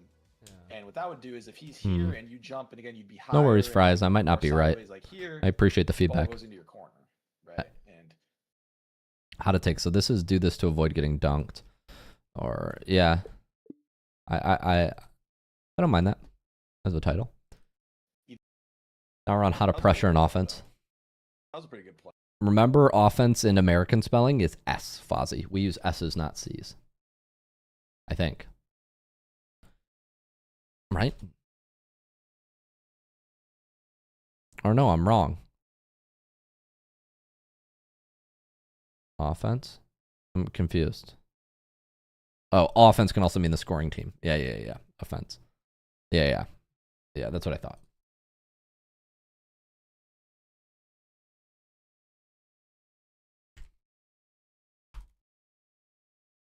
Play though. Kept this ball close. I second guessed myself there for a second. Honestly, it might be better to let him hit it over here, but though. Yeah, we need on every one of these shorts we need to pop up that like this that Sal made, but for Torment now. Torment, former Rocket League pro. Kept this ball close. I mean, you could just let him hit it over you. Honestly, it might be better to let him hit it over you here, but like you 50 him.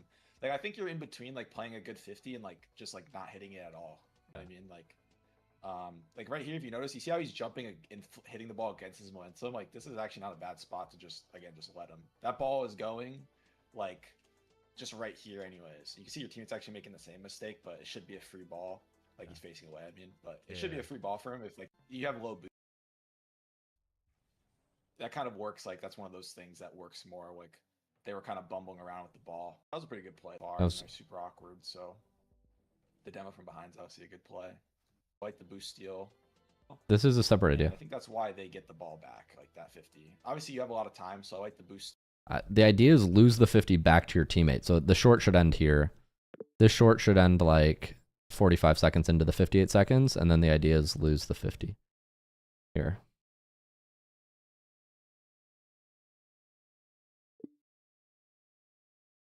The idea is like not how to pressure an offense. The idea is not how to pressure an offense. The idea is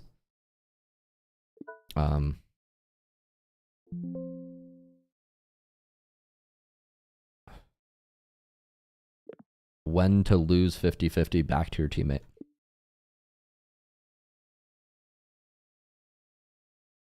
Or just like the idea of just losing it. Lose the 50-50 back to your teammate. That's the idea. Appreciate that, Marbles.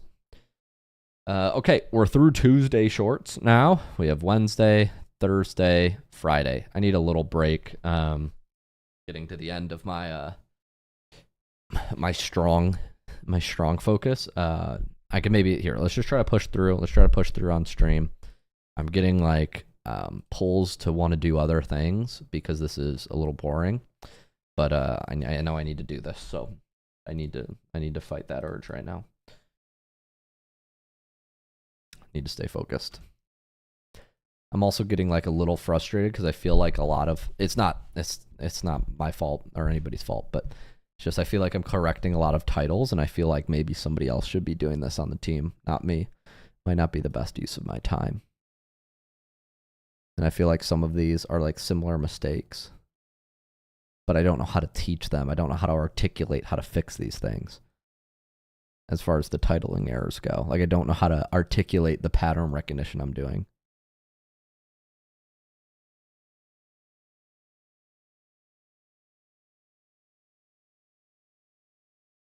Yeah, I don't know.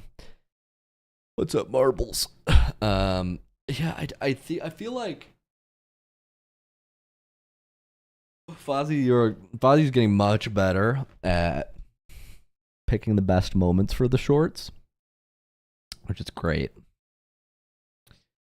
But where could we improve? This just takes a lot of time for me to adjust titles. And I wish I just had somebody on the content side like correcting the titles before I looked at them. Maybe have Camille do this, but he's busy, so it's hard. I do think somebody else should be correcting these titles long term. So I think I just need to think about that plan or strategy. Yeah, ChatGPT can spell check or hook check, but it's not the best. I could tell ChatGPT to like map out the list of corrections I made. It might be good at that. And just say like, what are the patterns? That's not a bad idea. I'm trying to articulate how I'm changing titles more so than just telling my team, you know, fix this. I want to teach them how I actually think. And I notice like right now it just feels like a lot of pattern recognition and not a lot of, how should I say, like, and not a lot of system, but like what's the underlying system here, I guess? Like how am I changing these titles? I think that's what I'm looking for.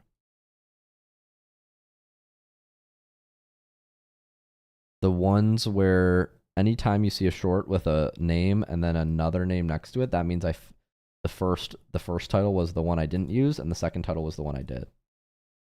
What's the common feedback I'm giving? Yeah. And what's the simplest, most logical way to put this?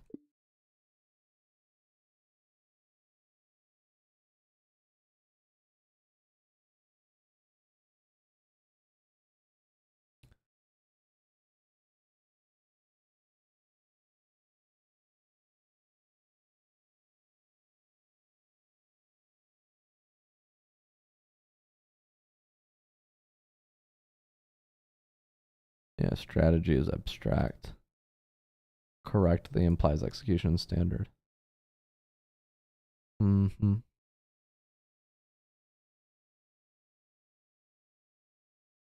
Maybe I could document this for the team.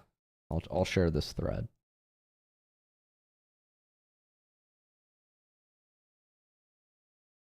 This is helpful. It's hard to articulate why I do what I do. ChatGPT is much better at it. I'm gonna put this in a document somewhere for my team. Gamer launch.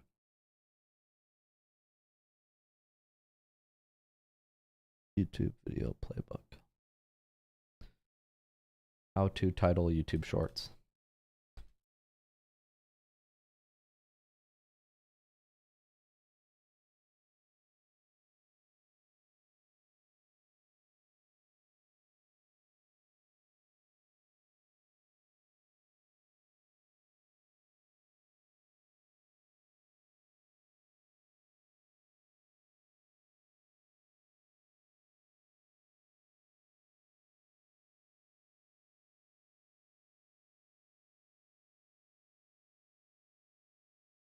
Yeah, I do try to avoid principals floating in space. I do try to give them decision points.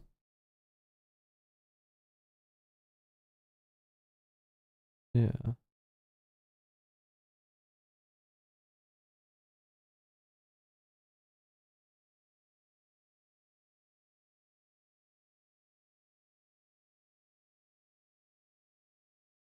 This is very interesting how ChatGPT can articulate these things.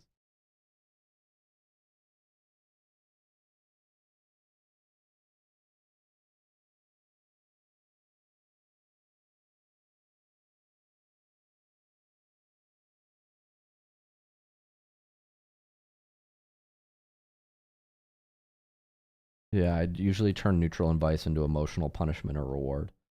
This is true.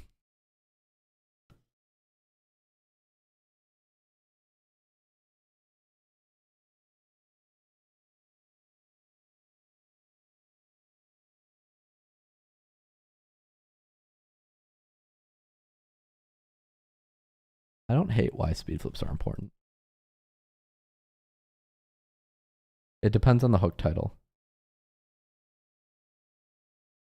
So ChatGPT is okay at understanding these, but it helps a little bit. That's good.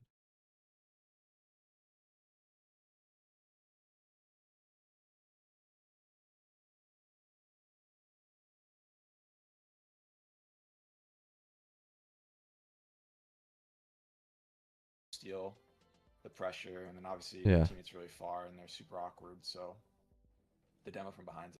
Now this is mostly done. Okay, so we left feedback on Tuesday shorts. Oh shoot, I wasn't updating the status one by one.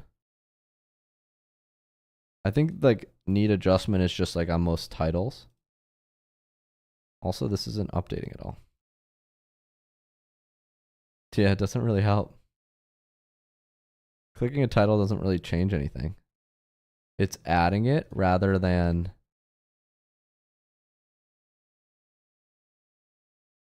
Yeah, it's adding it rather than making it a drop down. So something's wrong with this list. Something is wrong with these. Something is wrong with these fuzzies. They're not drop down lists. They're like adding as a chain. I don't know why this is.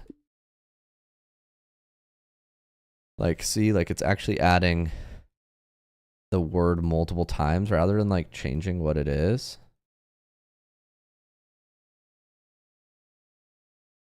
Oh, there we go.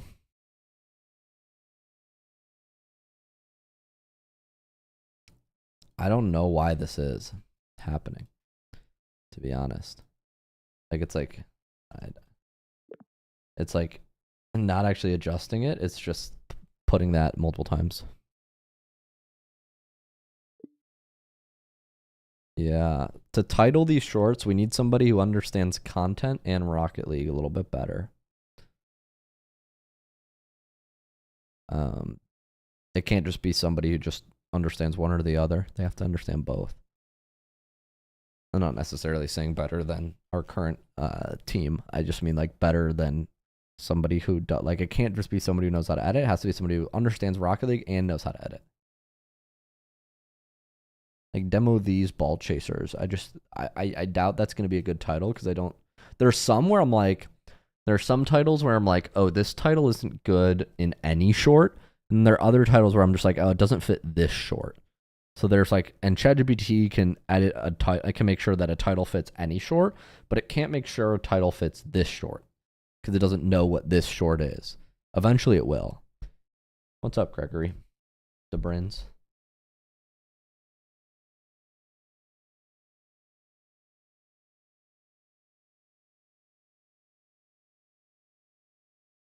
Yeah.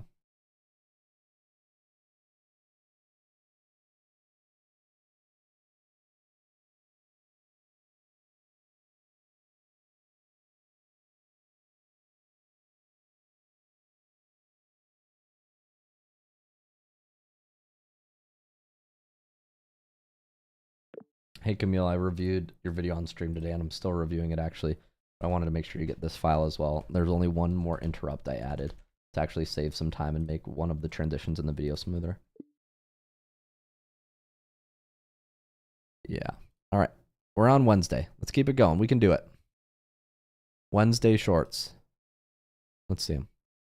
I think I opened this twice. Oops. I just deleted it and opened it. I demo very often in these positions. When somebody is catching a ball on... Oh, demo these ball catchers, not chasers. I misread it. Demo these ball catchers. Demo when opponent is catching the ball. Demo during catches. Demo them. Demo opponent during catches. No, demo opponent while they catch the ball. Demo when they catch the ball. That should be the title. Defense like this. Very we got this. Thank you, Marbles. for demos. I appreciate the stream. This works even at the high level. The stream is nice because I know this isn't the most engaging content, but it keeps me focused on work. It keeps me accountable because I can't just like get distracted. I'm literally I'm on stream to do this thing. It's like going to the library, right? And working on something, kind of.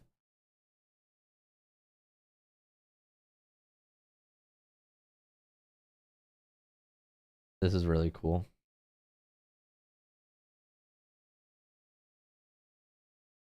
This is pretty cool. Look at this. I taught this in a coaching session last week and this guy sent it to me.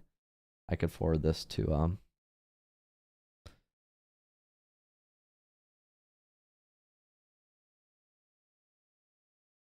heck yeah.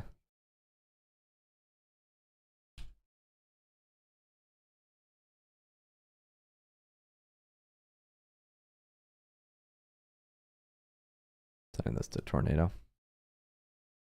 Video guy. But I wanted to put this in the content pipeline as well. We have a content pipeline. One moment. Who cares what we think? Do what's best for you. That's self-aware. What do you do for work, Marbles? You seem pretty self-aware. I guess the best type of stream content is just stream content that's natural, which is kind of what you're getting at. Which is like, it just has to be something that I do anyways. You know what I mean?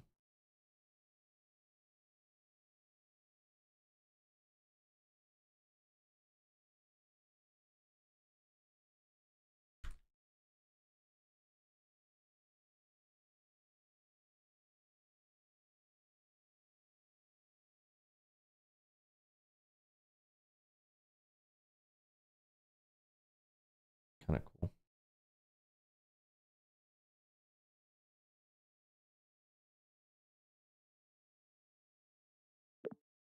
Student sent me this and said this strat worked really, really well. Thank you, Bajuka Joe. Watched your content for a long time. Very helpful and informative. Appreciate that, man. When somebody looks like they're catching the ball, I know they're balking. I demo very often in these positions. When somebody is catching a ball on defense like this, very good candidate for demos. This works even at the high levels. When somebody looks like they're catching the ball, I know their ball cam is all messed up. He has like two options. He can either bang it onto the side of the field, which isn't great, or try to catch it and slow down. In this position, it looks like he's catching and slowing down. And so I will very often just turn like this and try to kill. When somebody's making a catch, great opportunity for demo. I'll do this often. I demo very often in these positions. When somebody is catching a ball on... Yep, very, very good cut. This is going to be a high performer for sure. Demo when they catch ball, it's going to be a good one. Go here and I'm awkward again. I'm like, I got to keep my Yep, speed that's up on correct, defense. Fries. Go What's to up, squishy Fries? save and get a save. It's important to practice these squishy saves and just remember that when you're upside down, left is pushing right on your joystick. I work in the right is trades. I do pushing left on HVAC. Oh, yours. cool. These are HVAC the things that businesses people are get good. most confused about on squishies. So here, I'm pushing my stick to the right to turn this way, to turn left, which is confusing. Just that tiny bit. You see that? My car is facing like up and left. That enables me to line up, and I'm speed flipping right here to get this soft touch with my hood. How to do squishy saves? And then immediately moving down. Why are boosting squishy down to saves recover, so I can get in important? position to take a 50, and I'm taking that 50 as if This is a question word. I don't know if that's a typo. here, and I'm Why awkward are again. I'm like, squishy I gotta saves keep my important? speed up on defense, so I go into the squishy save and get a save. It's important to practice these squishy saves and just remember. Why are squishy saves important? Why squishy saves are useful?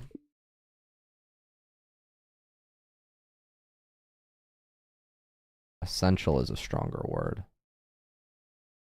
at the top ranks, but I don't know if I can claim that. Remember that when you're upside down, left is pushing right. I think on your important is joystick, fine. Right is pushing left. It's a little on your less joystick. strong than This is the thing essential. that people get most confused about on squishies. So here, I'm pushing my stick to the right. Go here, and I'm awkward again. I'm like, I got to keep my speed up on defense. Yeah, why so I go into squishy saves save are and get a important. save. Yeah. It's important to practice these squishy saves. Yeah, for sure. I like that, Fries. Yeah, I don't want to stay in this trade, though. Not something I enjoy.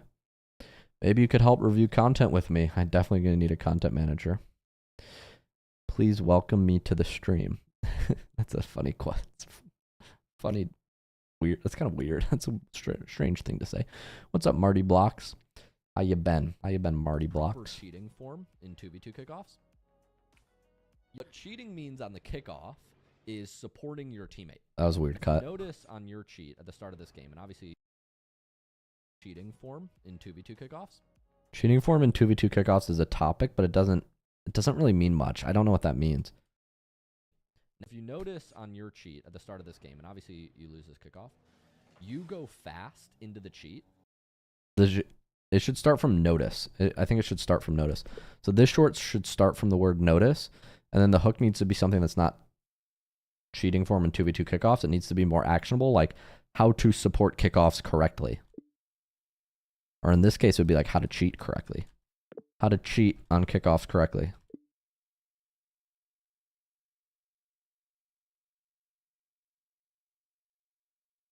What cheating means on the kickoff is supporting your teammate. Now, if you notice on your cheat at the start of this game, and obviously... Okay, that's better. How to master, I don't mind that, Fries, but I think it's not as specific as I want it to be. All right, next one. Run through plays in the corner. What's a run through?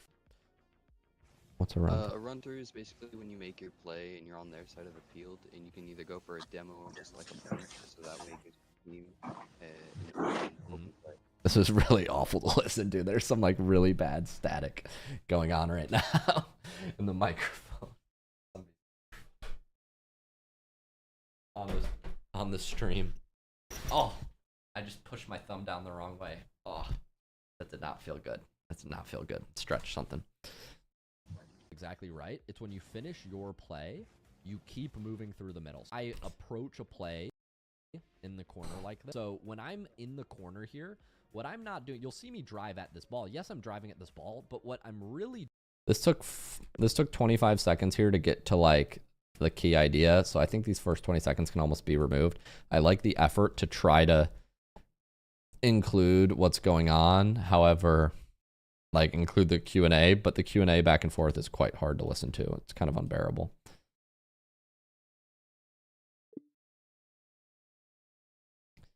Run through plays in the corners. This isn't a specific title. We need something more specific.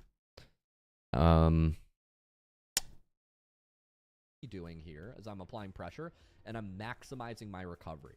Leave ball, go for demo in corner.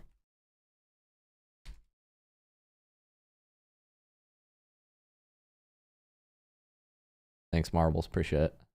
Appreciate you hanging out today. It's a good time. Leave ball, go for demo in corner. Appreciate you, man. My priority was always hit the ball so Thanks it for gets hanging out out. of the corner and immediately do what? Run through. Yeah. Through. Exactly right. So all I'm doing here is I'm making it so C2 can't go for the ball, and if he stops, I keep moving. And if he goes forward, he's going to get killed by me, and then this creates a goal. So the lesson is, when we approach the opponent's corner, we often are not playing for goals. We're playing to maximize our recovery and just cause chaos, disrupt the opponent. What's a run through? Yeah, that opening is rough, but the rest of it is good. Now we're on why wall stops are important. Super aggro. What I'm Now we're on why wall stops are important. Here I'm playing super aggro. What I'm doing in this position is something called a wall stop. When the ball goes high here, what I can't do is jump and slam it into the corner and out, because my teammate just finished his play with 0 boost. You see this? My teammate is leaving this way. So my teammate's going to take 3 or 4 seconds here before he can do anything. So what I can't do is I can't just slam it to the midfield here. What I'm doing here on this wall stop is I'm just trying to hit the ball high and slow. So I hit the ball high and slow, and then I'm going to use my boost to get back to the wall. And now they can't really do anything with this ball, and I'm basically just buying time for my team. When the ball comes down here, I will go for it. I will 50. I ended up getting bumped, so this is fine. But the idea with the wall stop is you're floating the ball high near the wall, landing on the wall, and going again if you can, or just buying time for your team. And so that's what I'm trying to do here. Here I'm playing super aggro. What I'm doing in this position is something called a wall stop.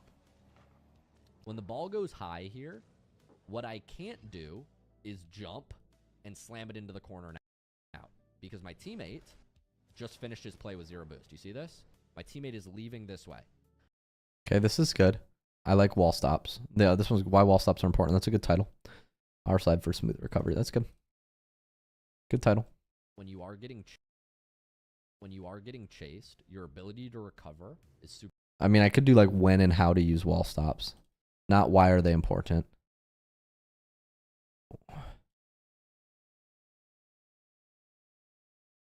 When and how.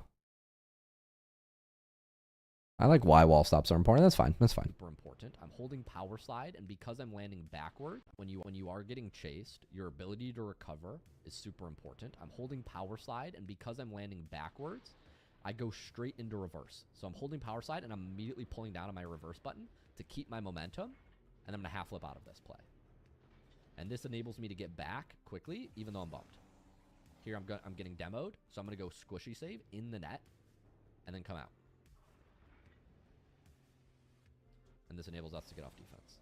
This is a good idea of like why recoveries are so important. Hold power side, reverse into a half flip, use the speed flip to keep my speed supersonic. When I recognize I'm getting chased, I can't slow down or turn for this ball. So that's how I elect for the squishy save. When you are getting chased, your ability A little bit of repetition at the end.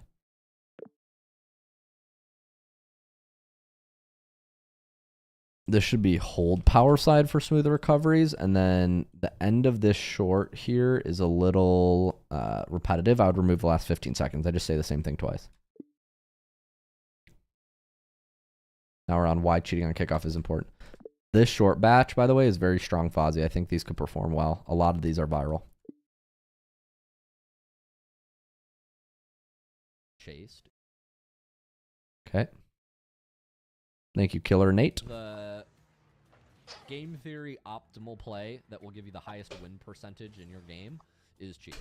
I just realized how high up this is. Cheating is the best response to cheating. Cheating is also the best response to going back corner. Therefore, cheating is the Pareto dominant approach. It's just the dominant strategy. Kickoffs are a mini game in Rocket League, and in 2v2, cheating is always the better option. Unless you have communication with your teammate and you're orchestrating some sort of like intentional strategy. But supporting here allows me to be the first to the ball, and I can control the pace of the game. The game theory optimal play. I think there was a question in this short. I think there was a question on this short. where a player was like, should I cheat on every kickoff? And I gave him an answer. So I'd include the question in this specific example. And then why cheating on kickoff is important is not quite right. Why you should always cheat on kickoffs. That will give you the highest win. Okay. Last one. What are run-throughs? Run-through plays are super effective in twos because not only do you potentially create a goal for yourself, but you avoid one of the biggest problems that people make in 2v2, which is overcommitting in the opponent's corner. A lot of people just stay here trying to play the ball, and their teammate can't go. Their teammate gets beat, you overcommit, and then you get scored on in a breakaway. So these run-throughs are really nice because they disrupt the opponent, they make sure that you're getting back in time, and they create a lot of free goals. Run-through plays are super effective in...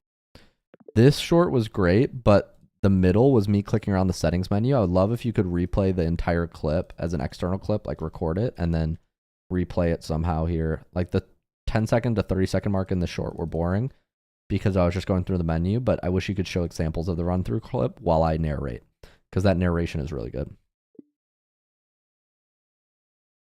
And it's not what are run-throughs, it's like why run-throughs are great in 2v2.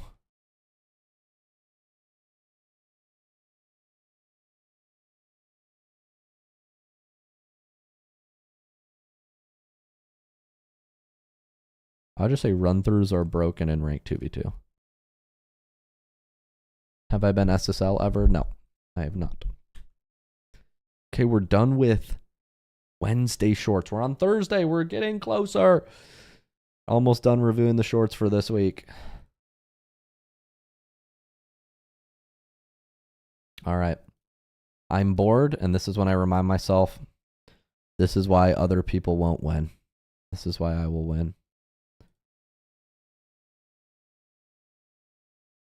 Oh, this is a broken link. This goes back to Wednesday, so I need to go check. I imagine that was a mistake from Fozzie, the video guy. Let's go to our library. I imagine that was a mistake. Where's Thursday? I imagine he meant to link this. Yeah, he probably meant to link that for Thursday shorts. Okay. When other people get bored, we go longer. I'm going to send Sal some shorts. So these ones are golden.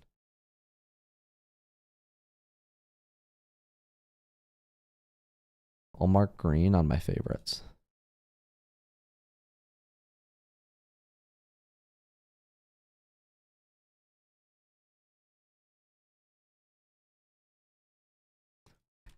Sal and Fozzie, I'm marking green on the shorts that I think can be the most viral. Sal, these are golden shorts. I want you to take these and edit them highly for the main channel. I think these all have potential to be viral. All the ones that are like highlighted kind of green like this.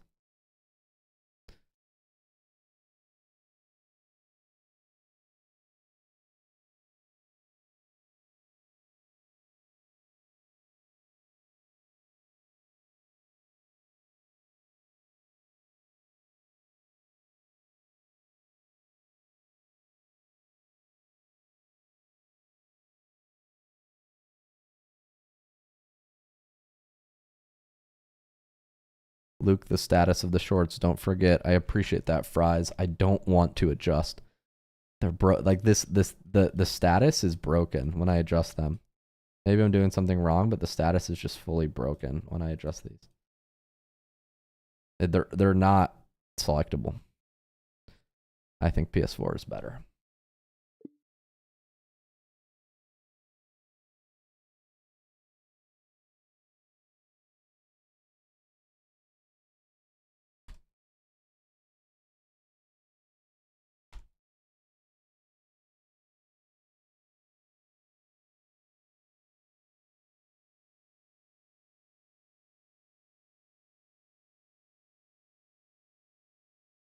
Okay.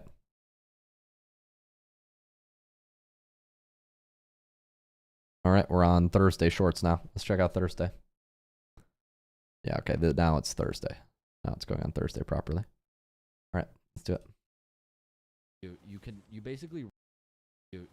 basically rob yourself of being happy. Like any goal that you set is a contract with yourself to not be happy until you reach that goal. And so this is really good fuel, and it's gotten you to where you are.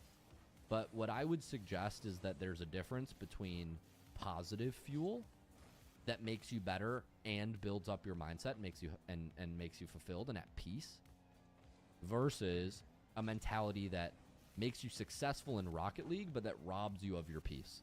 That makes you a tilted, passive-aggressive, narcissistic, unhappy person. So what I would encourage you is to assess what's fueled you and gotten you to the rank that you are today, and decide if you need to switch your fuel sources.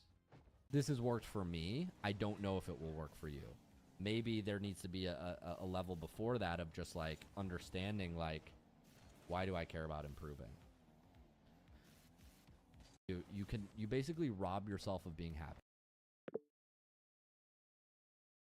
I like the idea of this short. However, the hook isn't the best. You rob yourself of being happy. Like, I think the short would be better. Like, a player asked me for advice, or player said, like, we include a clip of the player going, my mentality is really bad, I'm always tilted, etc. And then I say, when you make a goal with yourself, you rob yourself of being happy. Like, I think that's the point.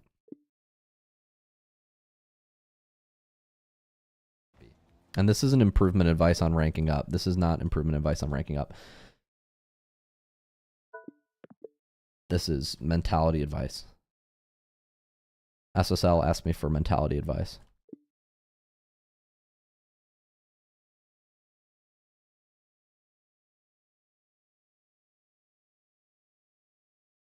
I'm glad that double tap playground has helped you. Any goal that you set is a contract. Sometimes we're so hard on ourselves. If we accept all responsibility, we go, I lost, I suck. Because I suck at this game, I suck as a person. Why am I so stupid? I'm such a failure. I'm never going to be successful, etc., etc. I mean, that can cause some of these things. Why do you think you're hard on yourself? And why does that even make you upset in the first place? You have an expectation of how you should play, and then if you live up to anything less. These shorts have a lot of potential, but the dialogue is confusing. The entry point of the conversation lacks context. So when I'm thrust into this, I'm going like, what is this speech a response to? And I often feel the ideas are incomplete. Like they're being started halfway through. Like I think in this example, I'm talking about like there are two spectrums. There's avoiding all accountability. And this is like saying your teammates are the problem. And then there's taking too much accountability, which is like, I suck, I'm never going to be successful. I think that was the key idea. And somehow that was lost in the way that it was cut. Than that expectation, it's a disappointment. Low-ranked players, on average, have a problem with taking blame. So what they do is they cast out agency. They say, my teammate this, my teammate that. My teammates suck, I'm the best. This is the ego of a diamond player. This is the ego of a plat player. This is the ego of a champ player, even some GCs. But I would say if you've gotten to your rank, personally, I found that people who are on their personal development or self-improvement or can reach high levels of any dominance hierarchy, which just means that they're capable of winning games. And for you're clearly SSL, so you need to understand, like, you're top 1,000 in North America. Like, you're a very good player. If you're 2K, right? Like, if you just look at the numbers, like, you're definitely top 1,000, I think. Depending on, obviously, when you take the snapshot. It sounds to me like you have a problem of not blaming your teammates or casting out blame, but you have a problem of accountability. Low-ranked players. This ends at a weird point. Like this is the first idea to short number 2. And this video, if extended 30 seconds, would be a complete idea. Yeah, these cuts are just... And this isn't about stop blaming teammates. This is not about stop blaming teammates. This is about like low ranked players take too little accountability. High ranked players take too much. That's the idea.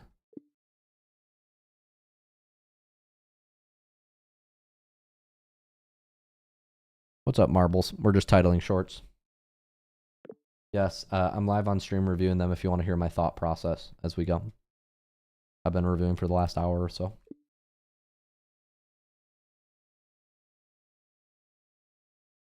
Reach GC with no speed flip. That's the next one. Is it possible to reach GC with no speed flip and no directional air roll? Yes, but I think you start to get into the world of what is the simplest way to rank up versus can I rank up with this challenge or handicap? So in other words, I think you start to get into the range of a handicap when you talk about trying to reach GC without speed flips. Like, in other words, that would be a YouTube challenge that I would do to make the game harder for myself. Does that make sense? Yeah, that makes sense. Refusing to learn speed flips, in my opinion, would be undoubtedly silly. Is it possible to reach GC with no speed flip and no directional air roll? Yes, but I think you start to get into the world of what is the simplest way to rank up versus can I rank up with this challenge or handicap? So in other words, I think you start to get into... I'm not recording a loom, but you can watch on stream. Talk about trying to reach GC without speed flips. Like, in other words, that would be a YouTube challenge that I would do to make the... Yeah, this one's pretty good. Reach GC with no speed flip. This one's approved. This one's very good.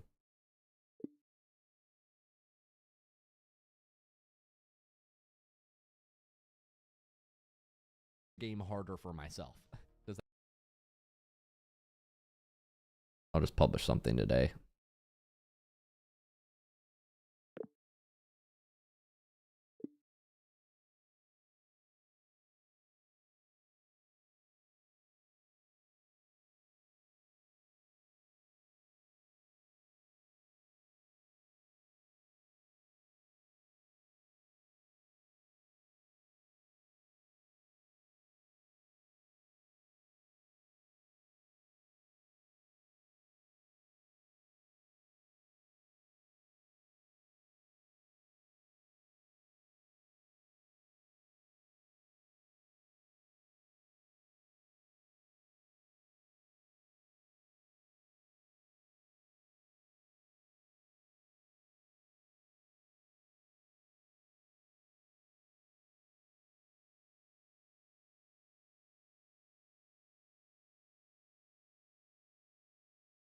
How are you still not done?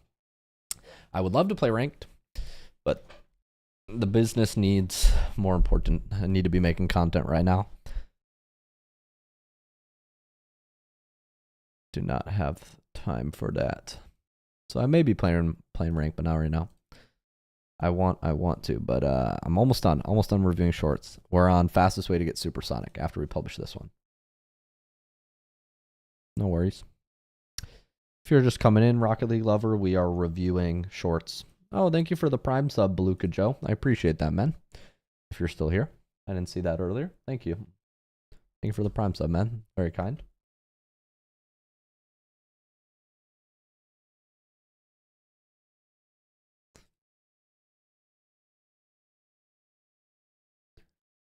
Made this document.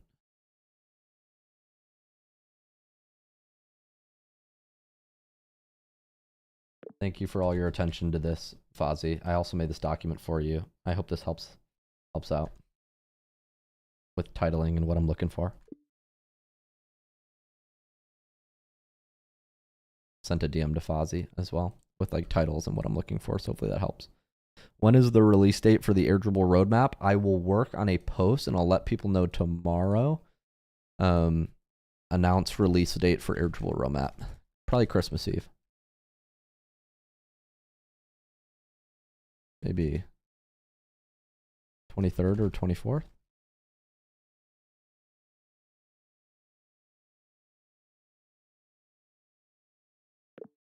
Camille, I want to announce the release date officially for the air dribble roadmap. And I'll set it to a premiere as well. Can we officially plan for the 23rd or the 24th? Check the timeline and let me know if you think that's realistic. We've probably got a day's worth of revisions, I think.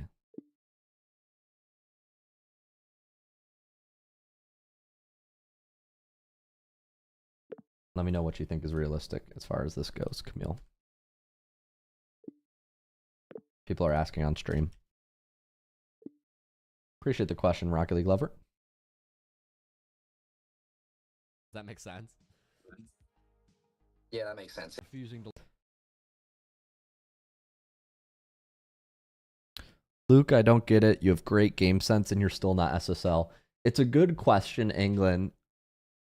I am at the constraint of my gameplay right now is not my game sense. It's mostly my mechanics and my execution. That might be oversimplifying things, but you can't improve by just making your strengths better. At a certain point, you have to address your weaknesses. Like, you think of a assembly line. If you have if you want to make 5 pencils and you have wood and you have lead and you have 4 pieces of wood and 2 pieces of lead, you're going to run out of lead faster. Lead is the constraint. You can't just go get more wood to make more pencils. You're still missing the lead. So you need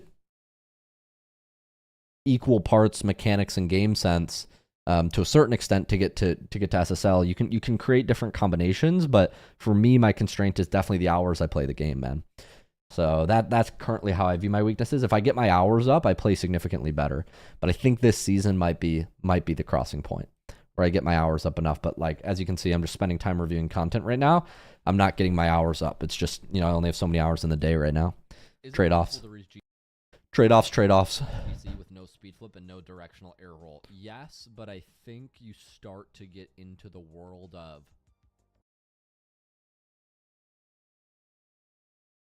the fastest way to get to supersonic is to drive for between 12 to 20 boost and then speed flip. This will get you to supersonic the quickest way. If you can't speed flip, you can just drive for 12 boost, front flip, and then boost a little bit more.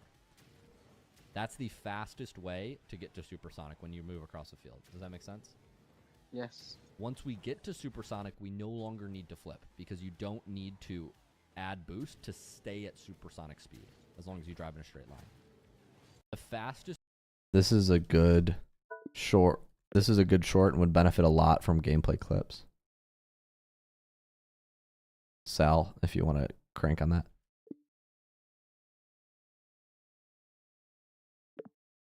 This is also a golden short, reaching GC with no speed flips. This one has potential for Sal. How to challenge a second man. Don't force plays in corners like this. We get a nice speed flip, kick off into the corner. Thank you, Rocket League lover. I'm glad that they're helpful. Thank you for the follow, man. Appreciate it. When you get to this position, speed flip, kick off into the corner. We're going to grab their boost. I would leave here. I wouldn't continue on this ball. When you get to this position, you don't really have a good play on the ball. Your teammate's clearly here. I would jump down and wave dash, get behind him. It's easier for you to get behind because you're already facing back, and for him to go for the ball since he's already facing the ball. Continuing to go just forces your teammate back, delays your recovery. We get a nice speed flip, kick off into the corner. We're going to grab their boost. I would leave here. I wouldn't continue on this ball. When you get to this... This short is good. I like the don't force corner plays. That's good. This is how to challenge a second man. Another thing that's useful for you is watching other players in your lobby. A lot of this play is just looking at the ball, which makes it very challenging. And you're colliding with people in the lobby. You're colliding with your teammates. Because you're not rotating, you're just going ball, ball, ball, ball, ball. It makes your movement very awkward. So rather than thinking, I'm awkward, I'm going to back up and continue going for the ball, I want you to think, I'm awkward, I'm going to leave so my teammate... A pan here would be really helpful. And then this is like, stop ball chasing. I think that's the main title.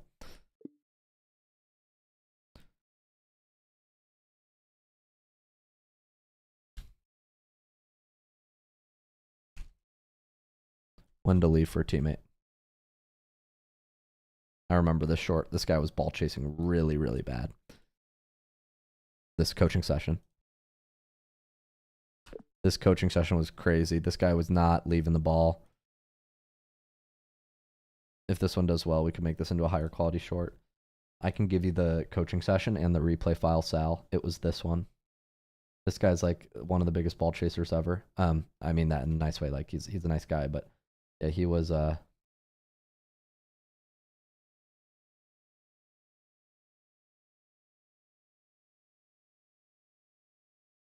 Here's the message link. This is in the Discord. I remember this session. This is the initial session.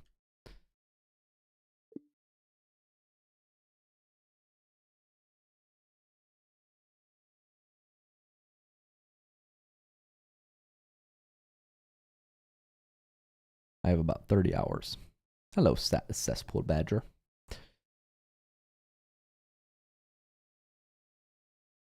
Rotate smarter, not harder. That is true. Rotate smarter, not harder. That's real. Another thing that's How to challenge a second. positions, when you're here and your teammate's moving back like this, I would assume your teammate's grabbing pads around.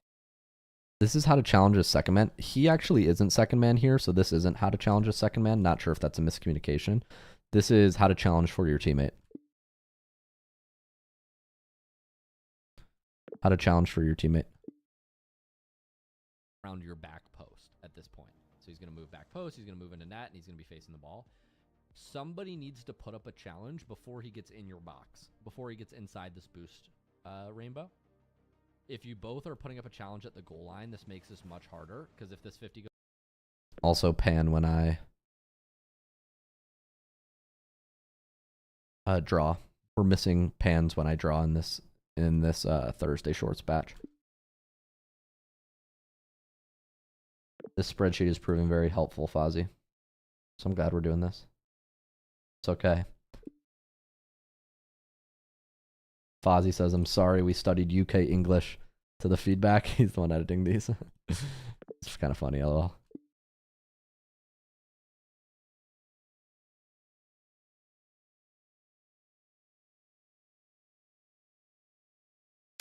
Kinetic, if you're having trouble with making a Discord account, I would start from scratch. I can't help you with that. That's a Discord thing. I don't know about that one.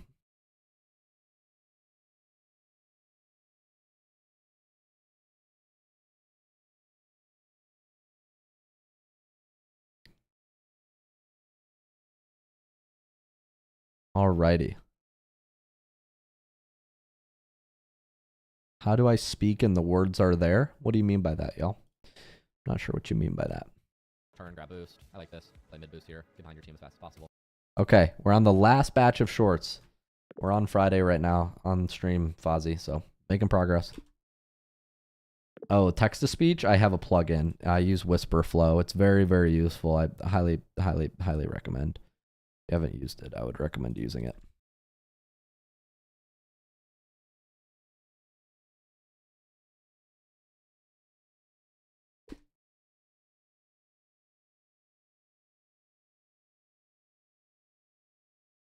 Kinetic, I would get a friend to maybe help you. I don't know a way around that. We have that up to prevent spam and bots. I don't know how to help you on that one, Chief. All right, we're on Frame.io. Here's a batch of shorts on Frame.io. Last one. Turn, grab boost. I like this. Play mid boost here. Get behind your team as fast as possible. I like moving into the midfield. The biggest thing you can...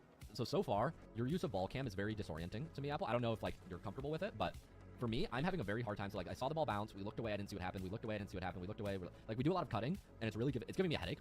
But more so than just me getting a headache, like, you're basically Frame.io's turning the light off frozen. a lot. Ideally, we get... I get a lot of freezes on Frame.io lately. Hopefully that Whisper link is helpful, y'all. I'm frozen. We're going to check out the final shorts in a second. We're almost done. Almost done. So close.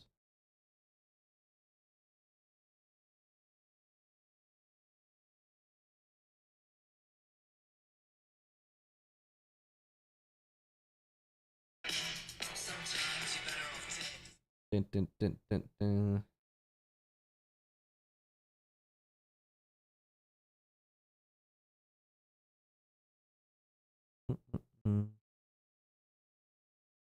How's my story views doing? Not bad.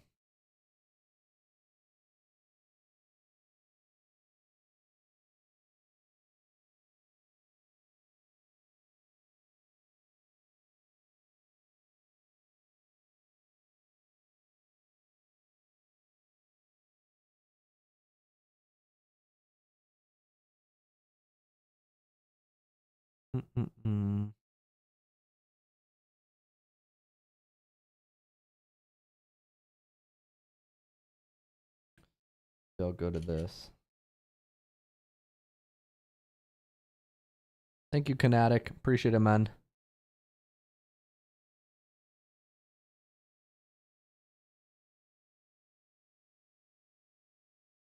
Okay.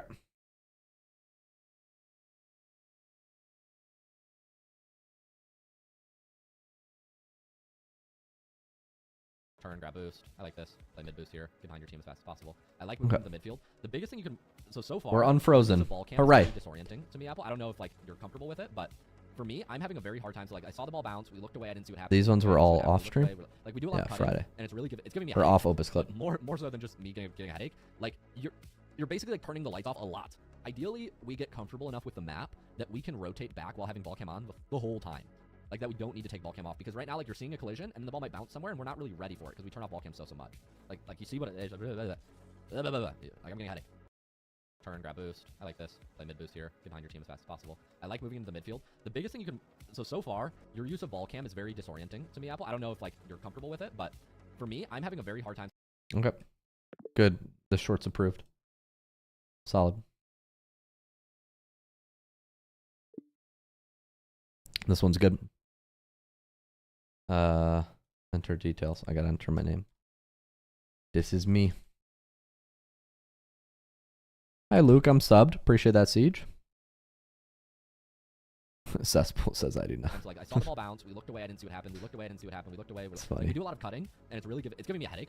But more so than just me getting a headache, like, you're basically, like, turning the lights off a lot. Ideally, we get comfortable. Click the back button. Okay, let me click the back button. There we go. All right, next one. I can't change the status on these. If you can make this field editable, that's ideal. If you are going to share frame IOs with me in the future, making this field editable is nice for me for quality of life. I mean specifically the status field here.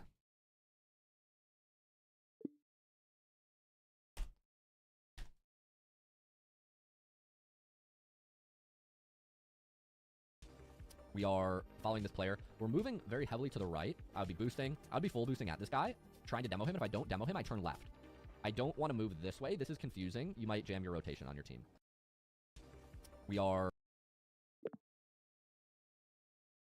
Yeah, this is good. Challenge and look for demos. This is good. Rotate on watching play. Comfortable moving back while watching the play. In other words, this rotation should look like pad, pad, pad. This is the position we want to be in. But you're flipping away from the play, not grabbing any boost, realizing you're too far, and then full boosting back into the play and missing. This one's good very too. Awkward movement. This one's good. You're doing like a hard back post rotation. Cover the midfield in your back half. Okay. But the problem here is nobody's covering the midfield. So you have to understand that this guy is kind of covering the midfield. There's an orange player on our right that's covering the midfield on the orange team. You have one blue player disrupting and one... A slightly better title would be cover the midfield while rotating back. However, I think this is still good enough to post. So this is more like a for the future thing. Blue player teammate in the corner, which means your job is not to go full backboard. If you go full backboard instantly, the midfield is uncovered. What I want to see you do here is slow down, hit the brakes significantly, and we are basically moving. We are moving right, but we're not moving like straight back post and then going into your net. We're kind of moving more around this guy. Maybe you try to bump him when he's here, but you're positioned more in the midfield. You don't want to run to your goal line. You don't want to run to your goal line like this. Because if a ball comes middle here and he turns and can shoot, you can't really split it up because you're playing like hard in your net. You don't want to be in your net like this. And obviously we don't hit the post, but you don't want to be this deep in your net. You're doing like a hard back post rotation, but the problem here is nobody's covering the midfield. So you have to understand that this guy is kind of... Okay, this is good. I think I can post all the top 4 here, so that's good. These first top 4 are all approved. Now we're on look for demos while rotating. When you're rotating out, we always need to remember to check for demos. Look at this guy. He's back here. So the minute you grab this boost, I think that guy's pushing up in front of me. I'm trying to demo him. You flip before you turn off ball cam and check if there's a demo to your right. So make sure you check if there's a demo opportunity, and you might have been able to sync your rotation with demoing. When you're rotating... Very nice. Yeah, these shorts are excellent. The short from batch 5 is excellent.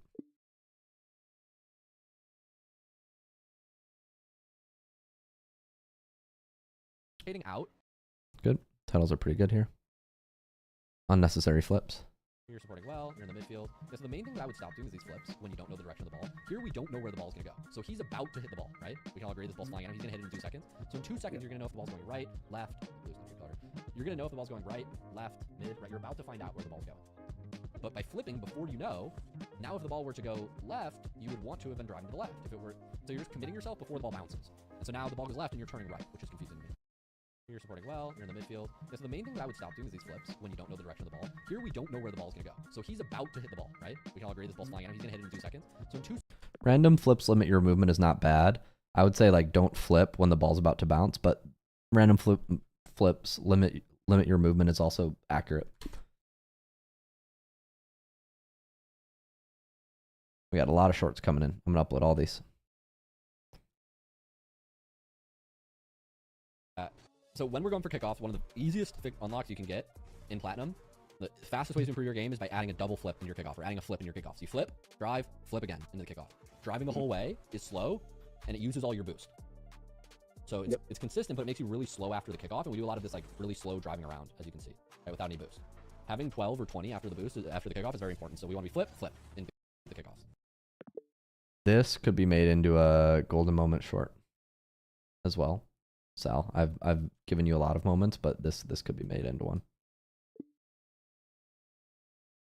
Check the sheet for golden moments. I think this one's good. Kickoff strategy for lower plats. What we're trying to do here is we're imagining the ball is a clock. I want to say plats and below. For lower plats, I'll say for plats and below. From this part of the field, the farther we are back, the more we need to be behind the ball. This sounds intuitive, but like you imagine, 9, 12, 36, right? We want to be hitting 9 the farther we are back. And it's like, you watch me hit this here, I'm going to really come behind the ball and see how that first touch goes high and far.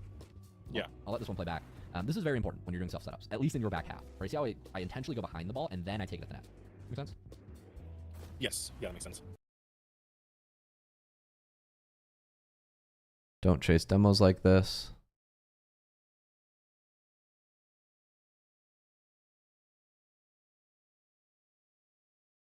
Nice, you should have first this ball. Don't let him get 50. Good. You almost let him get a 50. 50, I was scared. I wouldn't be driving in front of your teammate here. I think this is a little overzealous. If this guy's smarter, he could just go up the backboard and then you can't really demo him at all. Yep. But he's too far back for you to really get a demo here. This has to be more than that. When you get this beat, I would just slow down. Slow down. Slow down. Grab pads in the midfield. Running into the corner here ahead of your teammate, I think, is a bit overconfident. Maybe you could get a bump, but yeah, I think it's sacrificing too much on positioning and you're too slow now. Okay, that's good. It's good. Nice, got this off. I'll just hit this high. Yeah, that's fine. Not the best touch. I would just boost through this. When in doubt, play the ball to open space. I see a guy here, a guy here. Yep, all the open space is over here. So we want to bump this to the left boost. That'll buy you the most time. Here's buys you the least time, because they get to go again. If that makes sense. Get scored on. Yeah, so when in doubt, if you don't know where to make a touch, use all your boost and just hit this ball to the left side. Because the left side, they will be slowest to respond. But by playing this to the right side, he was on the ball by the time you landed. You kind of made a bad touch here, to be frank. You should just hit this in the corner. But the point stands, you panicked because you had no time. Okay, good. Yeah, these are all approved. These are good. I'm going to upload all these. Let's upload all these, and then I'm uploading all these from batch 5, but batch 1 to 4 I'm going to wait to upload since there are so many title revisions. Fozzie.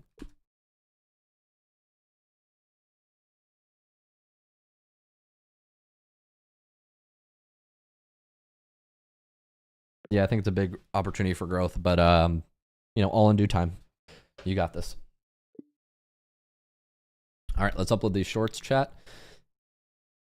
And then might have a coaching event soon. Maybe I'll get dinner and watch a coaching event in our community.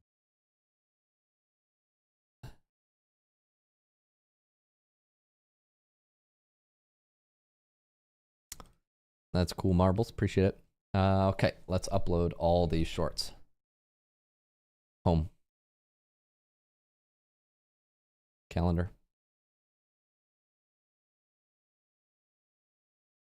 I'm going to upload my own videos.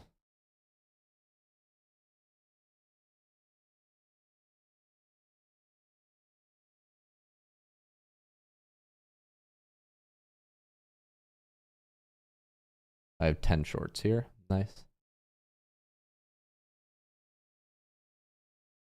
Upload all these.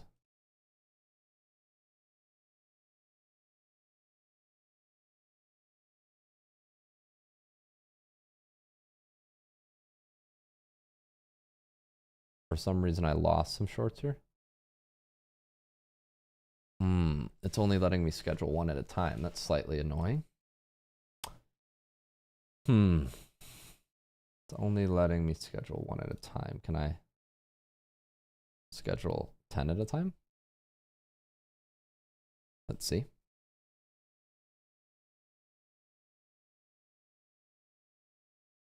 Oh no, it's only letting me schedule one at a time. So it looks like I got to schedule these one at a time. That's okay. I can do that. All right, we're going to schedule these one at a time then, chat. As I schedule these shorts, I'm happy to answer questions from y'all, since this is just going to be a tedious process of just scheduling slowly, one by one. Let's do this.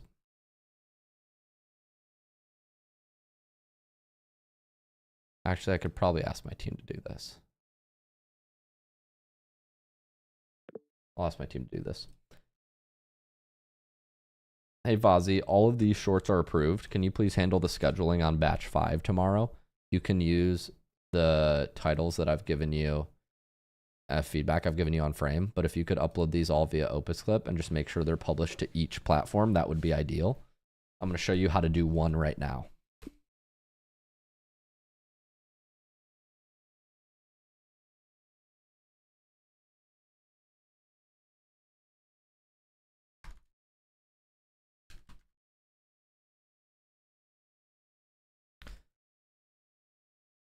Okay, let's record a quick loom. Yo, Fozzie, quick loom for you here, man. I'm just gonna show you how to upload one of the videos you sent me, and then I'd like you to upload the rest of the 9 because these videos are on Frame.io, so I have to upload them one at a time, and I don't want to upload them all. So I figured I'd just show you how I do one of them, and then you can do the rest. I want you to use the same titles that you use there. So air dribble from back half. Upload the video, let it go, let it slowly upload. This is air dribble setup from back half. We're gonna switch all of them so that they're reels, reel, feed, reel. This is correct. So you want it to say YouTube, you want it to say feed, you want it to say reel, and you want to make sure this is a reel on Facebook. And then all you want to say is this is how to air dribble setup from your back half. That's all you need to. All you need to say. Just make it somewhat make sense. Copy paste that to all of them. Boom. In this video, I show you how to air dribble setup from your back half and how your first touch should change. Hope this helps.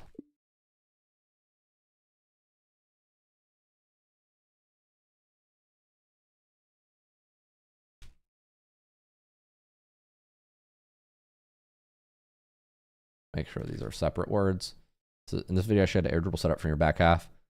Your first touch should change when you're dribbling from your side of the field versus the opponent, versus closer to your opponent's net.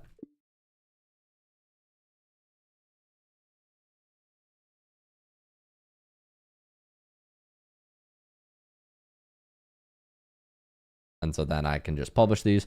Fozzie, you can schedule them so that way like 2 goes live each day. I'll just hit publish now, but if you were to schedule it, you would select Friday and you'd select the time. I would just schedule like 2 to go live each day. So like schedule 2 to go live today, 2 to go live tomorrow, 2 to go live the next day, 2 to go live the next day, 2 to go live the next day. And then, you know, all 10 should be up in the next 5 days based on that system. But I'll just hit publish now to show you how this works. And this is as simple as it is. Just make sure they're going to SpookyLuke Facebook, SpookyLuke Instagram, SpookyLuke TikTok, SpookyLuke YouTube. That's it. You should have publishing perms. Let me know if you can publish all these videos. I have them all here. They're all the ones that you need to upload are all these Frame.io clips. They're all the ones in this folder. So yeah, appreciate you, man. Let me know if you can knock that out. Let me know if you can knock this out tomorrow. Appreciate you. Great job this week. All the revisions for batches 1 to 4 are left, and if you could post the level 5, that would be ideal.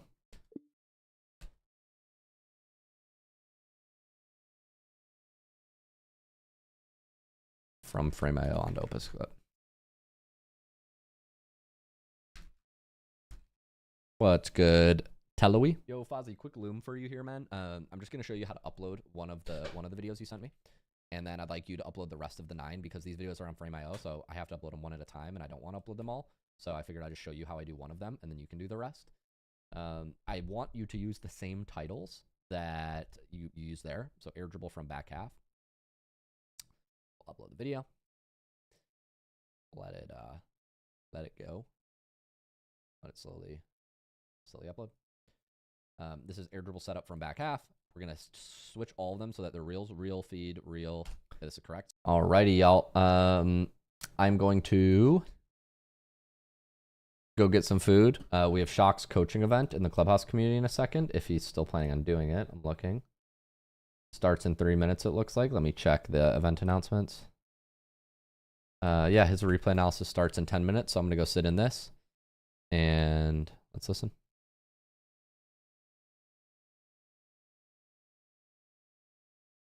All right, I'm going to be on mute in the event, but I will let folks in the community talk, and I'll let y'all sit in on the event.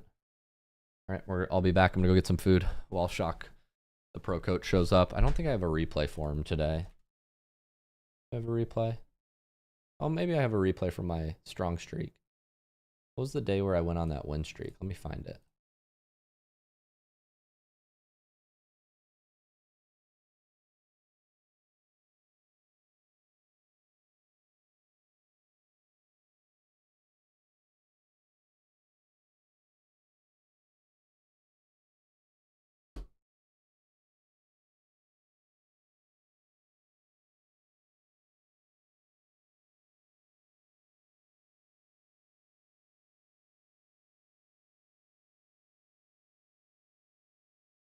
December 10th was the day I did my placement games. So that's the day I need to look in my demos folder.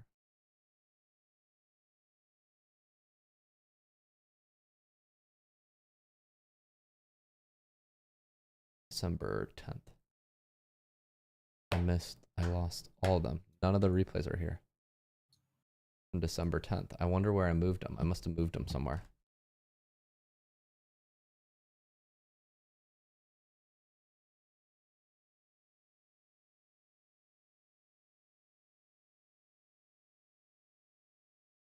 Maybe I didn't save them.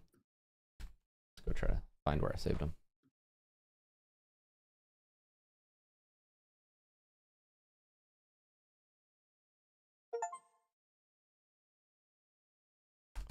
Maybe I can go save it and find the replay.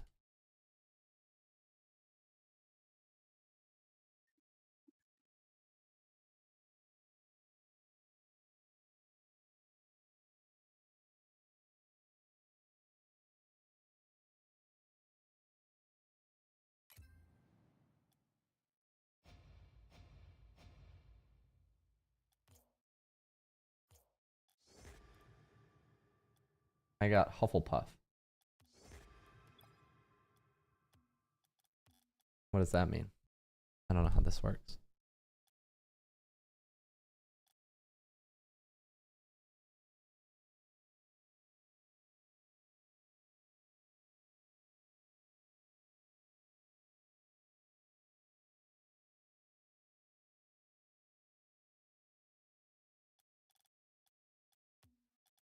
I can go to the shop.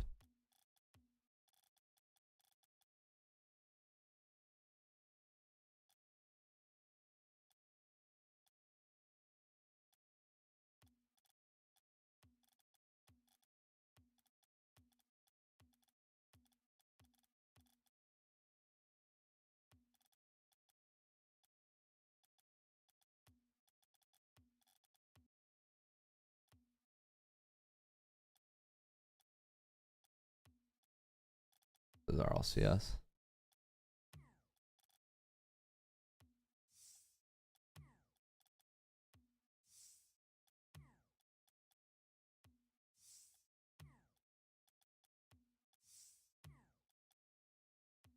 What's up, everyone? Yellow. Oh, I can. Is it going? Claim the bundle. Pretty good, pretty good. Okay, now I got them all. What should we equip? I kind of like Slytherin Just, the most. It's set up. So what how are you doing? house title is everybody? How am I doing? I'm doing good. Thanks for asking. Talking about the new Harry Potter stuff? Yeah. What's everybody picking? I gotta know. Actually, put a title I mean, I got Slytherin. I was thinking of rocking Slytherin. I thought that might be fun. Nah, I'm Gryffindor all the way. Gryffindor has 1.5 million players repping it. All the others have like about 500K. Looks like, according to the website. Yep. As always. My brain just froze for like a full minute there, and I was just like moving my mouse around on my screen, wondering what I was doing. That was bad. All been there. I mean, holy, that was egregious. Yo. The brain rot is getting to you.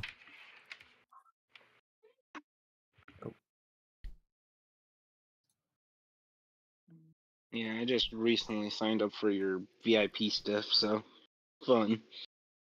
Poggers. Sick. Yeah. Save.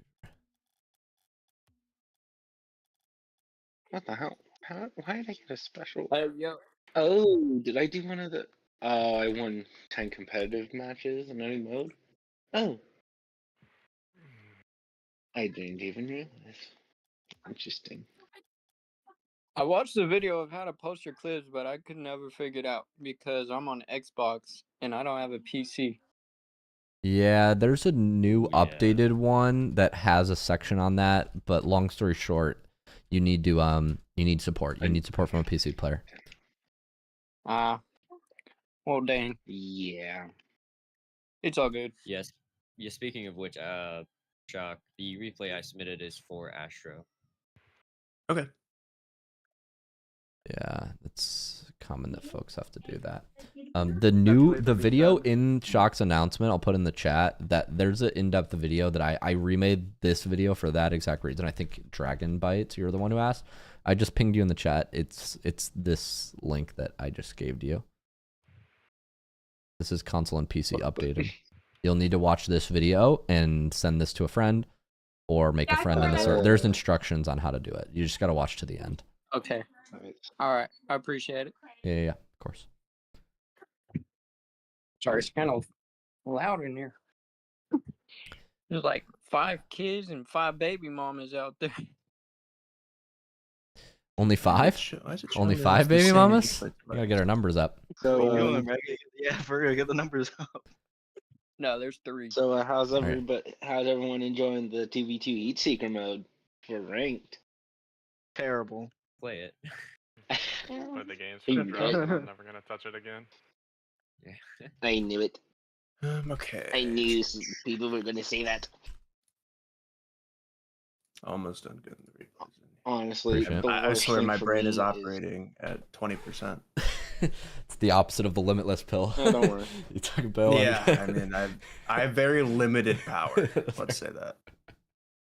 Low power mode. 20% You'll be okay. charge. What does poggers mean? I'll let y'all explain that. I'm live on stream, by the way, so don't say anything super crazy. I've been streaming for the last couple hours. All right. Okay. Fun. Keep the racial slurs outside of the stream. Wow. That's a joke, by the God way. dang it. Before I go, that's a God dang joke. it. That was a joke, everyone. Yeah. We are not. Gosh darn it. We are not racist. Thank you. Good. See, now way now restaurants you're making it sound play, worse. bro. Now you're the problem. Now you're making it sound like we are. Now you're going the wrong way. All right, I'll be back. Yay, my 1s and 2s matching. Alright, let it rip. Let it rip. I Let it will rip. get platinum in 1s We'll eventually. get started. Oh, my I'll stream just live watch. too. Should remember that. And by the way, Nice to finally get made again.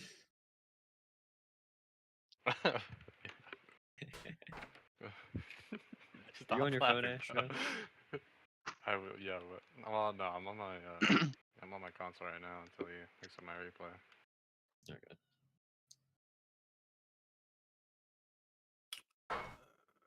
Okay. There. Make sure I have space. All right. Let us begin. Manchester. Oh, yeah, there was a couple heat seekers. All right. So Damn. first, we're going 3 to out of the start with 4 matches I've Aries. lost. Aries, are you ready? Just a reminder to everyone.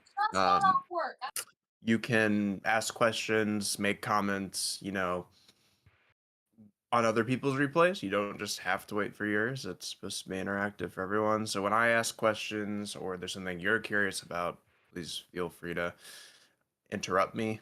I don't mind. It's the point of it all. So. Why do you sound like you're dying on the inside? Like you had like a rough day or something. Me? Yeah. Sounds so like unenergetic. Get excited. All right, I'm locked in. Friday. Yes, that's more like I it. didn't mean to Take sound some like that. booger- Everything's good. Take some booger Alright. stream, it'll be good. No, I'm just trolling. You successfully trolled me. You messed with me. Did that make you happy? I'm so excited. I'm kidding. All right. Cool. Yeah. Like I said, Yeah. anyone feel free to Short game. participate. All right, let's do it. I'm gonna make a I'm vow to watching, myself to move a little bit quicker than I normally do this week because I always go way over because I'm being too slow. Okay. This cheat is fine. This touch is not. So here, when the ball goes out, what we should be doing when we're retreating outside of just, you know, reacting to the ball is knowing what we're supposed to be doing with it. So when you cheat up, Yeah. you should be looking at this guy Okay. because where that guy goes determines how you should be reacting when the ball comes out, right? So Okay. it's at least somewhat obvious to me here that you only really saw the ball and you weren't paying attention as you cheated up to like where that guy's going. Yeah. So because here there's no one here, right? No one to touch the ball. Yeah. So you could easily just dribble this to the mid boost, right? Yes. But instead you kind of jump and give it away. And now this is kind of a dead play already. There's not much to do. Obviously you still have the ball, but it would have been way better otherwise. Yeah, because now you just kind of have to settle into a 50. There wasn't really another play there. I'd say maybe the best play here is once you drop the ball, don't drive it out mid and try to take a 50. Instead, you're going to want to do something that makes the opponent hit it past you, so it goes to your teammate. So perhaps hit this ball forward, just like drive on the wall and chip it forward, and then try to bump that guy. So hit it over you, give up possession. That will be a bit harder for him to deal with than what happened here. It's not horrible, but could have been better. Yeah, and then here, And then I try once to you bump him. land, yeah, just bump him. But you jumped for no reason, which stopped you from bumping him. Yeah. That spun you out. And I have to wait for this touch. Yep, still have to wait. Not really much to do there. Okay, yep, now you can go. That's all fine. Not your best touch. But yeah, I mean, there's no need to. So, I guess I should say this. What do you need to see in order for you to challenge here? Anyone? I think. What was the question? What do you need to see? The Yeah, what distance of do you the other teammate. Yeah, so what do you visually need to see in order to If he cause you to like touches it, make you go? if he touches the ball, Just touches it at all. I mean, personally, yeah, I would. like. I think where is the other guy if he's like going on his net or is challenging it. So the answer is when he's no longer able to sharply change the direction of the ball, or he has controlled it really well and it's getting close to your net, so you need to go. Okay. That's the answer. Because here, I'm not afraid of what he's doing because I have a guy in net behind me. And if he brings it to the ground, obviously I have it. If it goes over me, my teammate has it. But, you know, say, for example, instead of doing a ceiling shot, he's air dribbling this and he's starting getting close to my net. And instead of being on top of the ball, he's underneath it and carrying it. I would jump here and try to force it over me because he's getting close to my net and it's dangerous. But here, I don't feel a need to jump here because the only thing he can do with the play that he's making, once he goes to ceiling here, and it's like this, where he's kind of on top of the ball, he can only either hit it at the net, hit it at the ground, or mess up. Right? So there's no need to jump here because there's nothing dangerous here. And but he's still in a point where he can sharply change the direction of the ball because he can flip into it, right? So I'm not jumping. Because if he can sharply change the direction of the ball and we jump, then why did we jump in the first place? Because it wasn't dangerous, right? Yeah. Okay. Okay. This 50 kind of bails you out on your positioning. Your positioning is not good here. So the idea of how we should be playing second man is we want to be faced towards the play so that we can cover all the likely outcomes. This pinch that goes all the way across the field is kind of a, I don't know, 1-2% outcome. Doesn't happen very often. You're preemptively pushed up here, like it's for sure going to be a good result. But there's a million 50s, likely 50s that go this way or this way, right? And then there you'd have to be turning around. That ball. Sorry, what was that? Is that because once his teammate hits that ball, the other guy can jump up, hit that ball, and then he's faced towards the other net. So it's going to be hard unless you can back up really fast. Yeah, where that speed flip comes in. We're not correctly positioned for the likely outcomes. When you see your teammate on the ground with the ball and a guy challenging him, the likely outcomes are it kind of softly goes in every cardinal direction, right? I'm not gonna draw the arrows. But it's also possible that it either wins this way or loses this way. We don't want to be positioned very nichely over here because the possibility the ball shoots this way is only one possibility, and it's the only thing we're ready for. If we're just here instead, faced at the play, any way the ball goes, we're ready for. Ball goes this way, we just turn right. Ball goes at us, great. Ball goes this way, we turn left and we go. Ball goes forward, we continue pushing up the field. Yeah. But when you're preemptively out here, every result that goes this way is bad for you. Whereas every result is fine for you here. When I think 1 second earlier I jumped and I landed, but I need to slow down. I need to Yeah, so when you land here and then you see there's no immediate challenge, right? Yeah. I'm going to take this time where there's a lot of downtime. You see how nothing's happening? Yeah. I'm going to take this time to go probably pick up this pad and reposition right here. Okay. Yeah, I'm going to use that downtime to position correctly. And go a little bit slower. Okay. Yeah, because you see how you're already preemptively turning away from this because you realize you're too far forward? Yeah. This is why I was saying it's kind of lucky that this pinched all the way over here because most 50s would not do that, and then you'd be in a bad spot. And then here on a ball like this, the last thing you want to do is hit the ball forward on this catch because you're just making it easier. That's a very instructive for the guy moment. ahead of you. Very What you should be instructive. doing when you're thinking about how you should touch this is where's this guy? If that guy's over here somewhere, sure, I have all day to catch it forward, take a dribble, but he's right here. So if I hit it forward too much, he gets a free challenge, which is exactly what happens here. Your catch should be continuing the momentum towards the wall, so he has a hard time catching you, and you bring it up the wall. But as you can see here, from his perspective, you tap it forward, you completely bail him out, and now he just gets to go for free. Okay.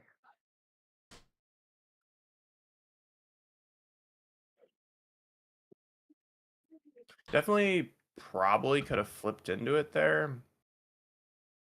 Although him hitting it over is also fine. I don't hate that. But this, I don't like.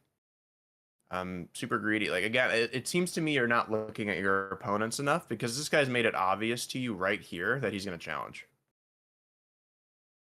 He's full boosting at you.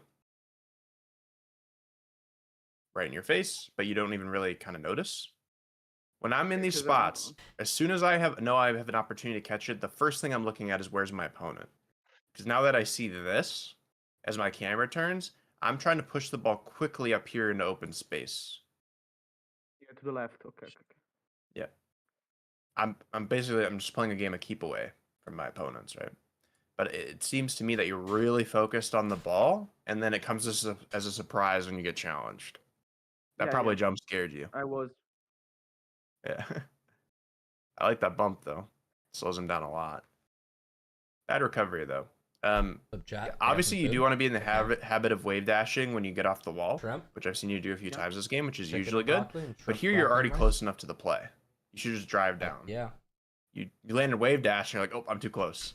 Where if you just driven down, you'd be already clearing this into their side. Okay. I need Because I water was though. too much I need water. upwards. Yeah, you're already close enough here. So if you just drive down the wall, you're good. But you see you jump, you go forward, and now you're like, oh, I'm too close, and you hit the brakes. Yeah. Again, this is kind of a thing. Like I think you're just probably doing things habitually when the ball's slow and it's close. You dribble it and try to set up. When you're on the wall, you jump down and wave dash. You're not probably critically thinking about what you see on the field enough, is what it looks like.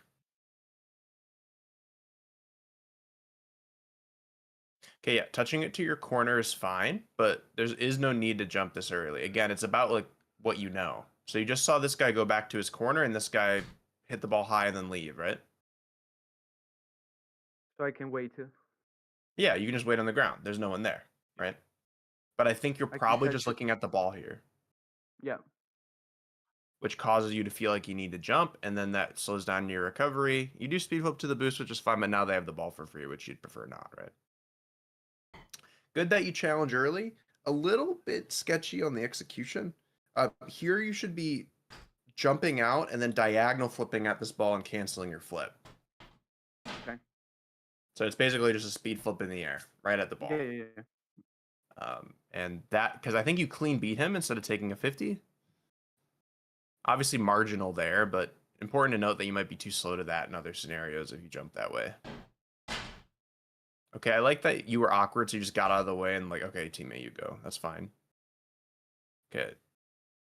Obviously, you make yourself really awkward here. Yeah. You see, it's this turn up that you're too close. So, obviously, dipping out, I don't mind that much. But here, instead of cutting forward really hard, all you have to do is slow down and just kind of wait and see. And then if you know if you need to cut up, you can, yeah, I read chat, but that's not my focus right now. Not my focus. I want to stay more flexible here.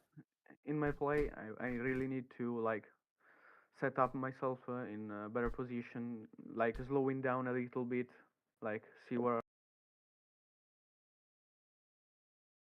Replay reviews from Pro Coach Shock. And you were still just kind of faced the same way you were, you would know that you don't need to turn forward yet because it's unclear where the ball is going. And then you'd also then realize after that 50 that you're going to need to turn this way, and you would have been fine here. And you would have been able to jump at this point. But instead, because you were faced too far forward, because you turned forward prematurely, this caused the goal. Okay. So yeah, I mean, biggest things, your off-ball positioning, you want to be faced towards the play, but at a safe distance, which is usually slightly behind where the play is laterally. And you want to make sure that, I think the biggest thing for you is you've got to be looking more at your opponents in downtime. When things aren't dangerous, when you're just positioning, you need to be, your eyes need to go to your opponents and look, because that shows you what you need to be doing, either with the ball or with your positioning. But it just looked like you were too ball focused there, which is a problem most people have, which caused a lot of your like self-inflicted awkwardness. Okay, thanks. Yeah, of course. That was helpful. Okay. Next we have Sin. I see Sin. Sin's here. That was very helpful on the facing the play in lateral position. That's very good. I can remind you if you'd like to keep on time. I don't know if you'd like that or not. That was honestly faster than I usually go. So good job. It should be good. It's on top of my mind. All right. Sin, you ready? Yeah, I'm ready. All right, let's do it. Okay, yeah, cheat's fine. Yeah, this first touch is just a little heavy. You just need to The reason this first touch is heavy is because of when you boost. So when the ball is kind of getting close to the ceiling like this, your first touch as you jump off the wall with it should be without a boost feather. But you'll notice here, when you jump, you're gonna see yourself boost right now. It was a little bit before that. It was right here. Oh yeah. Where you boost, and that gives you too much momentum, and that causes this touch to be hard. You want to jump without boosting first, and then you can boost after because you're too close to the ceiling to do this with boost. Okay. You do get it over 1 though, which is fine. And then you grab boost. Cool. Yeah, you're too close. What you don't want to see positioning wise is you getting really close, picking up speed, and then like, oh, I'm too close, and having to turn around as it's happening.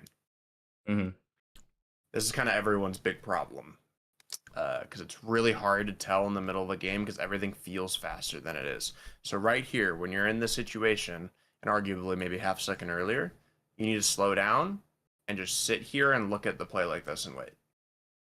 Okay. Because you don't know what's going to happen here, right? Yeah, just wait for the play to come to me. When things are uncertain, you just face at it from a moderate distance, obviously depending on the speed of the ball. The bigger the speed, the farther you need to be. And you just wait and see. Because here, if I'm in this spot, ball goes anywhere. Ball goes this way, ball goes here, ball goes here, ball goes up here. I'm ready to turn and go for any of that. But the closer you get, the more open space you leave behind you, and the more awkward more results are. Okay. I don't know if you've ever played chess. A little bit. But the pawns only move forward. You can think about the positioning that you have in any given play like a pawn, where if you move a pawn forward, it vacates the space behind it and doesn't control it anymore. So as you get closer in this play, you vacate all this space, and now only things that happen right here are good for you, and anything that goes anywhere else is bad for you. Yeah. So you want to treat your positioning like, it's control. Because now you're backwards, because you got too close and felt like you had to turn around, and now this play, which should be easy for you to challenge, is now difficult. Oh yeah. Teammate does a great job to kind of stalling. Yeah, stealing that boost is fine. Again, though, you want to be mindful. You're like full speed at him and like preemptively turning away from him. When you're coming up here, everything about this is fine. And here starts slowing down.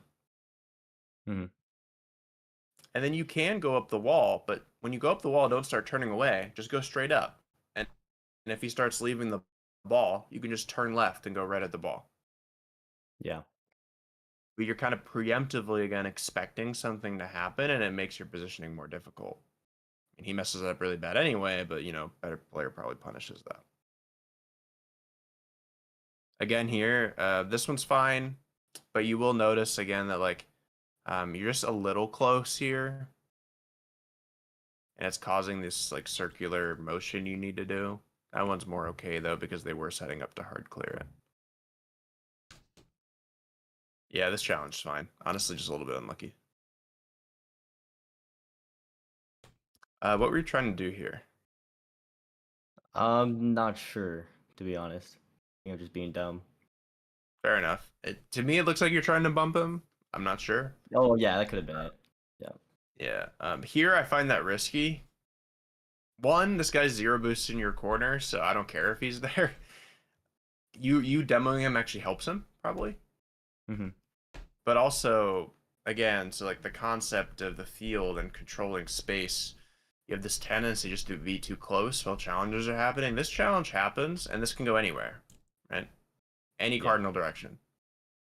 You being right here with it makes you really vulnerable to everything that goes this way. But imagine, instead of coming back this way, you come back this way and bump this guy. Yeah, just after the challenge, just try and see what I can do, since I see my teammate pushing. Yeah, your teammate's got this challenge. You bump the mid guy, there's no follow-up to this challenge. And now this guy's stuck with 0 in your side. This challenge happens. And if this guy's dead, or you made him move out of the way because you chased him, your teammate then has a free follow-up on the ball.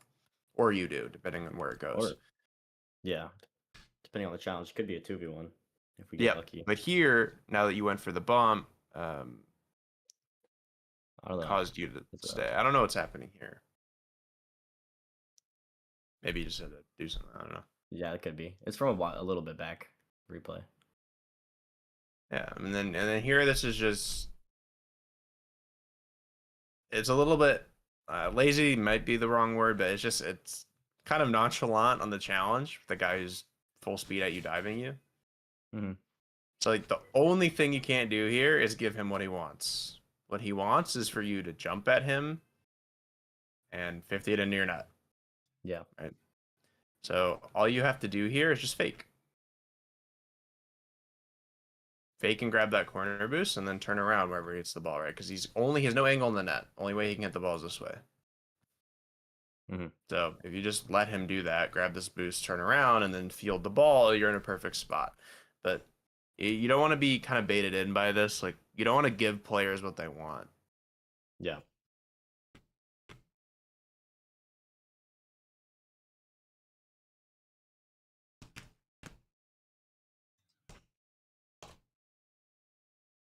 Yeah, you just jumped too early here.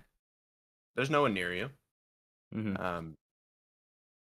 Obviously, you can't know for sure exactly where this guy on the left is because you saw him in the corner, but you don't know how fast he's getting here. But you don't need to jump here. You can just jump quite literally like a quarter second later, and it's way easier. It's just, it's just too early. Only 22. Yeah. But because you saw him in that corner, you don't have to jump immediately, right? Like he can't, because he went for the corner. You can't beat you here, so there's no rush. Somehow they don't score.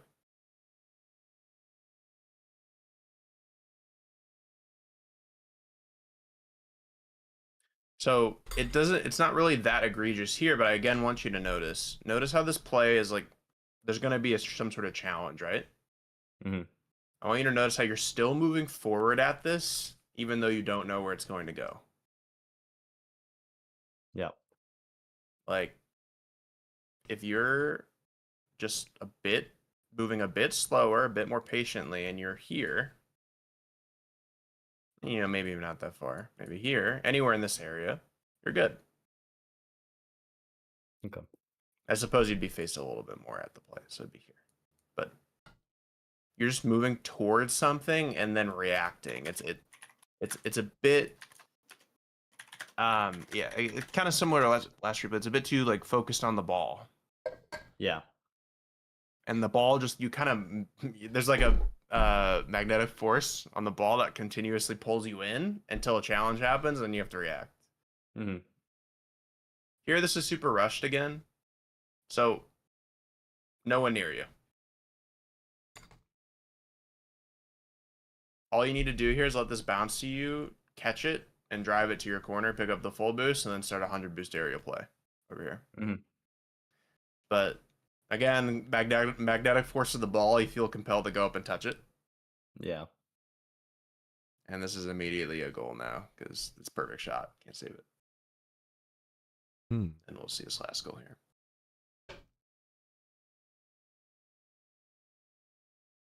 Yeah, you just want to make sure you're flipping through the ball and not away from it.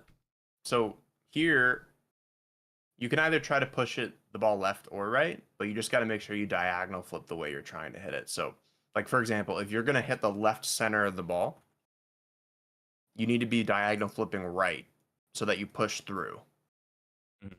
And if you're going to hit the right center of the ball, you need to be diagonal flipping left so you push through. But you'll notice here, you flip diagonal left, but also hit the left center of the ball, which now he pushes through you. Okay. Which causes the loss. Which then leads to this goal. Because it's not back in time. So yeah, I mean, again, biggest thing, like,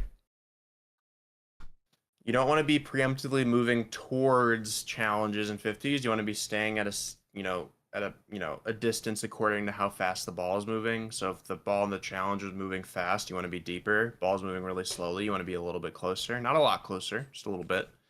and you want to be faced towards it and just being patient. And you don't want to have this, again, like magnetic force where you're always moving towards the ball and then having to react and turn around when things happen. Yeah. It's kind of one of the biggest, like, you know, because everyone kind of learns that you're supposed to always have some momentum. But it's actually rather incorrect, or it leads people down the wrong path, where I always need momentum. I always need to be moving. So they're always like doing these circles and turns while things are happening, and then they're just in horrible spots. Yeah.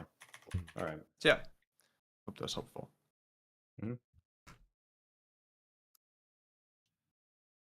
Okay. I see this replay from Dragon, but I don't see them in the call. So I suppose we're just going to the next one. Okay, Mage, you said this replay was for Astro? Sure, yeah. But he is not here unless they just did a different Discord name. No, he's here. I'm here.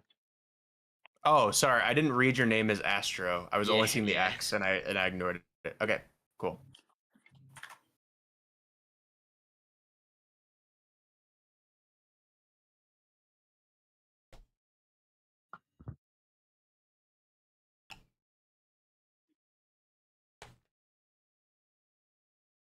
Okay, your cheat's slightly incorrect.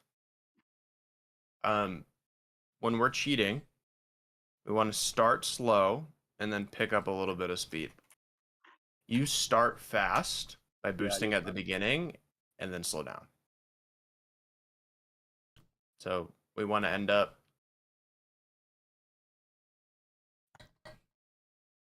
about here-ish. Doesn't have to be exact, but around here with a moderate amount of momentum. If you start fast and then end up slow there, then you can't like pick up enough speed to actually win races to like mid boost and stuff. You just end up a little slow.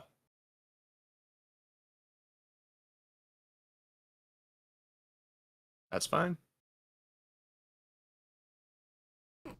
Yeah, positioning is fine. I wouldn't even feel the need to really dive at this. So I guess the question is, in your spot, what are you trying to accomplish? I'm gonna let y'all watch Shock for a second. I need to go clean up my food, but I'll let you continue to watch the class. Why? I don't know. Just to like force them to be awkward. Maybe we can get a goal. So the reason I ask is because it's really important that we're critical about our thought process, especially in threes, about what we're trying to accomplish at any given moment. So with a teammate who just aerialed and didn't hit and there's no boost on their backboard, does this feel like an opportunity for you guys to like create scoring chances? Well, I know other teammates behind me. I'm just maybe like I can get a mid and maybe he's there for it, but probably not since my other one's up. Yeah, But, you your thought process shouldn't be mid and try to score because you just have that teammate who's still stuck.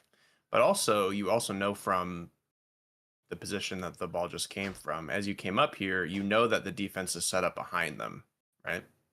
Yeah. Even if the ball does go mid here, you've got a guy in net and a guy who will dart out and challenge. So this isn't a situation where you're trying to make something happen. It's a situation where you should be buying time for your teammate to recover.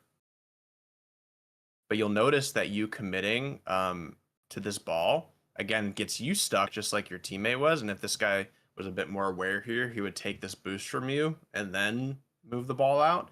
And you would have successfully just kind of used all your boost for no reason. But even here, even without him grabbing that boost, you see how this play. Now it's another challenge that's kind of forced in their side, and all of a sudden it's a 1v1. Yeah. So instead of diving in at this, does this guy look comfortable on the ball to you? I don't know. It's hard to say because I mean he could just go down with it, catch it, and have possession. But I'd say he definitely cannot. This ball is falling, and you just saw him use at least 50 boost hitting that. Right? So you don't know he has exactly 0 in game, but you know he has low boost. Right. And this ball's beneath him. There's no way to catch this. So you can just let him hit it again. If it goes over you, it goes to your teammate. If he messes it up and it stays right here, you get the ball for free without having to commit. You're bailing him out of his awkwardness by just diving him. Okay. So it's just be a little bit more passive there. I wouldn't call it passive. I'd call it patient, because your goal is still, if he gets a bad touch, you're going to go right away and take the ball. Right. So it's not passive. I wouldn't describe it as that. It's patient because there's nothing that your opponent can do that's actually good for him here. Okay. Yeah. And it's always what you're trying to accomplish on offense, is making your opponents awkward. And that sometimes can be just doing nothing and letting them sit there and be awkward, right? Just depends on the situation. That's why it's so important to always be looking at our opponent's cards, as I keep preaching. That is unbelievable. That's a goal. Leave at it.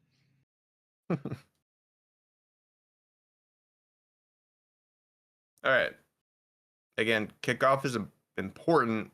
We need to be watching where we're sending the ball. You see your opponent is going back. Like when I'm on kickoff, I'm looking at where's the cheat, which side of the ball is this guy going to hit, and which side is this guy going. Right? So you see cheat here, guy going for this boost. Where should the ball go?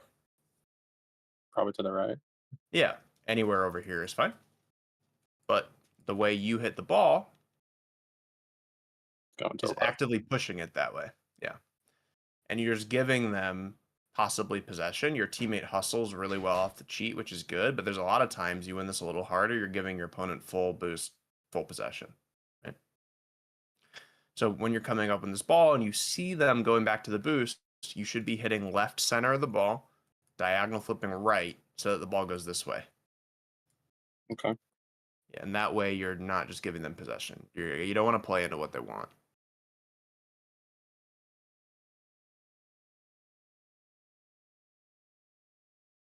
Yeah, this is a long time to spend on low boost. Once you land here, don't just auto flip to the corner. You need to turn your camera on and check if the corner is there. And then if it's not there, you should go back to the other corner. But you kind of auto flip at this, and that makes you really slow to get boost.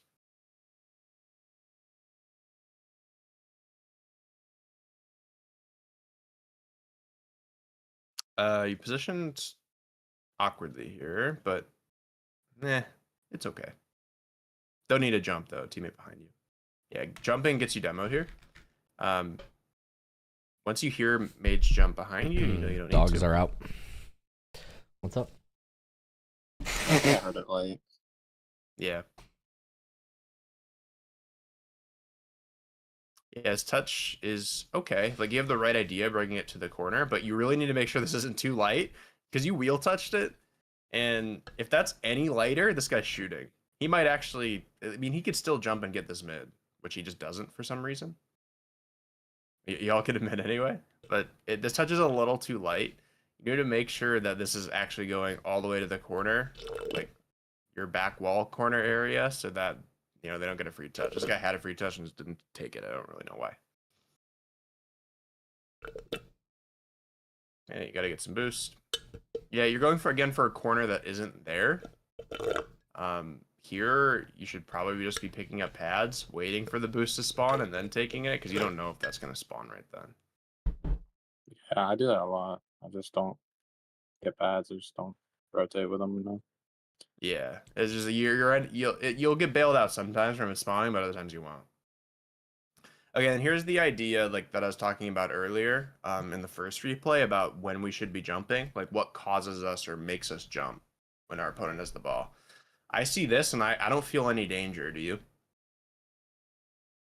Not really. I mean, yeah, it's not really much to say about it. Just yeah, I mean, you have two teammates behind you in net, and this guy got a bad first touch and he's bringing it to your corner, right? Yeah. The only thing that can make this awkward is you jumping and confusing your teammates behind you if you're going to touch it or not. That's the only thing that could make this confusing, which is literally what causes the goal. When this guy has messed this up, like obviously it would be your turn to challenge if this guy was getting dangerous touches, right? Mm-hmm. But he got bad touches. So you literally don't have to jump. You can just wait for him to bring it down to your corner and you're good. But because you jump, You make this awkward and miss.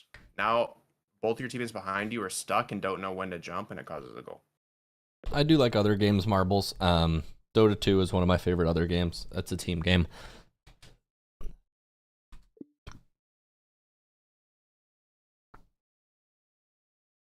Yeah, this is your turn to challenge. The reason you can know how is because you just grabbed this 100 first off. So when I grab 100 boost, my thought is if I can go and get active and get involved, I will. Because, you know, when you have boost, you're the one who's able to make the most on the ball happen, right? Obviously, we're not jumping over our teammates to go, but, you know, I'm if there's a gap in rotation, I'm going to fill it because I got the boost is the idea, right? Right. So I turn here and I see that my teammate's flipping back. This is the kind of spot where I'm like, I have the boost. I'm going to cut in and fill the gap, right? Because you see this gap forming here, right? Mm-hmm. So here I'm going to be the one to go. And if it gets past me, fine. My teammate's going back getting 100 boost. Not a problem. But you turn out wide here. You wait and you go, oh, wait, I should have went. And you start moving forward. And now you're confused because everyone's all in the same spot, right? Yeah. Here you should still go and just accept you went a little late. It's better to do that than this, which is, you know, making everyone uncomfortable. And then, you know, it just leads to a goal, right? So kind of similar to the other replays, like your attention to detail about what your opponents are doing, what your teammates are doing, where they're positioned, and what's possible is important. And when you're rotating, that needs to be top of your mind. It to me looked like you were just very kind of ball focused here, and then everything else was kind of in your peripheral and not fully being registered. And that just causes the awkward decisions, the like, I'm not sure if I should go or not, that kind of stuff. That alongside, make sure you're doing a bit better actually picking up pads when boost isn't there rather than just hoping the boost is there. Yeah. Yeah.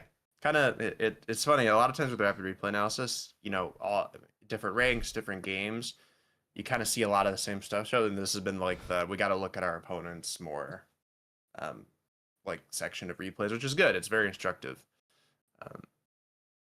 My old teammate used to jokingly call it the using your eyes meta because none of us do it enough.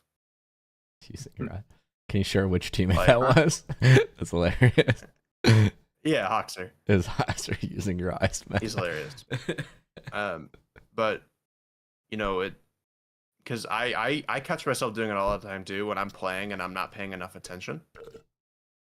Like I'm just like, why am I there? Why am I backwards? Why am I doing that? It's like I'm just not paying attention. I'm not using my eyes. Mm-hmm. So yeah, that's what I'd say. All right, thanks. Yeah, of course. All right, Ying, you ready? Yeah. Good. I know we talked about this in one of our previous sessions. I like you saw that your opponent was going right, so you hit right center and flipped left. Yeah. Good. This is kind of weird because I like no momentum. I just like I felt so awkward. Yeah. When you have no momentum here, you should just let your teammate take it. You just go for the mid boost right away. Yeah, You didn't really get if you wanted like yeah, I didn't know if he wanted to go for an air dribble or not. So I kind of was like, do I just leave it and go for corner or? Well, the best play here is your teammate cuts the ball towards the net and then scores in a 1v1. That's the play. Yeah. Going for an air dribble there would be very greedy. Here you're too close. Yeah. Once you grab this boost, you're in a perfect spot. I mean, you want to be a bit more right than this. Like, you just want to start turning right here after you get this boost. You want to end up here. Perfect spot. Okay. But you move forward with the play, and you see how you're preemptively turned because you realize you're too close? Yeah. Makes this really awkward. Yeah, I understand this. I like that you're ready to, like, because you know you're going to get challenged quick if you catch this, right? Yeah. Do you remember our multi-touch training? Yeah, that's what I wanted to happen, but I just it didn't happen. Yeah, I would turn. I would try to diagonal flip this up and right, loft it up, land on the wall, go again. That Or what I would also consider doing here is just letting the ball go over my head, catching it, bringing it back to my corner. Yeah, that was one of the that's what I was thinking of, like as like second, Yeah. and it's just like I kind of fumbled it a little bit. Okay, I like that you shielded him off that ball. Yeah, I tried to mean, wall there's not even dash. really any point to wall dashing here, even if you didn't mess it up. Like, Yeah, just bring it down. I just felt slow, and I wanted to keep a little bit of momentum, I get it, but like momentum for what? just to like for my presence to be there, because just to make him nervous, knowing that I'm there. I think you still have presence right here. Okay. He knows you're there. And you can jump out at any time here and at least like get a 50. Jump out, diagonal flip, cancel. Yeah. Just a bit unnecessary there. You're opening yourself up to make a mistake like you did. I like that you looked to bump there in case he was around you. Oh no. I missed the boost. Not the end of the world. At least your teammate gets it. Yeah, you just overdrove it. Yeah. I knew I should Yeah, have here you slowed need down to slow a down a little bit. bit right Yeah. there. Yeah. Yeah, slow down a bit so you have both sides and you're good. Just too much momentum.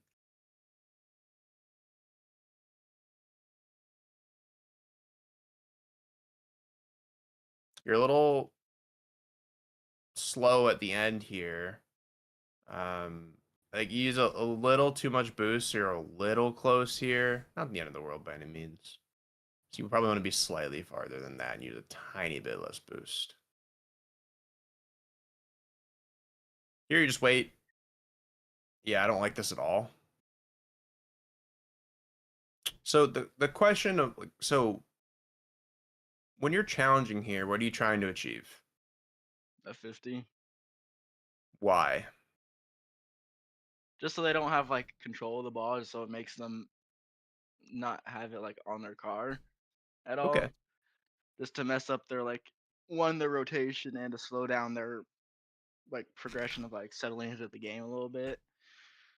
Okay. Are we so in that case, like you don't want them to have the ball? Yeah. Is it bad if they have the ball at the top of their backboard? No, not really, unless they're really good, but I would say I'd even still let good players have the ball here. Because them flipping this out and trying to cross map air dribble is fine for us. We have two back. One guy will just go, other guy will receive the ball once it goes over us. You diving here just makes his life easy. He just gets to fake, or in this case, he doesn't even have to. And now we're in this situation where you guys should be getting scored on. I don't know what the other guy's doing. Like imagine like this other guy is actually ready and positioned would be a goal. Yeah. You don't need to stop your opponent here. Just let them have the ball. Like especially if you were playing against I still wouldn't recommend it, but I'd understand this a little more if you're playing against First Killer. Okay. But even then I would say no, because he would just hit the ball around you. But this is just some GC. If he cross map air dribble flip resets over two people perfectly, you just tip your cap. Okay. Because that's going to happen way less often than a goal coming from you challenging too early here. All right. Like trying to stop him in a play that he's not going to do anything really that productive with anyway. Most likely.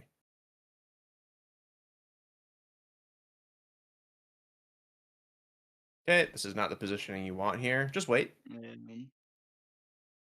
Right? Again, so like this guy is doing nothing dangerous. Nothing to worry about. So even right here, like you've been fine, like just back up now. Okay. Your teammate's already in the corner. Don't continue. But you continue and then now turn around instead of just backing up, and now you just made yourself awkward. Luckily, he gets the worst touch of all time. Okay, this is not your best. Yep, not at all. I felt so mad about it because the vision was there, the execution was not. Yeah, I get it. So the idea here, at least what I'm thinking about when I'm going to air dribble, which I think is a fine decision here. You have 80 boost. I'm going to hit the ball with my left corner, and I'm going to be on the right side of the ball, so I go straight at the net. That's going to be I the wanted to easiest get way like to a win really it. high pop to get like a reset, and then just sort of wait to see what he does, and then either go over him or just fake it. Yeah, I get that. I think that type of play is fine. but it's just the setup that was bad. You hit it with the like more middle side, and because the ball is going across you, it's gonna go a little bit right. So that's what I'm thinking. Like I'm gonna hit it with my left corner on my jump, so it goes forward. Okay. But here though, I don't go for a reset because once you mess up the first touch, this is no longer a scoring opportunity, right? Yeah. So all I'm thinking here is roll back to the ball, hit it to their corner, land, take their boost, rotate. Okay. You don't want to try to continue to force this to be something it isn't. I also want to pay attention to your roll here. You shouldn't be doing any sort of like rolling, really. You should just be flying at the ball. But you'll notice you reverse tornado spin here, and you actually roll your nose away from the ball, which actually makes you slower.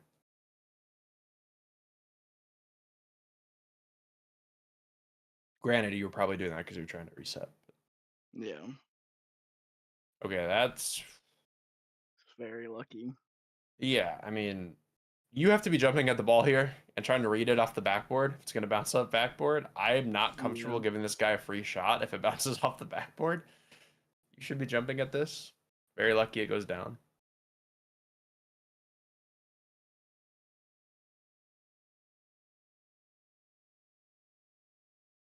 Holy. Okay, this is why I'm saying it's okay if you give these guys some space, especially off their own backboard, by the way. Yeah, like we played these guys like 3 times in a row, and they never had like issues like that. And like this game and then the following game we played again, just terrible.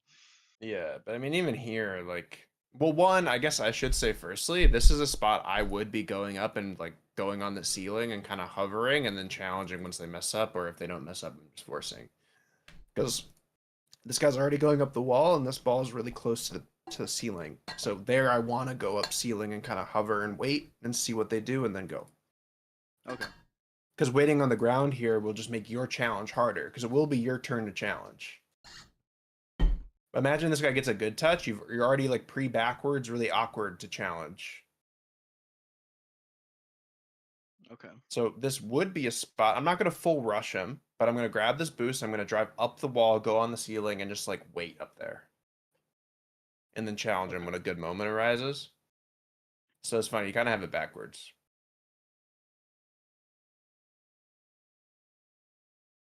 Yeah. I think biggest thing is like you're challenging, and off ball just kind of makes you awkward. Okay. When you're off the ball, the first thing you should be asking yourself is it dangerous? If it's dangerous, obviously get in the way, right? But if it's not, you just want to position accordingly so that you can challenge either when it does get dangerous or when they mess up, which is usually the same thing, positioning wise, but just faced at them, shadowing them. So yeah, you're just making your life really hard on both challenges, because when the play does actually like come to you, you're at an awkward angle because you were too close or faced the wrong way. And when your opponents do clearly have the ball, you're either making yourself awkward with your micro positioning about where you're faced, or you're challenging them too early on something that's not dangerous, or not challenge them early enough when it is dangerous. Yeah, again, take the thought process as, is it dangerous? And then work from there. I think you just kind of have like positioning habits that you do and things that you do when people have the ball normally in certain spots, and I think that gets you into trouble. Okay. That's the biggest takeaway. Like, ask yourself, is it dangerous? And you could work logically from there. But I think you just see the ball in a certain spot, and then you just do what you normally do. Okay. Which can either be good or bad, depending. Yeah, the weird thing with that is like when I'm solo queuing, I'm like talking like the play out. I'm like, it's not dangerous. I don't got to challenge this. As soon as I like queue with someone, I just turn into a rat. I'm not even gonna lie. I just turn into a rat. Yeah, it's a bit yeah, a bit more focus is needed on the little stuff, and you'll find that these games are really easy to win because these players still mess up. Yeah. And they're still making a lot of easy mistakes, and so are you. So if you just fix the easy mistakes, then a lot of rank up follows.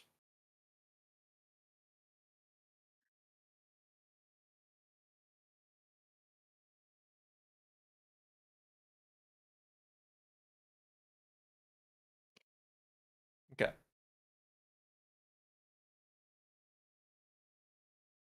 Yeah, that makes sense. Jumping early, I like. Going right at him is not good. So when you jump here and hover, like your teammate has to be back in order for you to go at this ball right away. I see. And your teammate's not back yet. You want me still flying back more, not playing like bump. Yes, you should be flying back and like covering your net until he's back, and then you get in the way. Because when you go right at him, this ball goes over you, it's on net, it's a goal. I see. You're right. Yeah. Which certainly could have been. If your teammate's already back, I love this play because your teammate just saves it, but he wasn't back yet. So you got to hover a bit more and wait until he's back. Yeah, this is just open, luckily. Arrow shots, everyone. Learn them. I was about to say, this looks awfully like it's not going in. I was scared I missed this. I had a great placement run we're going to put on the main channel. We're going to do Gotham Chess vibes.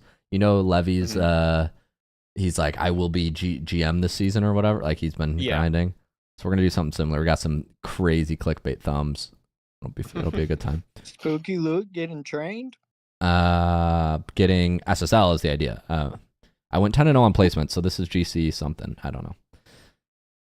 Wasn't Shock's name just Shock?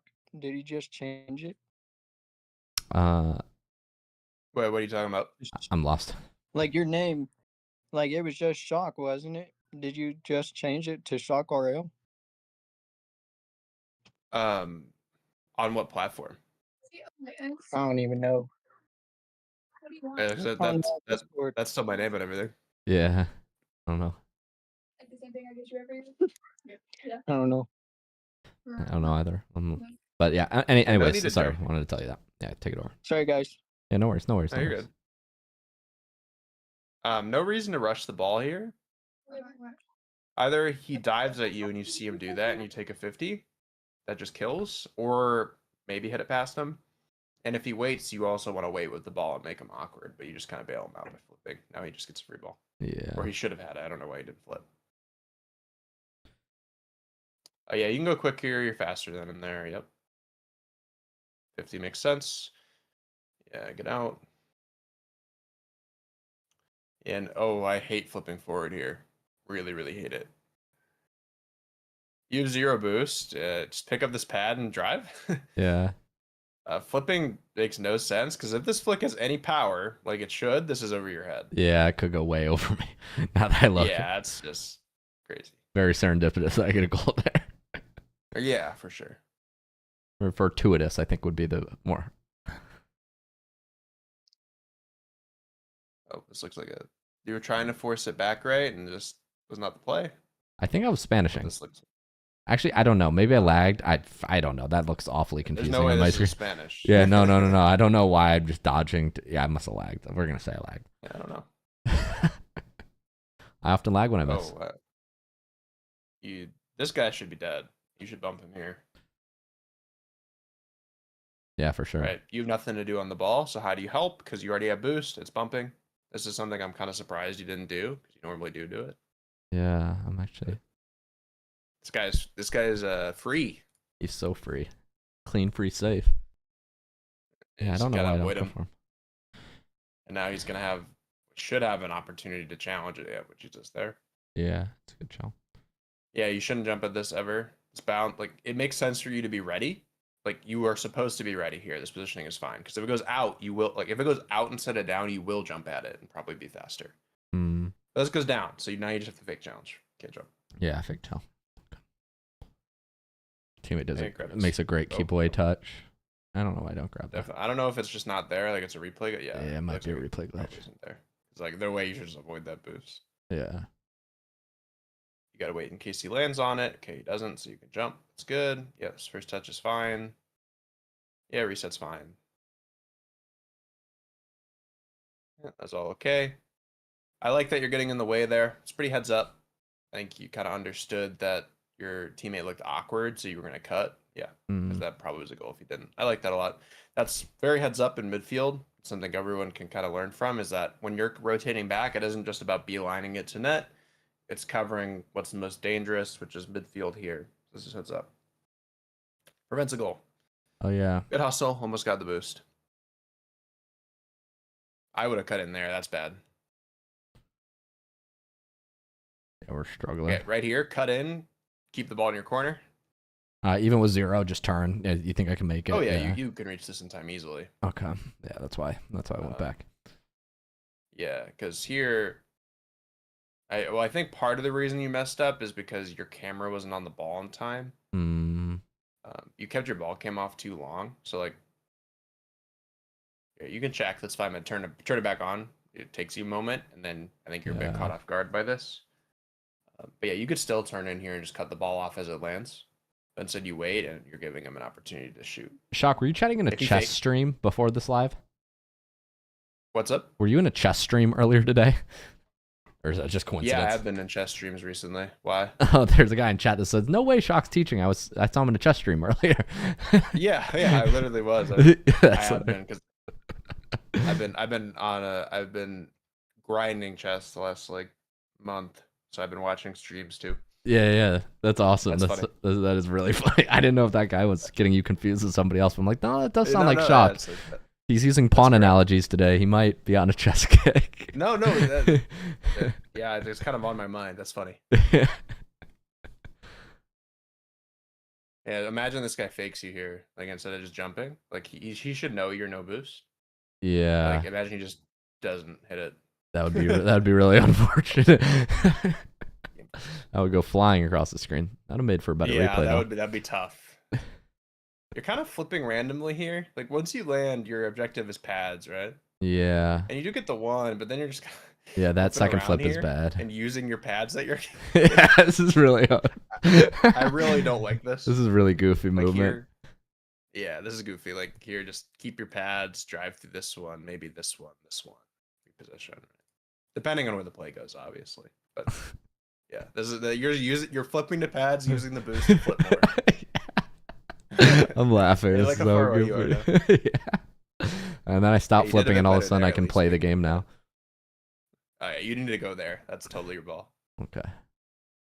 So like, yeah, waiting here makes sense. Right here, you need to turn because you're at an inflection point where. So, either he's going to use the flip or he's not. Right. Yeah, if he doesn't use the flip, the play's dead. But if he like tries to pop it and like insta reset, like chase it, it could be bad. Is that what you're saying, or am I not understanding? So the idea here, so the way we're supposed to be defending, grabbing these pads and turning around this way is fine, but you need to start turning now. Because if you just idle back here, you're giving him too much space, and then when you do actually want to turn and challenge, he does have that option of going over you, which even here is probably still fine because your teammate's behind you, but I actually think it's a little boost. It's a little uncomfortable. If you start turning now and he goes for a reset, you can just jump at him as he's getting the reset. But you jump late, or you turn late rather. So now if you try to turn and go, he might actually be able to pop it over you. Okay. Which he just doesn't. But even here, he still could have scored. Right? So you want to take this option away. Like if you turn right now and start getting towards him, if he brings it to the ground, you have an easy challenge. And then if he's trying to grab a reset, you're most likely in time or very close to being in time to just blocking it outright. And if he does insta reset, it should be soft. Your teammate should save it. Yeah. But giving this much space and turning this way just isn't correct. Like here, use a little boost, turn quick, and then get in the way, and this will be fine. Okay. Full waiting here, I do get. But the problem is if someone makes a good play like this, where they don't use the flip and they actually just shoot instead, this should be a goal. Yeah. Yeah, that was close to a really good play from him. And I understand this is like a hard spot because you want to respect the flip reset because someone at this rank should be getting this most of the time. Yeah. But yeah, if you're just turned quicker here and more in the way as they're getting the reset, you're gonna have a way easier time challenging. versus yeah, waiting. I surely should not let him drop it right onto the ground with no opposition. Exactly, and that comes from turning earlier here so that you're faced towards it, and actually in time whether he flip resets or fakes. Yeah. Yeah, I can. Because you imagine like a soft reset over you, like if you turn and you're jumping like at him like now, I think your teammate saves like the soft reset that would cause. Yeah. And if it's absolutely perfect and it's a goal, so be it, right? But most times it will not be. You don't get scored on in this game, so it's gonna go to a goal that you guys gave up. But Wow, yeah, nice and easy. I gave you a 5-0 replay. Feels good. I thought I gave you a 3-2 replay. I think I gave but this is still instructive. You gave me 3 and I just took the first one. That's fine. That's still instructive. Still helpful. Sweet. I think they start. All right, we'll do one more. Thank you.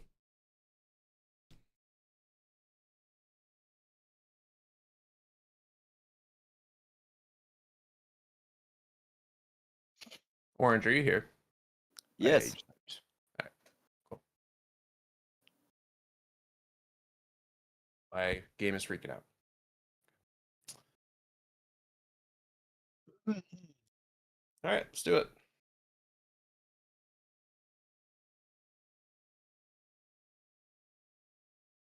All right, so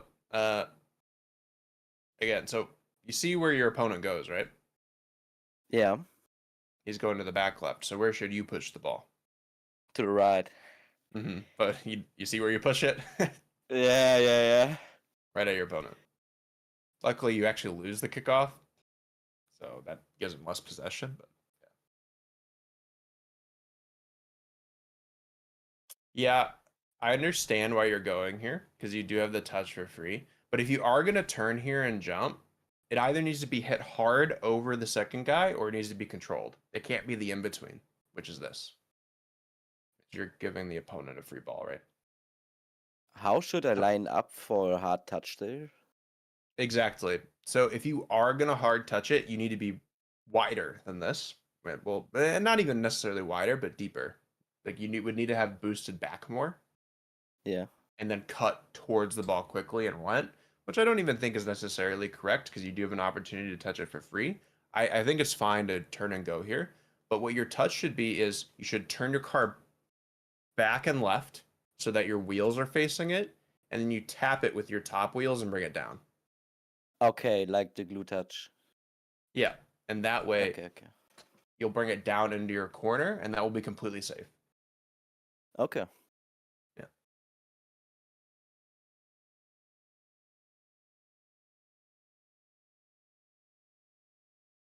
Yeah, no need to jump early here. You're just making your life hard. This actually is a decent catch, but it's like ball gets hit hard here, right? If this just goes to your corner and then you just play it off the bounce, you're completely fine. No one's near you, right? Yeah. This is actually a really good touch, but that could easily not have been if you're a few pixels off. So the idea here is that it's flying at your quarter. This whole debate in the stream chat about me getting coached and it being weird is funny. Yeah, I can get how it could be weird. But yeah, coaches need coaching too. I'll be right back. And Shock's way better than me. To cause a goal. Yeah, I like that quick turn here. I like that you're ready in case like this guy is not ready, so you would go in that scenario. Yeah, this makes sense to me. And then this quick turn when you realize is awkward is really good. Obviously, if he got a better controlled touch where he still had the ball, I would tell you to, maybe fake challenge one more time. But yeah, he had got a bad touch. He went right away. I really like it. I like bumping here, but I don't like jumping. Okay. Bumping so makes just drive total up? sense. Yep, you drive up here, you force him to jump and be awkward, and you leave. Okay. Because jumping here is way too ambitious. Like, you're not going to demo him. Yeah. And now you're stuck for a while, and he's still getting the ball for free. So yeah, if you just drive there, force him to jump and avoid you, and then you turn around, you're already back, and you're playing defense with your teammate, but now you've put your teammate at 1v1. Okay. By the way, this is a mistake. You should also notice how this is happening and your team is flipping forward, this is also a mistake. So you both made one here, which makes this so dangerous because he should just be waiting.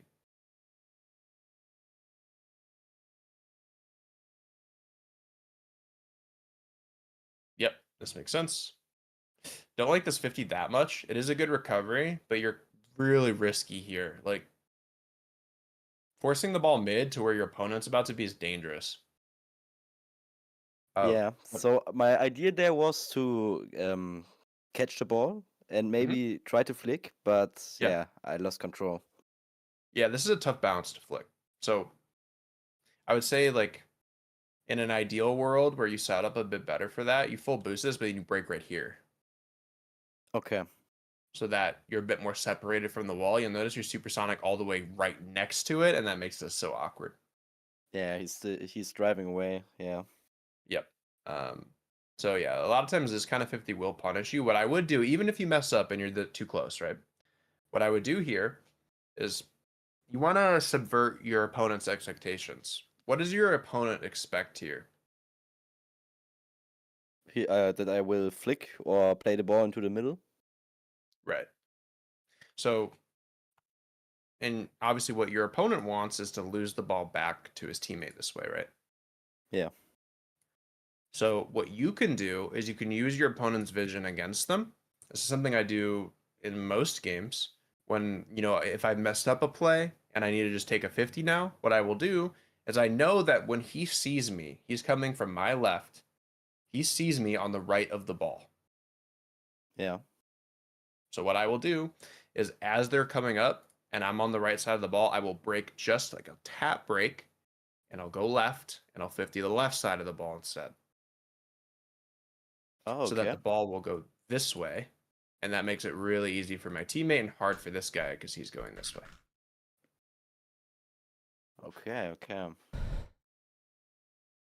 Yeah. Then, that kills a lot of time. Now, see you break and go right. And that's forcing the ball this way. And, imagine you get a little bit like clipped by your opponent's car on that, or if 50 is a little bit harder and you can't reach it, you've just given your opponent the ball and a 1v1. So great recovery through that, but yeah, that was dangerous.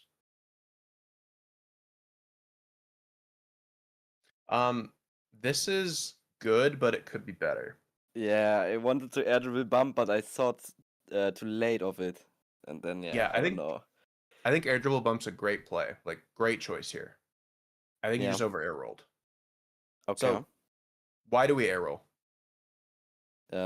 To recover a position. To put our car in the correct spot, right? Okay.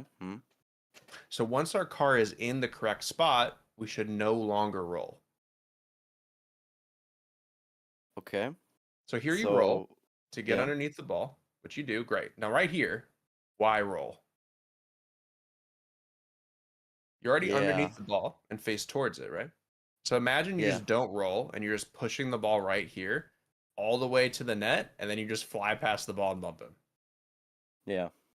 Like I will. Let me go to.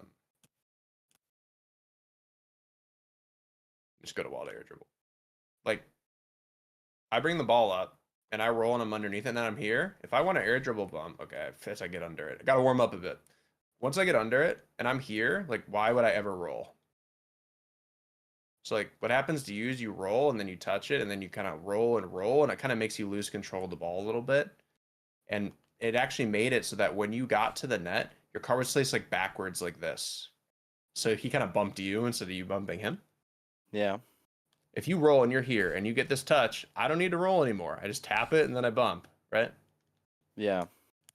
So that's what caused you to mess it up, because the decision was correct. The first touch was good enough. And the following touches were also good enough, but you started to lose control because you're over rolling, and that's going to be really obvious to you once I play this back. Okay. Yeah, I think that's what I do a lot. I feel like it's like faking the opponent, but I think it's, I don't know, Right. wasted. So yeah, you'll see here. So you roll to get underneath the ball, that's fine. I'd argue even this little roll right after is also a little bit too much. Like, this roll was enough. Right? Yeah. But okay, but then here, why roll? But you'll see here, you start losing control, and you have to come back up underneath the ball to hit it again. Yeah. Which causes you to be backwards, and now you're hitting him with your wheels instead of your nose. If you hit him with your nose, you might score. So yeah. Yeah. It's just a little bit too much rolling. You didn't need it anymore. You'd already set yourself up in the perfect spot. You'll notice, like, if you watch professionals play and execute those, they roll until their noses face forward, and then they don't roll anymore. They just fly and bump. Yeah, yeah. So what should be my first thought to what to do when I have the ball like there on the play? So I first Right off here? thought about the flip reset. No, on the play where I On the air did dribble. a weird bump. Yeah. I think air dribble bump is perfect. I think that should be Okay. your first thought because it's the highest percentage. Okay. After that, like, say it wasn't clear, like, that you were going to be able to set up for an air dribble bump. Like, say your first touch was like really slow, and it's like, there's no way I'm getting this to an air dribble bump. The first thing I would do here is I'd grab a reset and then start air dribbling again. Okay. Because I have so much space. I don't want to just air dribble it. That's way too easy to defend, right? But if I grab a flip and then start air dribbling again, that's really hard to defend. Okay. Yeah, I like air dribble bump more than anything there, and then a flip reset into another catch second. Yeah, it's basically OP. Yeah, it is. It's super overpowered. The reason this is a little awkward is because you jump a little bit past it. So like here you're like feathering boost and you get a bit past the ball, and now you're like a little too far instead of behind it, which is why you can't cleanly catch this. But you do not flip into it, which is good. And then yeah, your teammate shouldn't be jumping at you there. You still have the ball. Can I correct it when I'm too far from the ball with a tap break, or is it too much? Yeah, if you just tap break on the wall there before you jump, you'll get behind the ball, absolutely. Okay. Yeah. Teammate scores on this shot there. Let's go up to when you guys get scored on. Ooh, this is a little bit not good. Yeah, I struggle a lot. I don't know with this when my car is sidewards. I don't know. Yeah. I'm super in between on whether the play you did is good or not.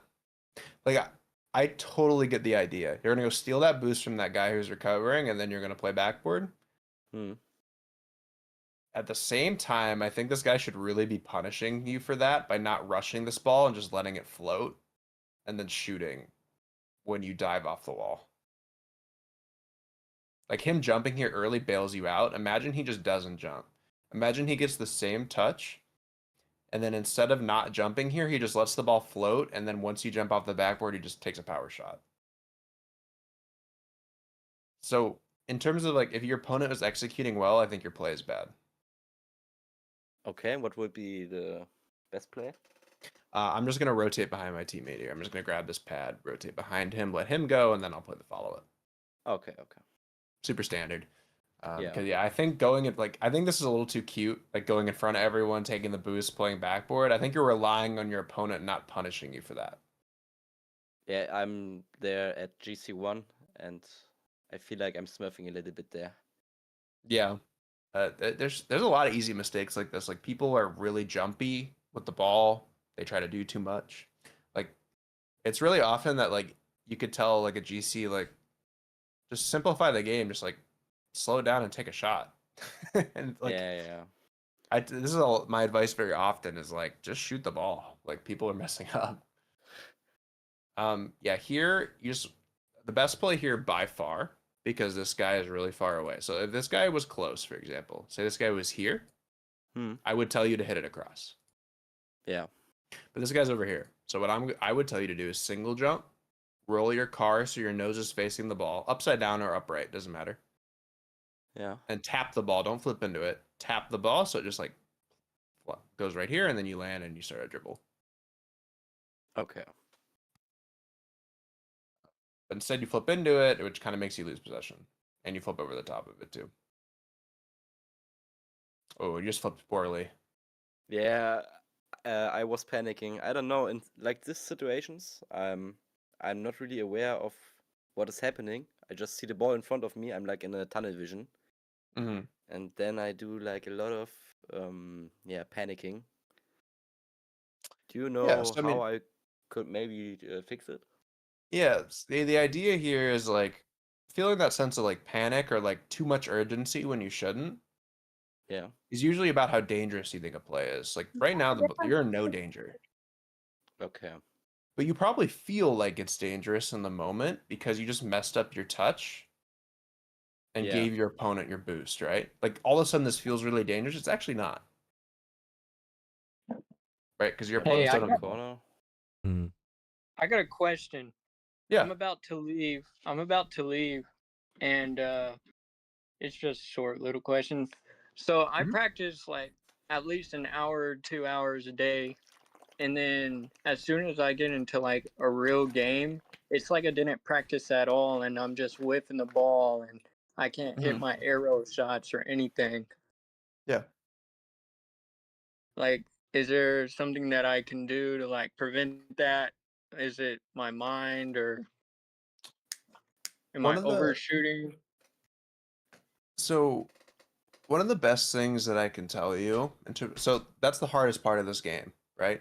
It's you could know everything you need to know, but as soon as you get in game and there's actual opponents, it's it's like you've never played before. Is what it could feel like, right?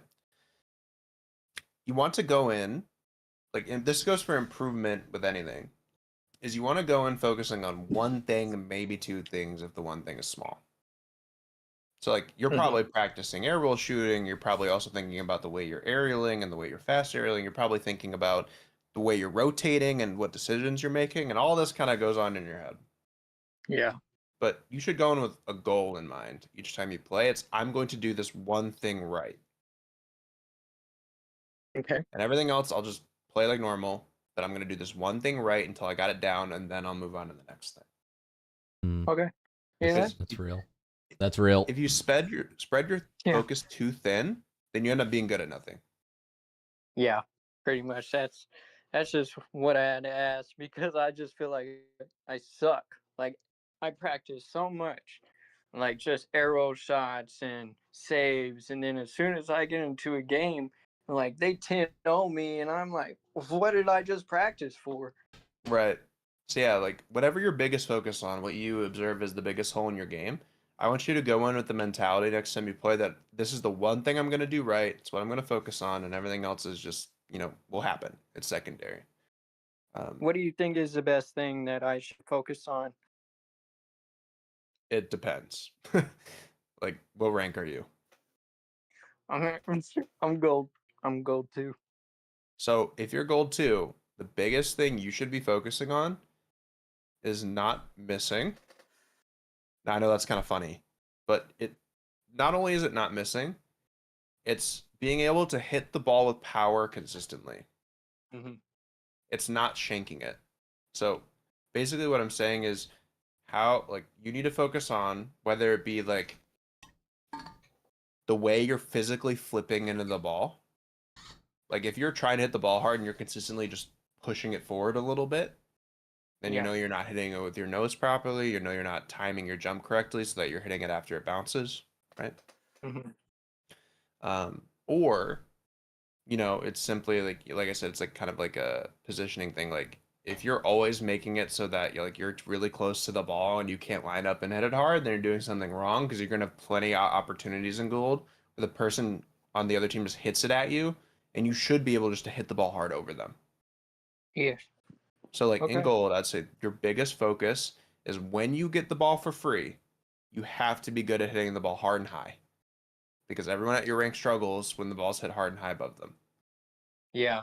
Yeah. Well, alrighty. I appreciate it.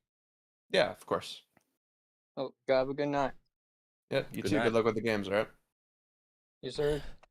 Go Bye-bye. Karma. Bye-bye. Bye-bye.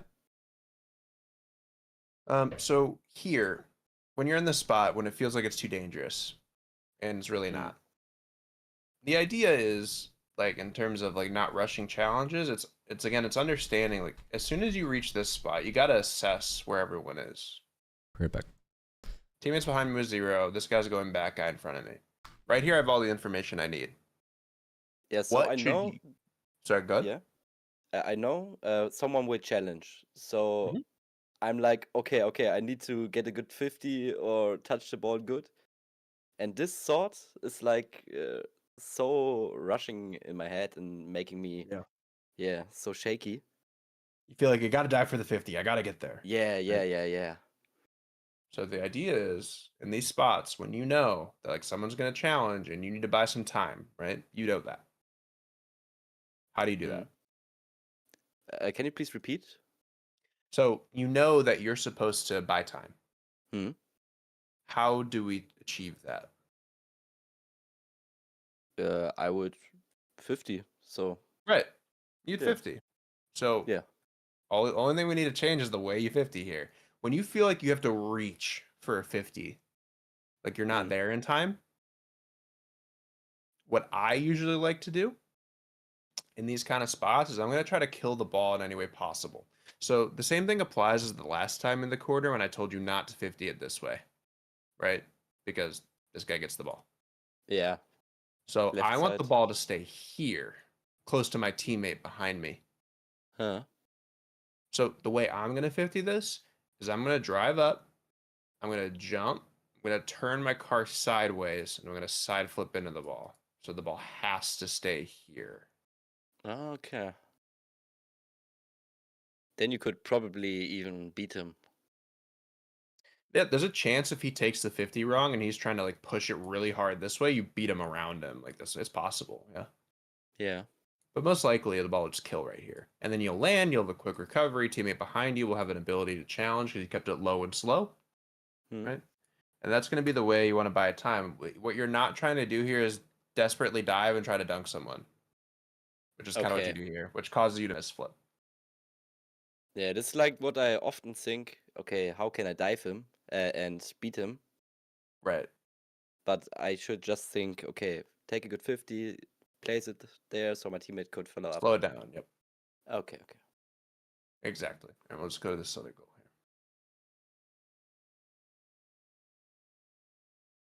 Great demo. Grab the boost. Yeah, I mean, diving makes sense here. I just say again, like, I think you're diving here with the intent that, like, I gotta, like, dunk him. Yeah. But so there I also was panicking because first I thought he will maybe get a touch more and I need the space. But then I realized, okay, he's just going down. And then I was too late and this was also making me panicking again. And then, Yeah. when I panic, I just dive. Right. So here, I think your biggest mistake is you gave too much space. You see how Yeah. you're supersonic all the way back to your corner and your back wall here? Yeah. That makes it so that you feel like, oh, I gotta dive right now. Like he's gonna catch the ball if I don't go. But you imagine a scenario where after you get this demo and you grab this mid boost and you just start turning and shadowing right here. Okay. That way, if he yeah. starts bringing it to the ground, it's a free challenge, super free. Yeah. And if he starts going higher, it's an easy save because you've shadow defended correctly and you have good momentum going back to the net. And then thirdly, in a situation where you do mess up and you are too far away and you need a dive here, the way you take the 50 also matters. You notice the way that you dive here is you just jump straight forward and then you flip left. What I'm going to do here when I'm diving from this far away is I am going to flip left, but I'm only going to do it with my car faced right. So I'm going to do something similar to what I just described, but it's a little bit different. I'm going to jump this way. Obviously, this line isn't perfect to where he is, but I'm going to jump at him, like jumping towards the right side of the ball, and I'm going to side flip. Well, it's more so a diagonal flip. It's a diagonal flip left this way towards the ball. So I'm trying to hit right here on the ball. Okay, to put as much force and body into it. Okay. I'm completely blocking the net that way. I'm also hopefully winning it this way to the open space, right? Because I don't want to hit this side of the ball. It's going here. Yeah. Right. So that's what I'm thinking about in that spot. But your bigger mistake is going back that far. Yeah. But secondarily, also, like you flipped the wrong way here, which causes it to be a free goal. Yeah, double mistake. Yep. So yeah, I mean, I'd say really like obviously the diving problem that we talked about, like being more thoughtful with where you're pushing the ball on 50s. And I think what we saw with the air dribble was like, don't overroll. Like, don't overdo it. Simplify. And you'll get a lot more efficient goals that way. Okay, thank you. Yeah, of course. All right. That will that'll wrap it up. All right. Great success. I appreciate you. Shot, can I pull you for a chat? Do you have 5? Or no? Let me know. Yeah, I do. Okay, cool. All right. Cool. Thanks, Chuck. Yeah, of course. Sweet. Thank you. Yep. Hope you all enjoyed. That was All great. Yeah, I appreciate it. Thank you. Bye-bye. Thanks. All right. Bye, everyone. Thanks. Stream chat. I will see you. Thanks for coming out. Shout out, Shock. Whoa. Young Nate. Yeah. W's in the chat. I'll see you guys later. Thanks for coming out to the stream today. Air dribble roadmap coming soon. I love you. I have no stream schedule. Follow to be notified when I'm live.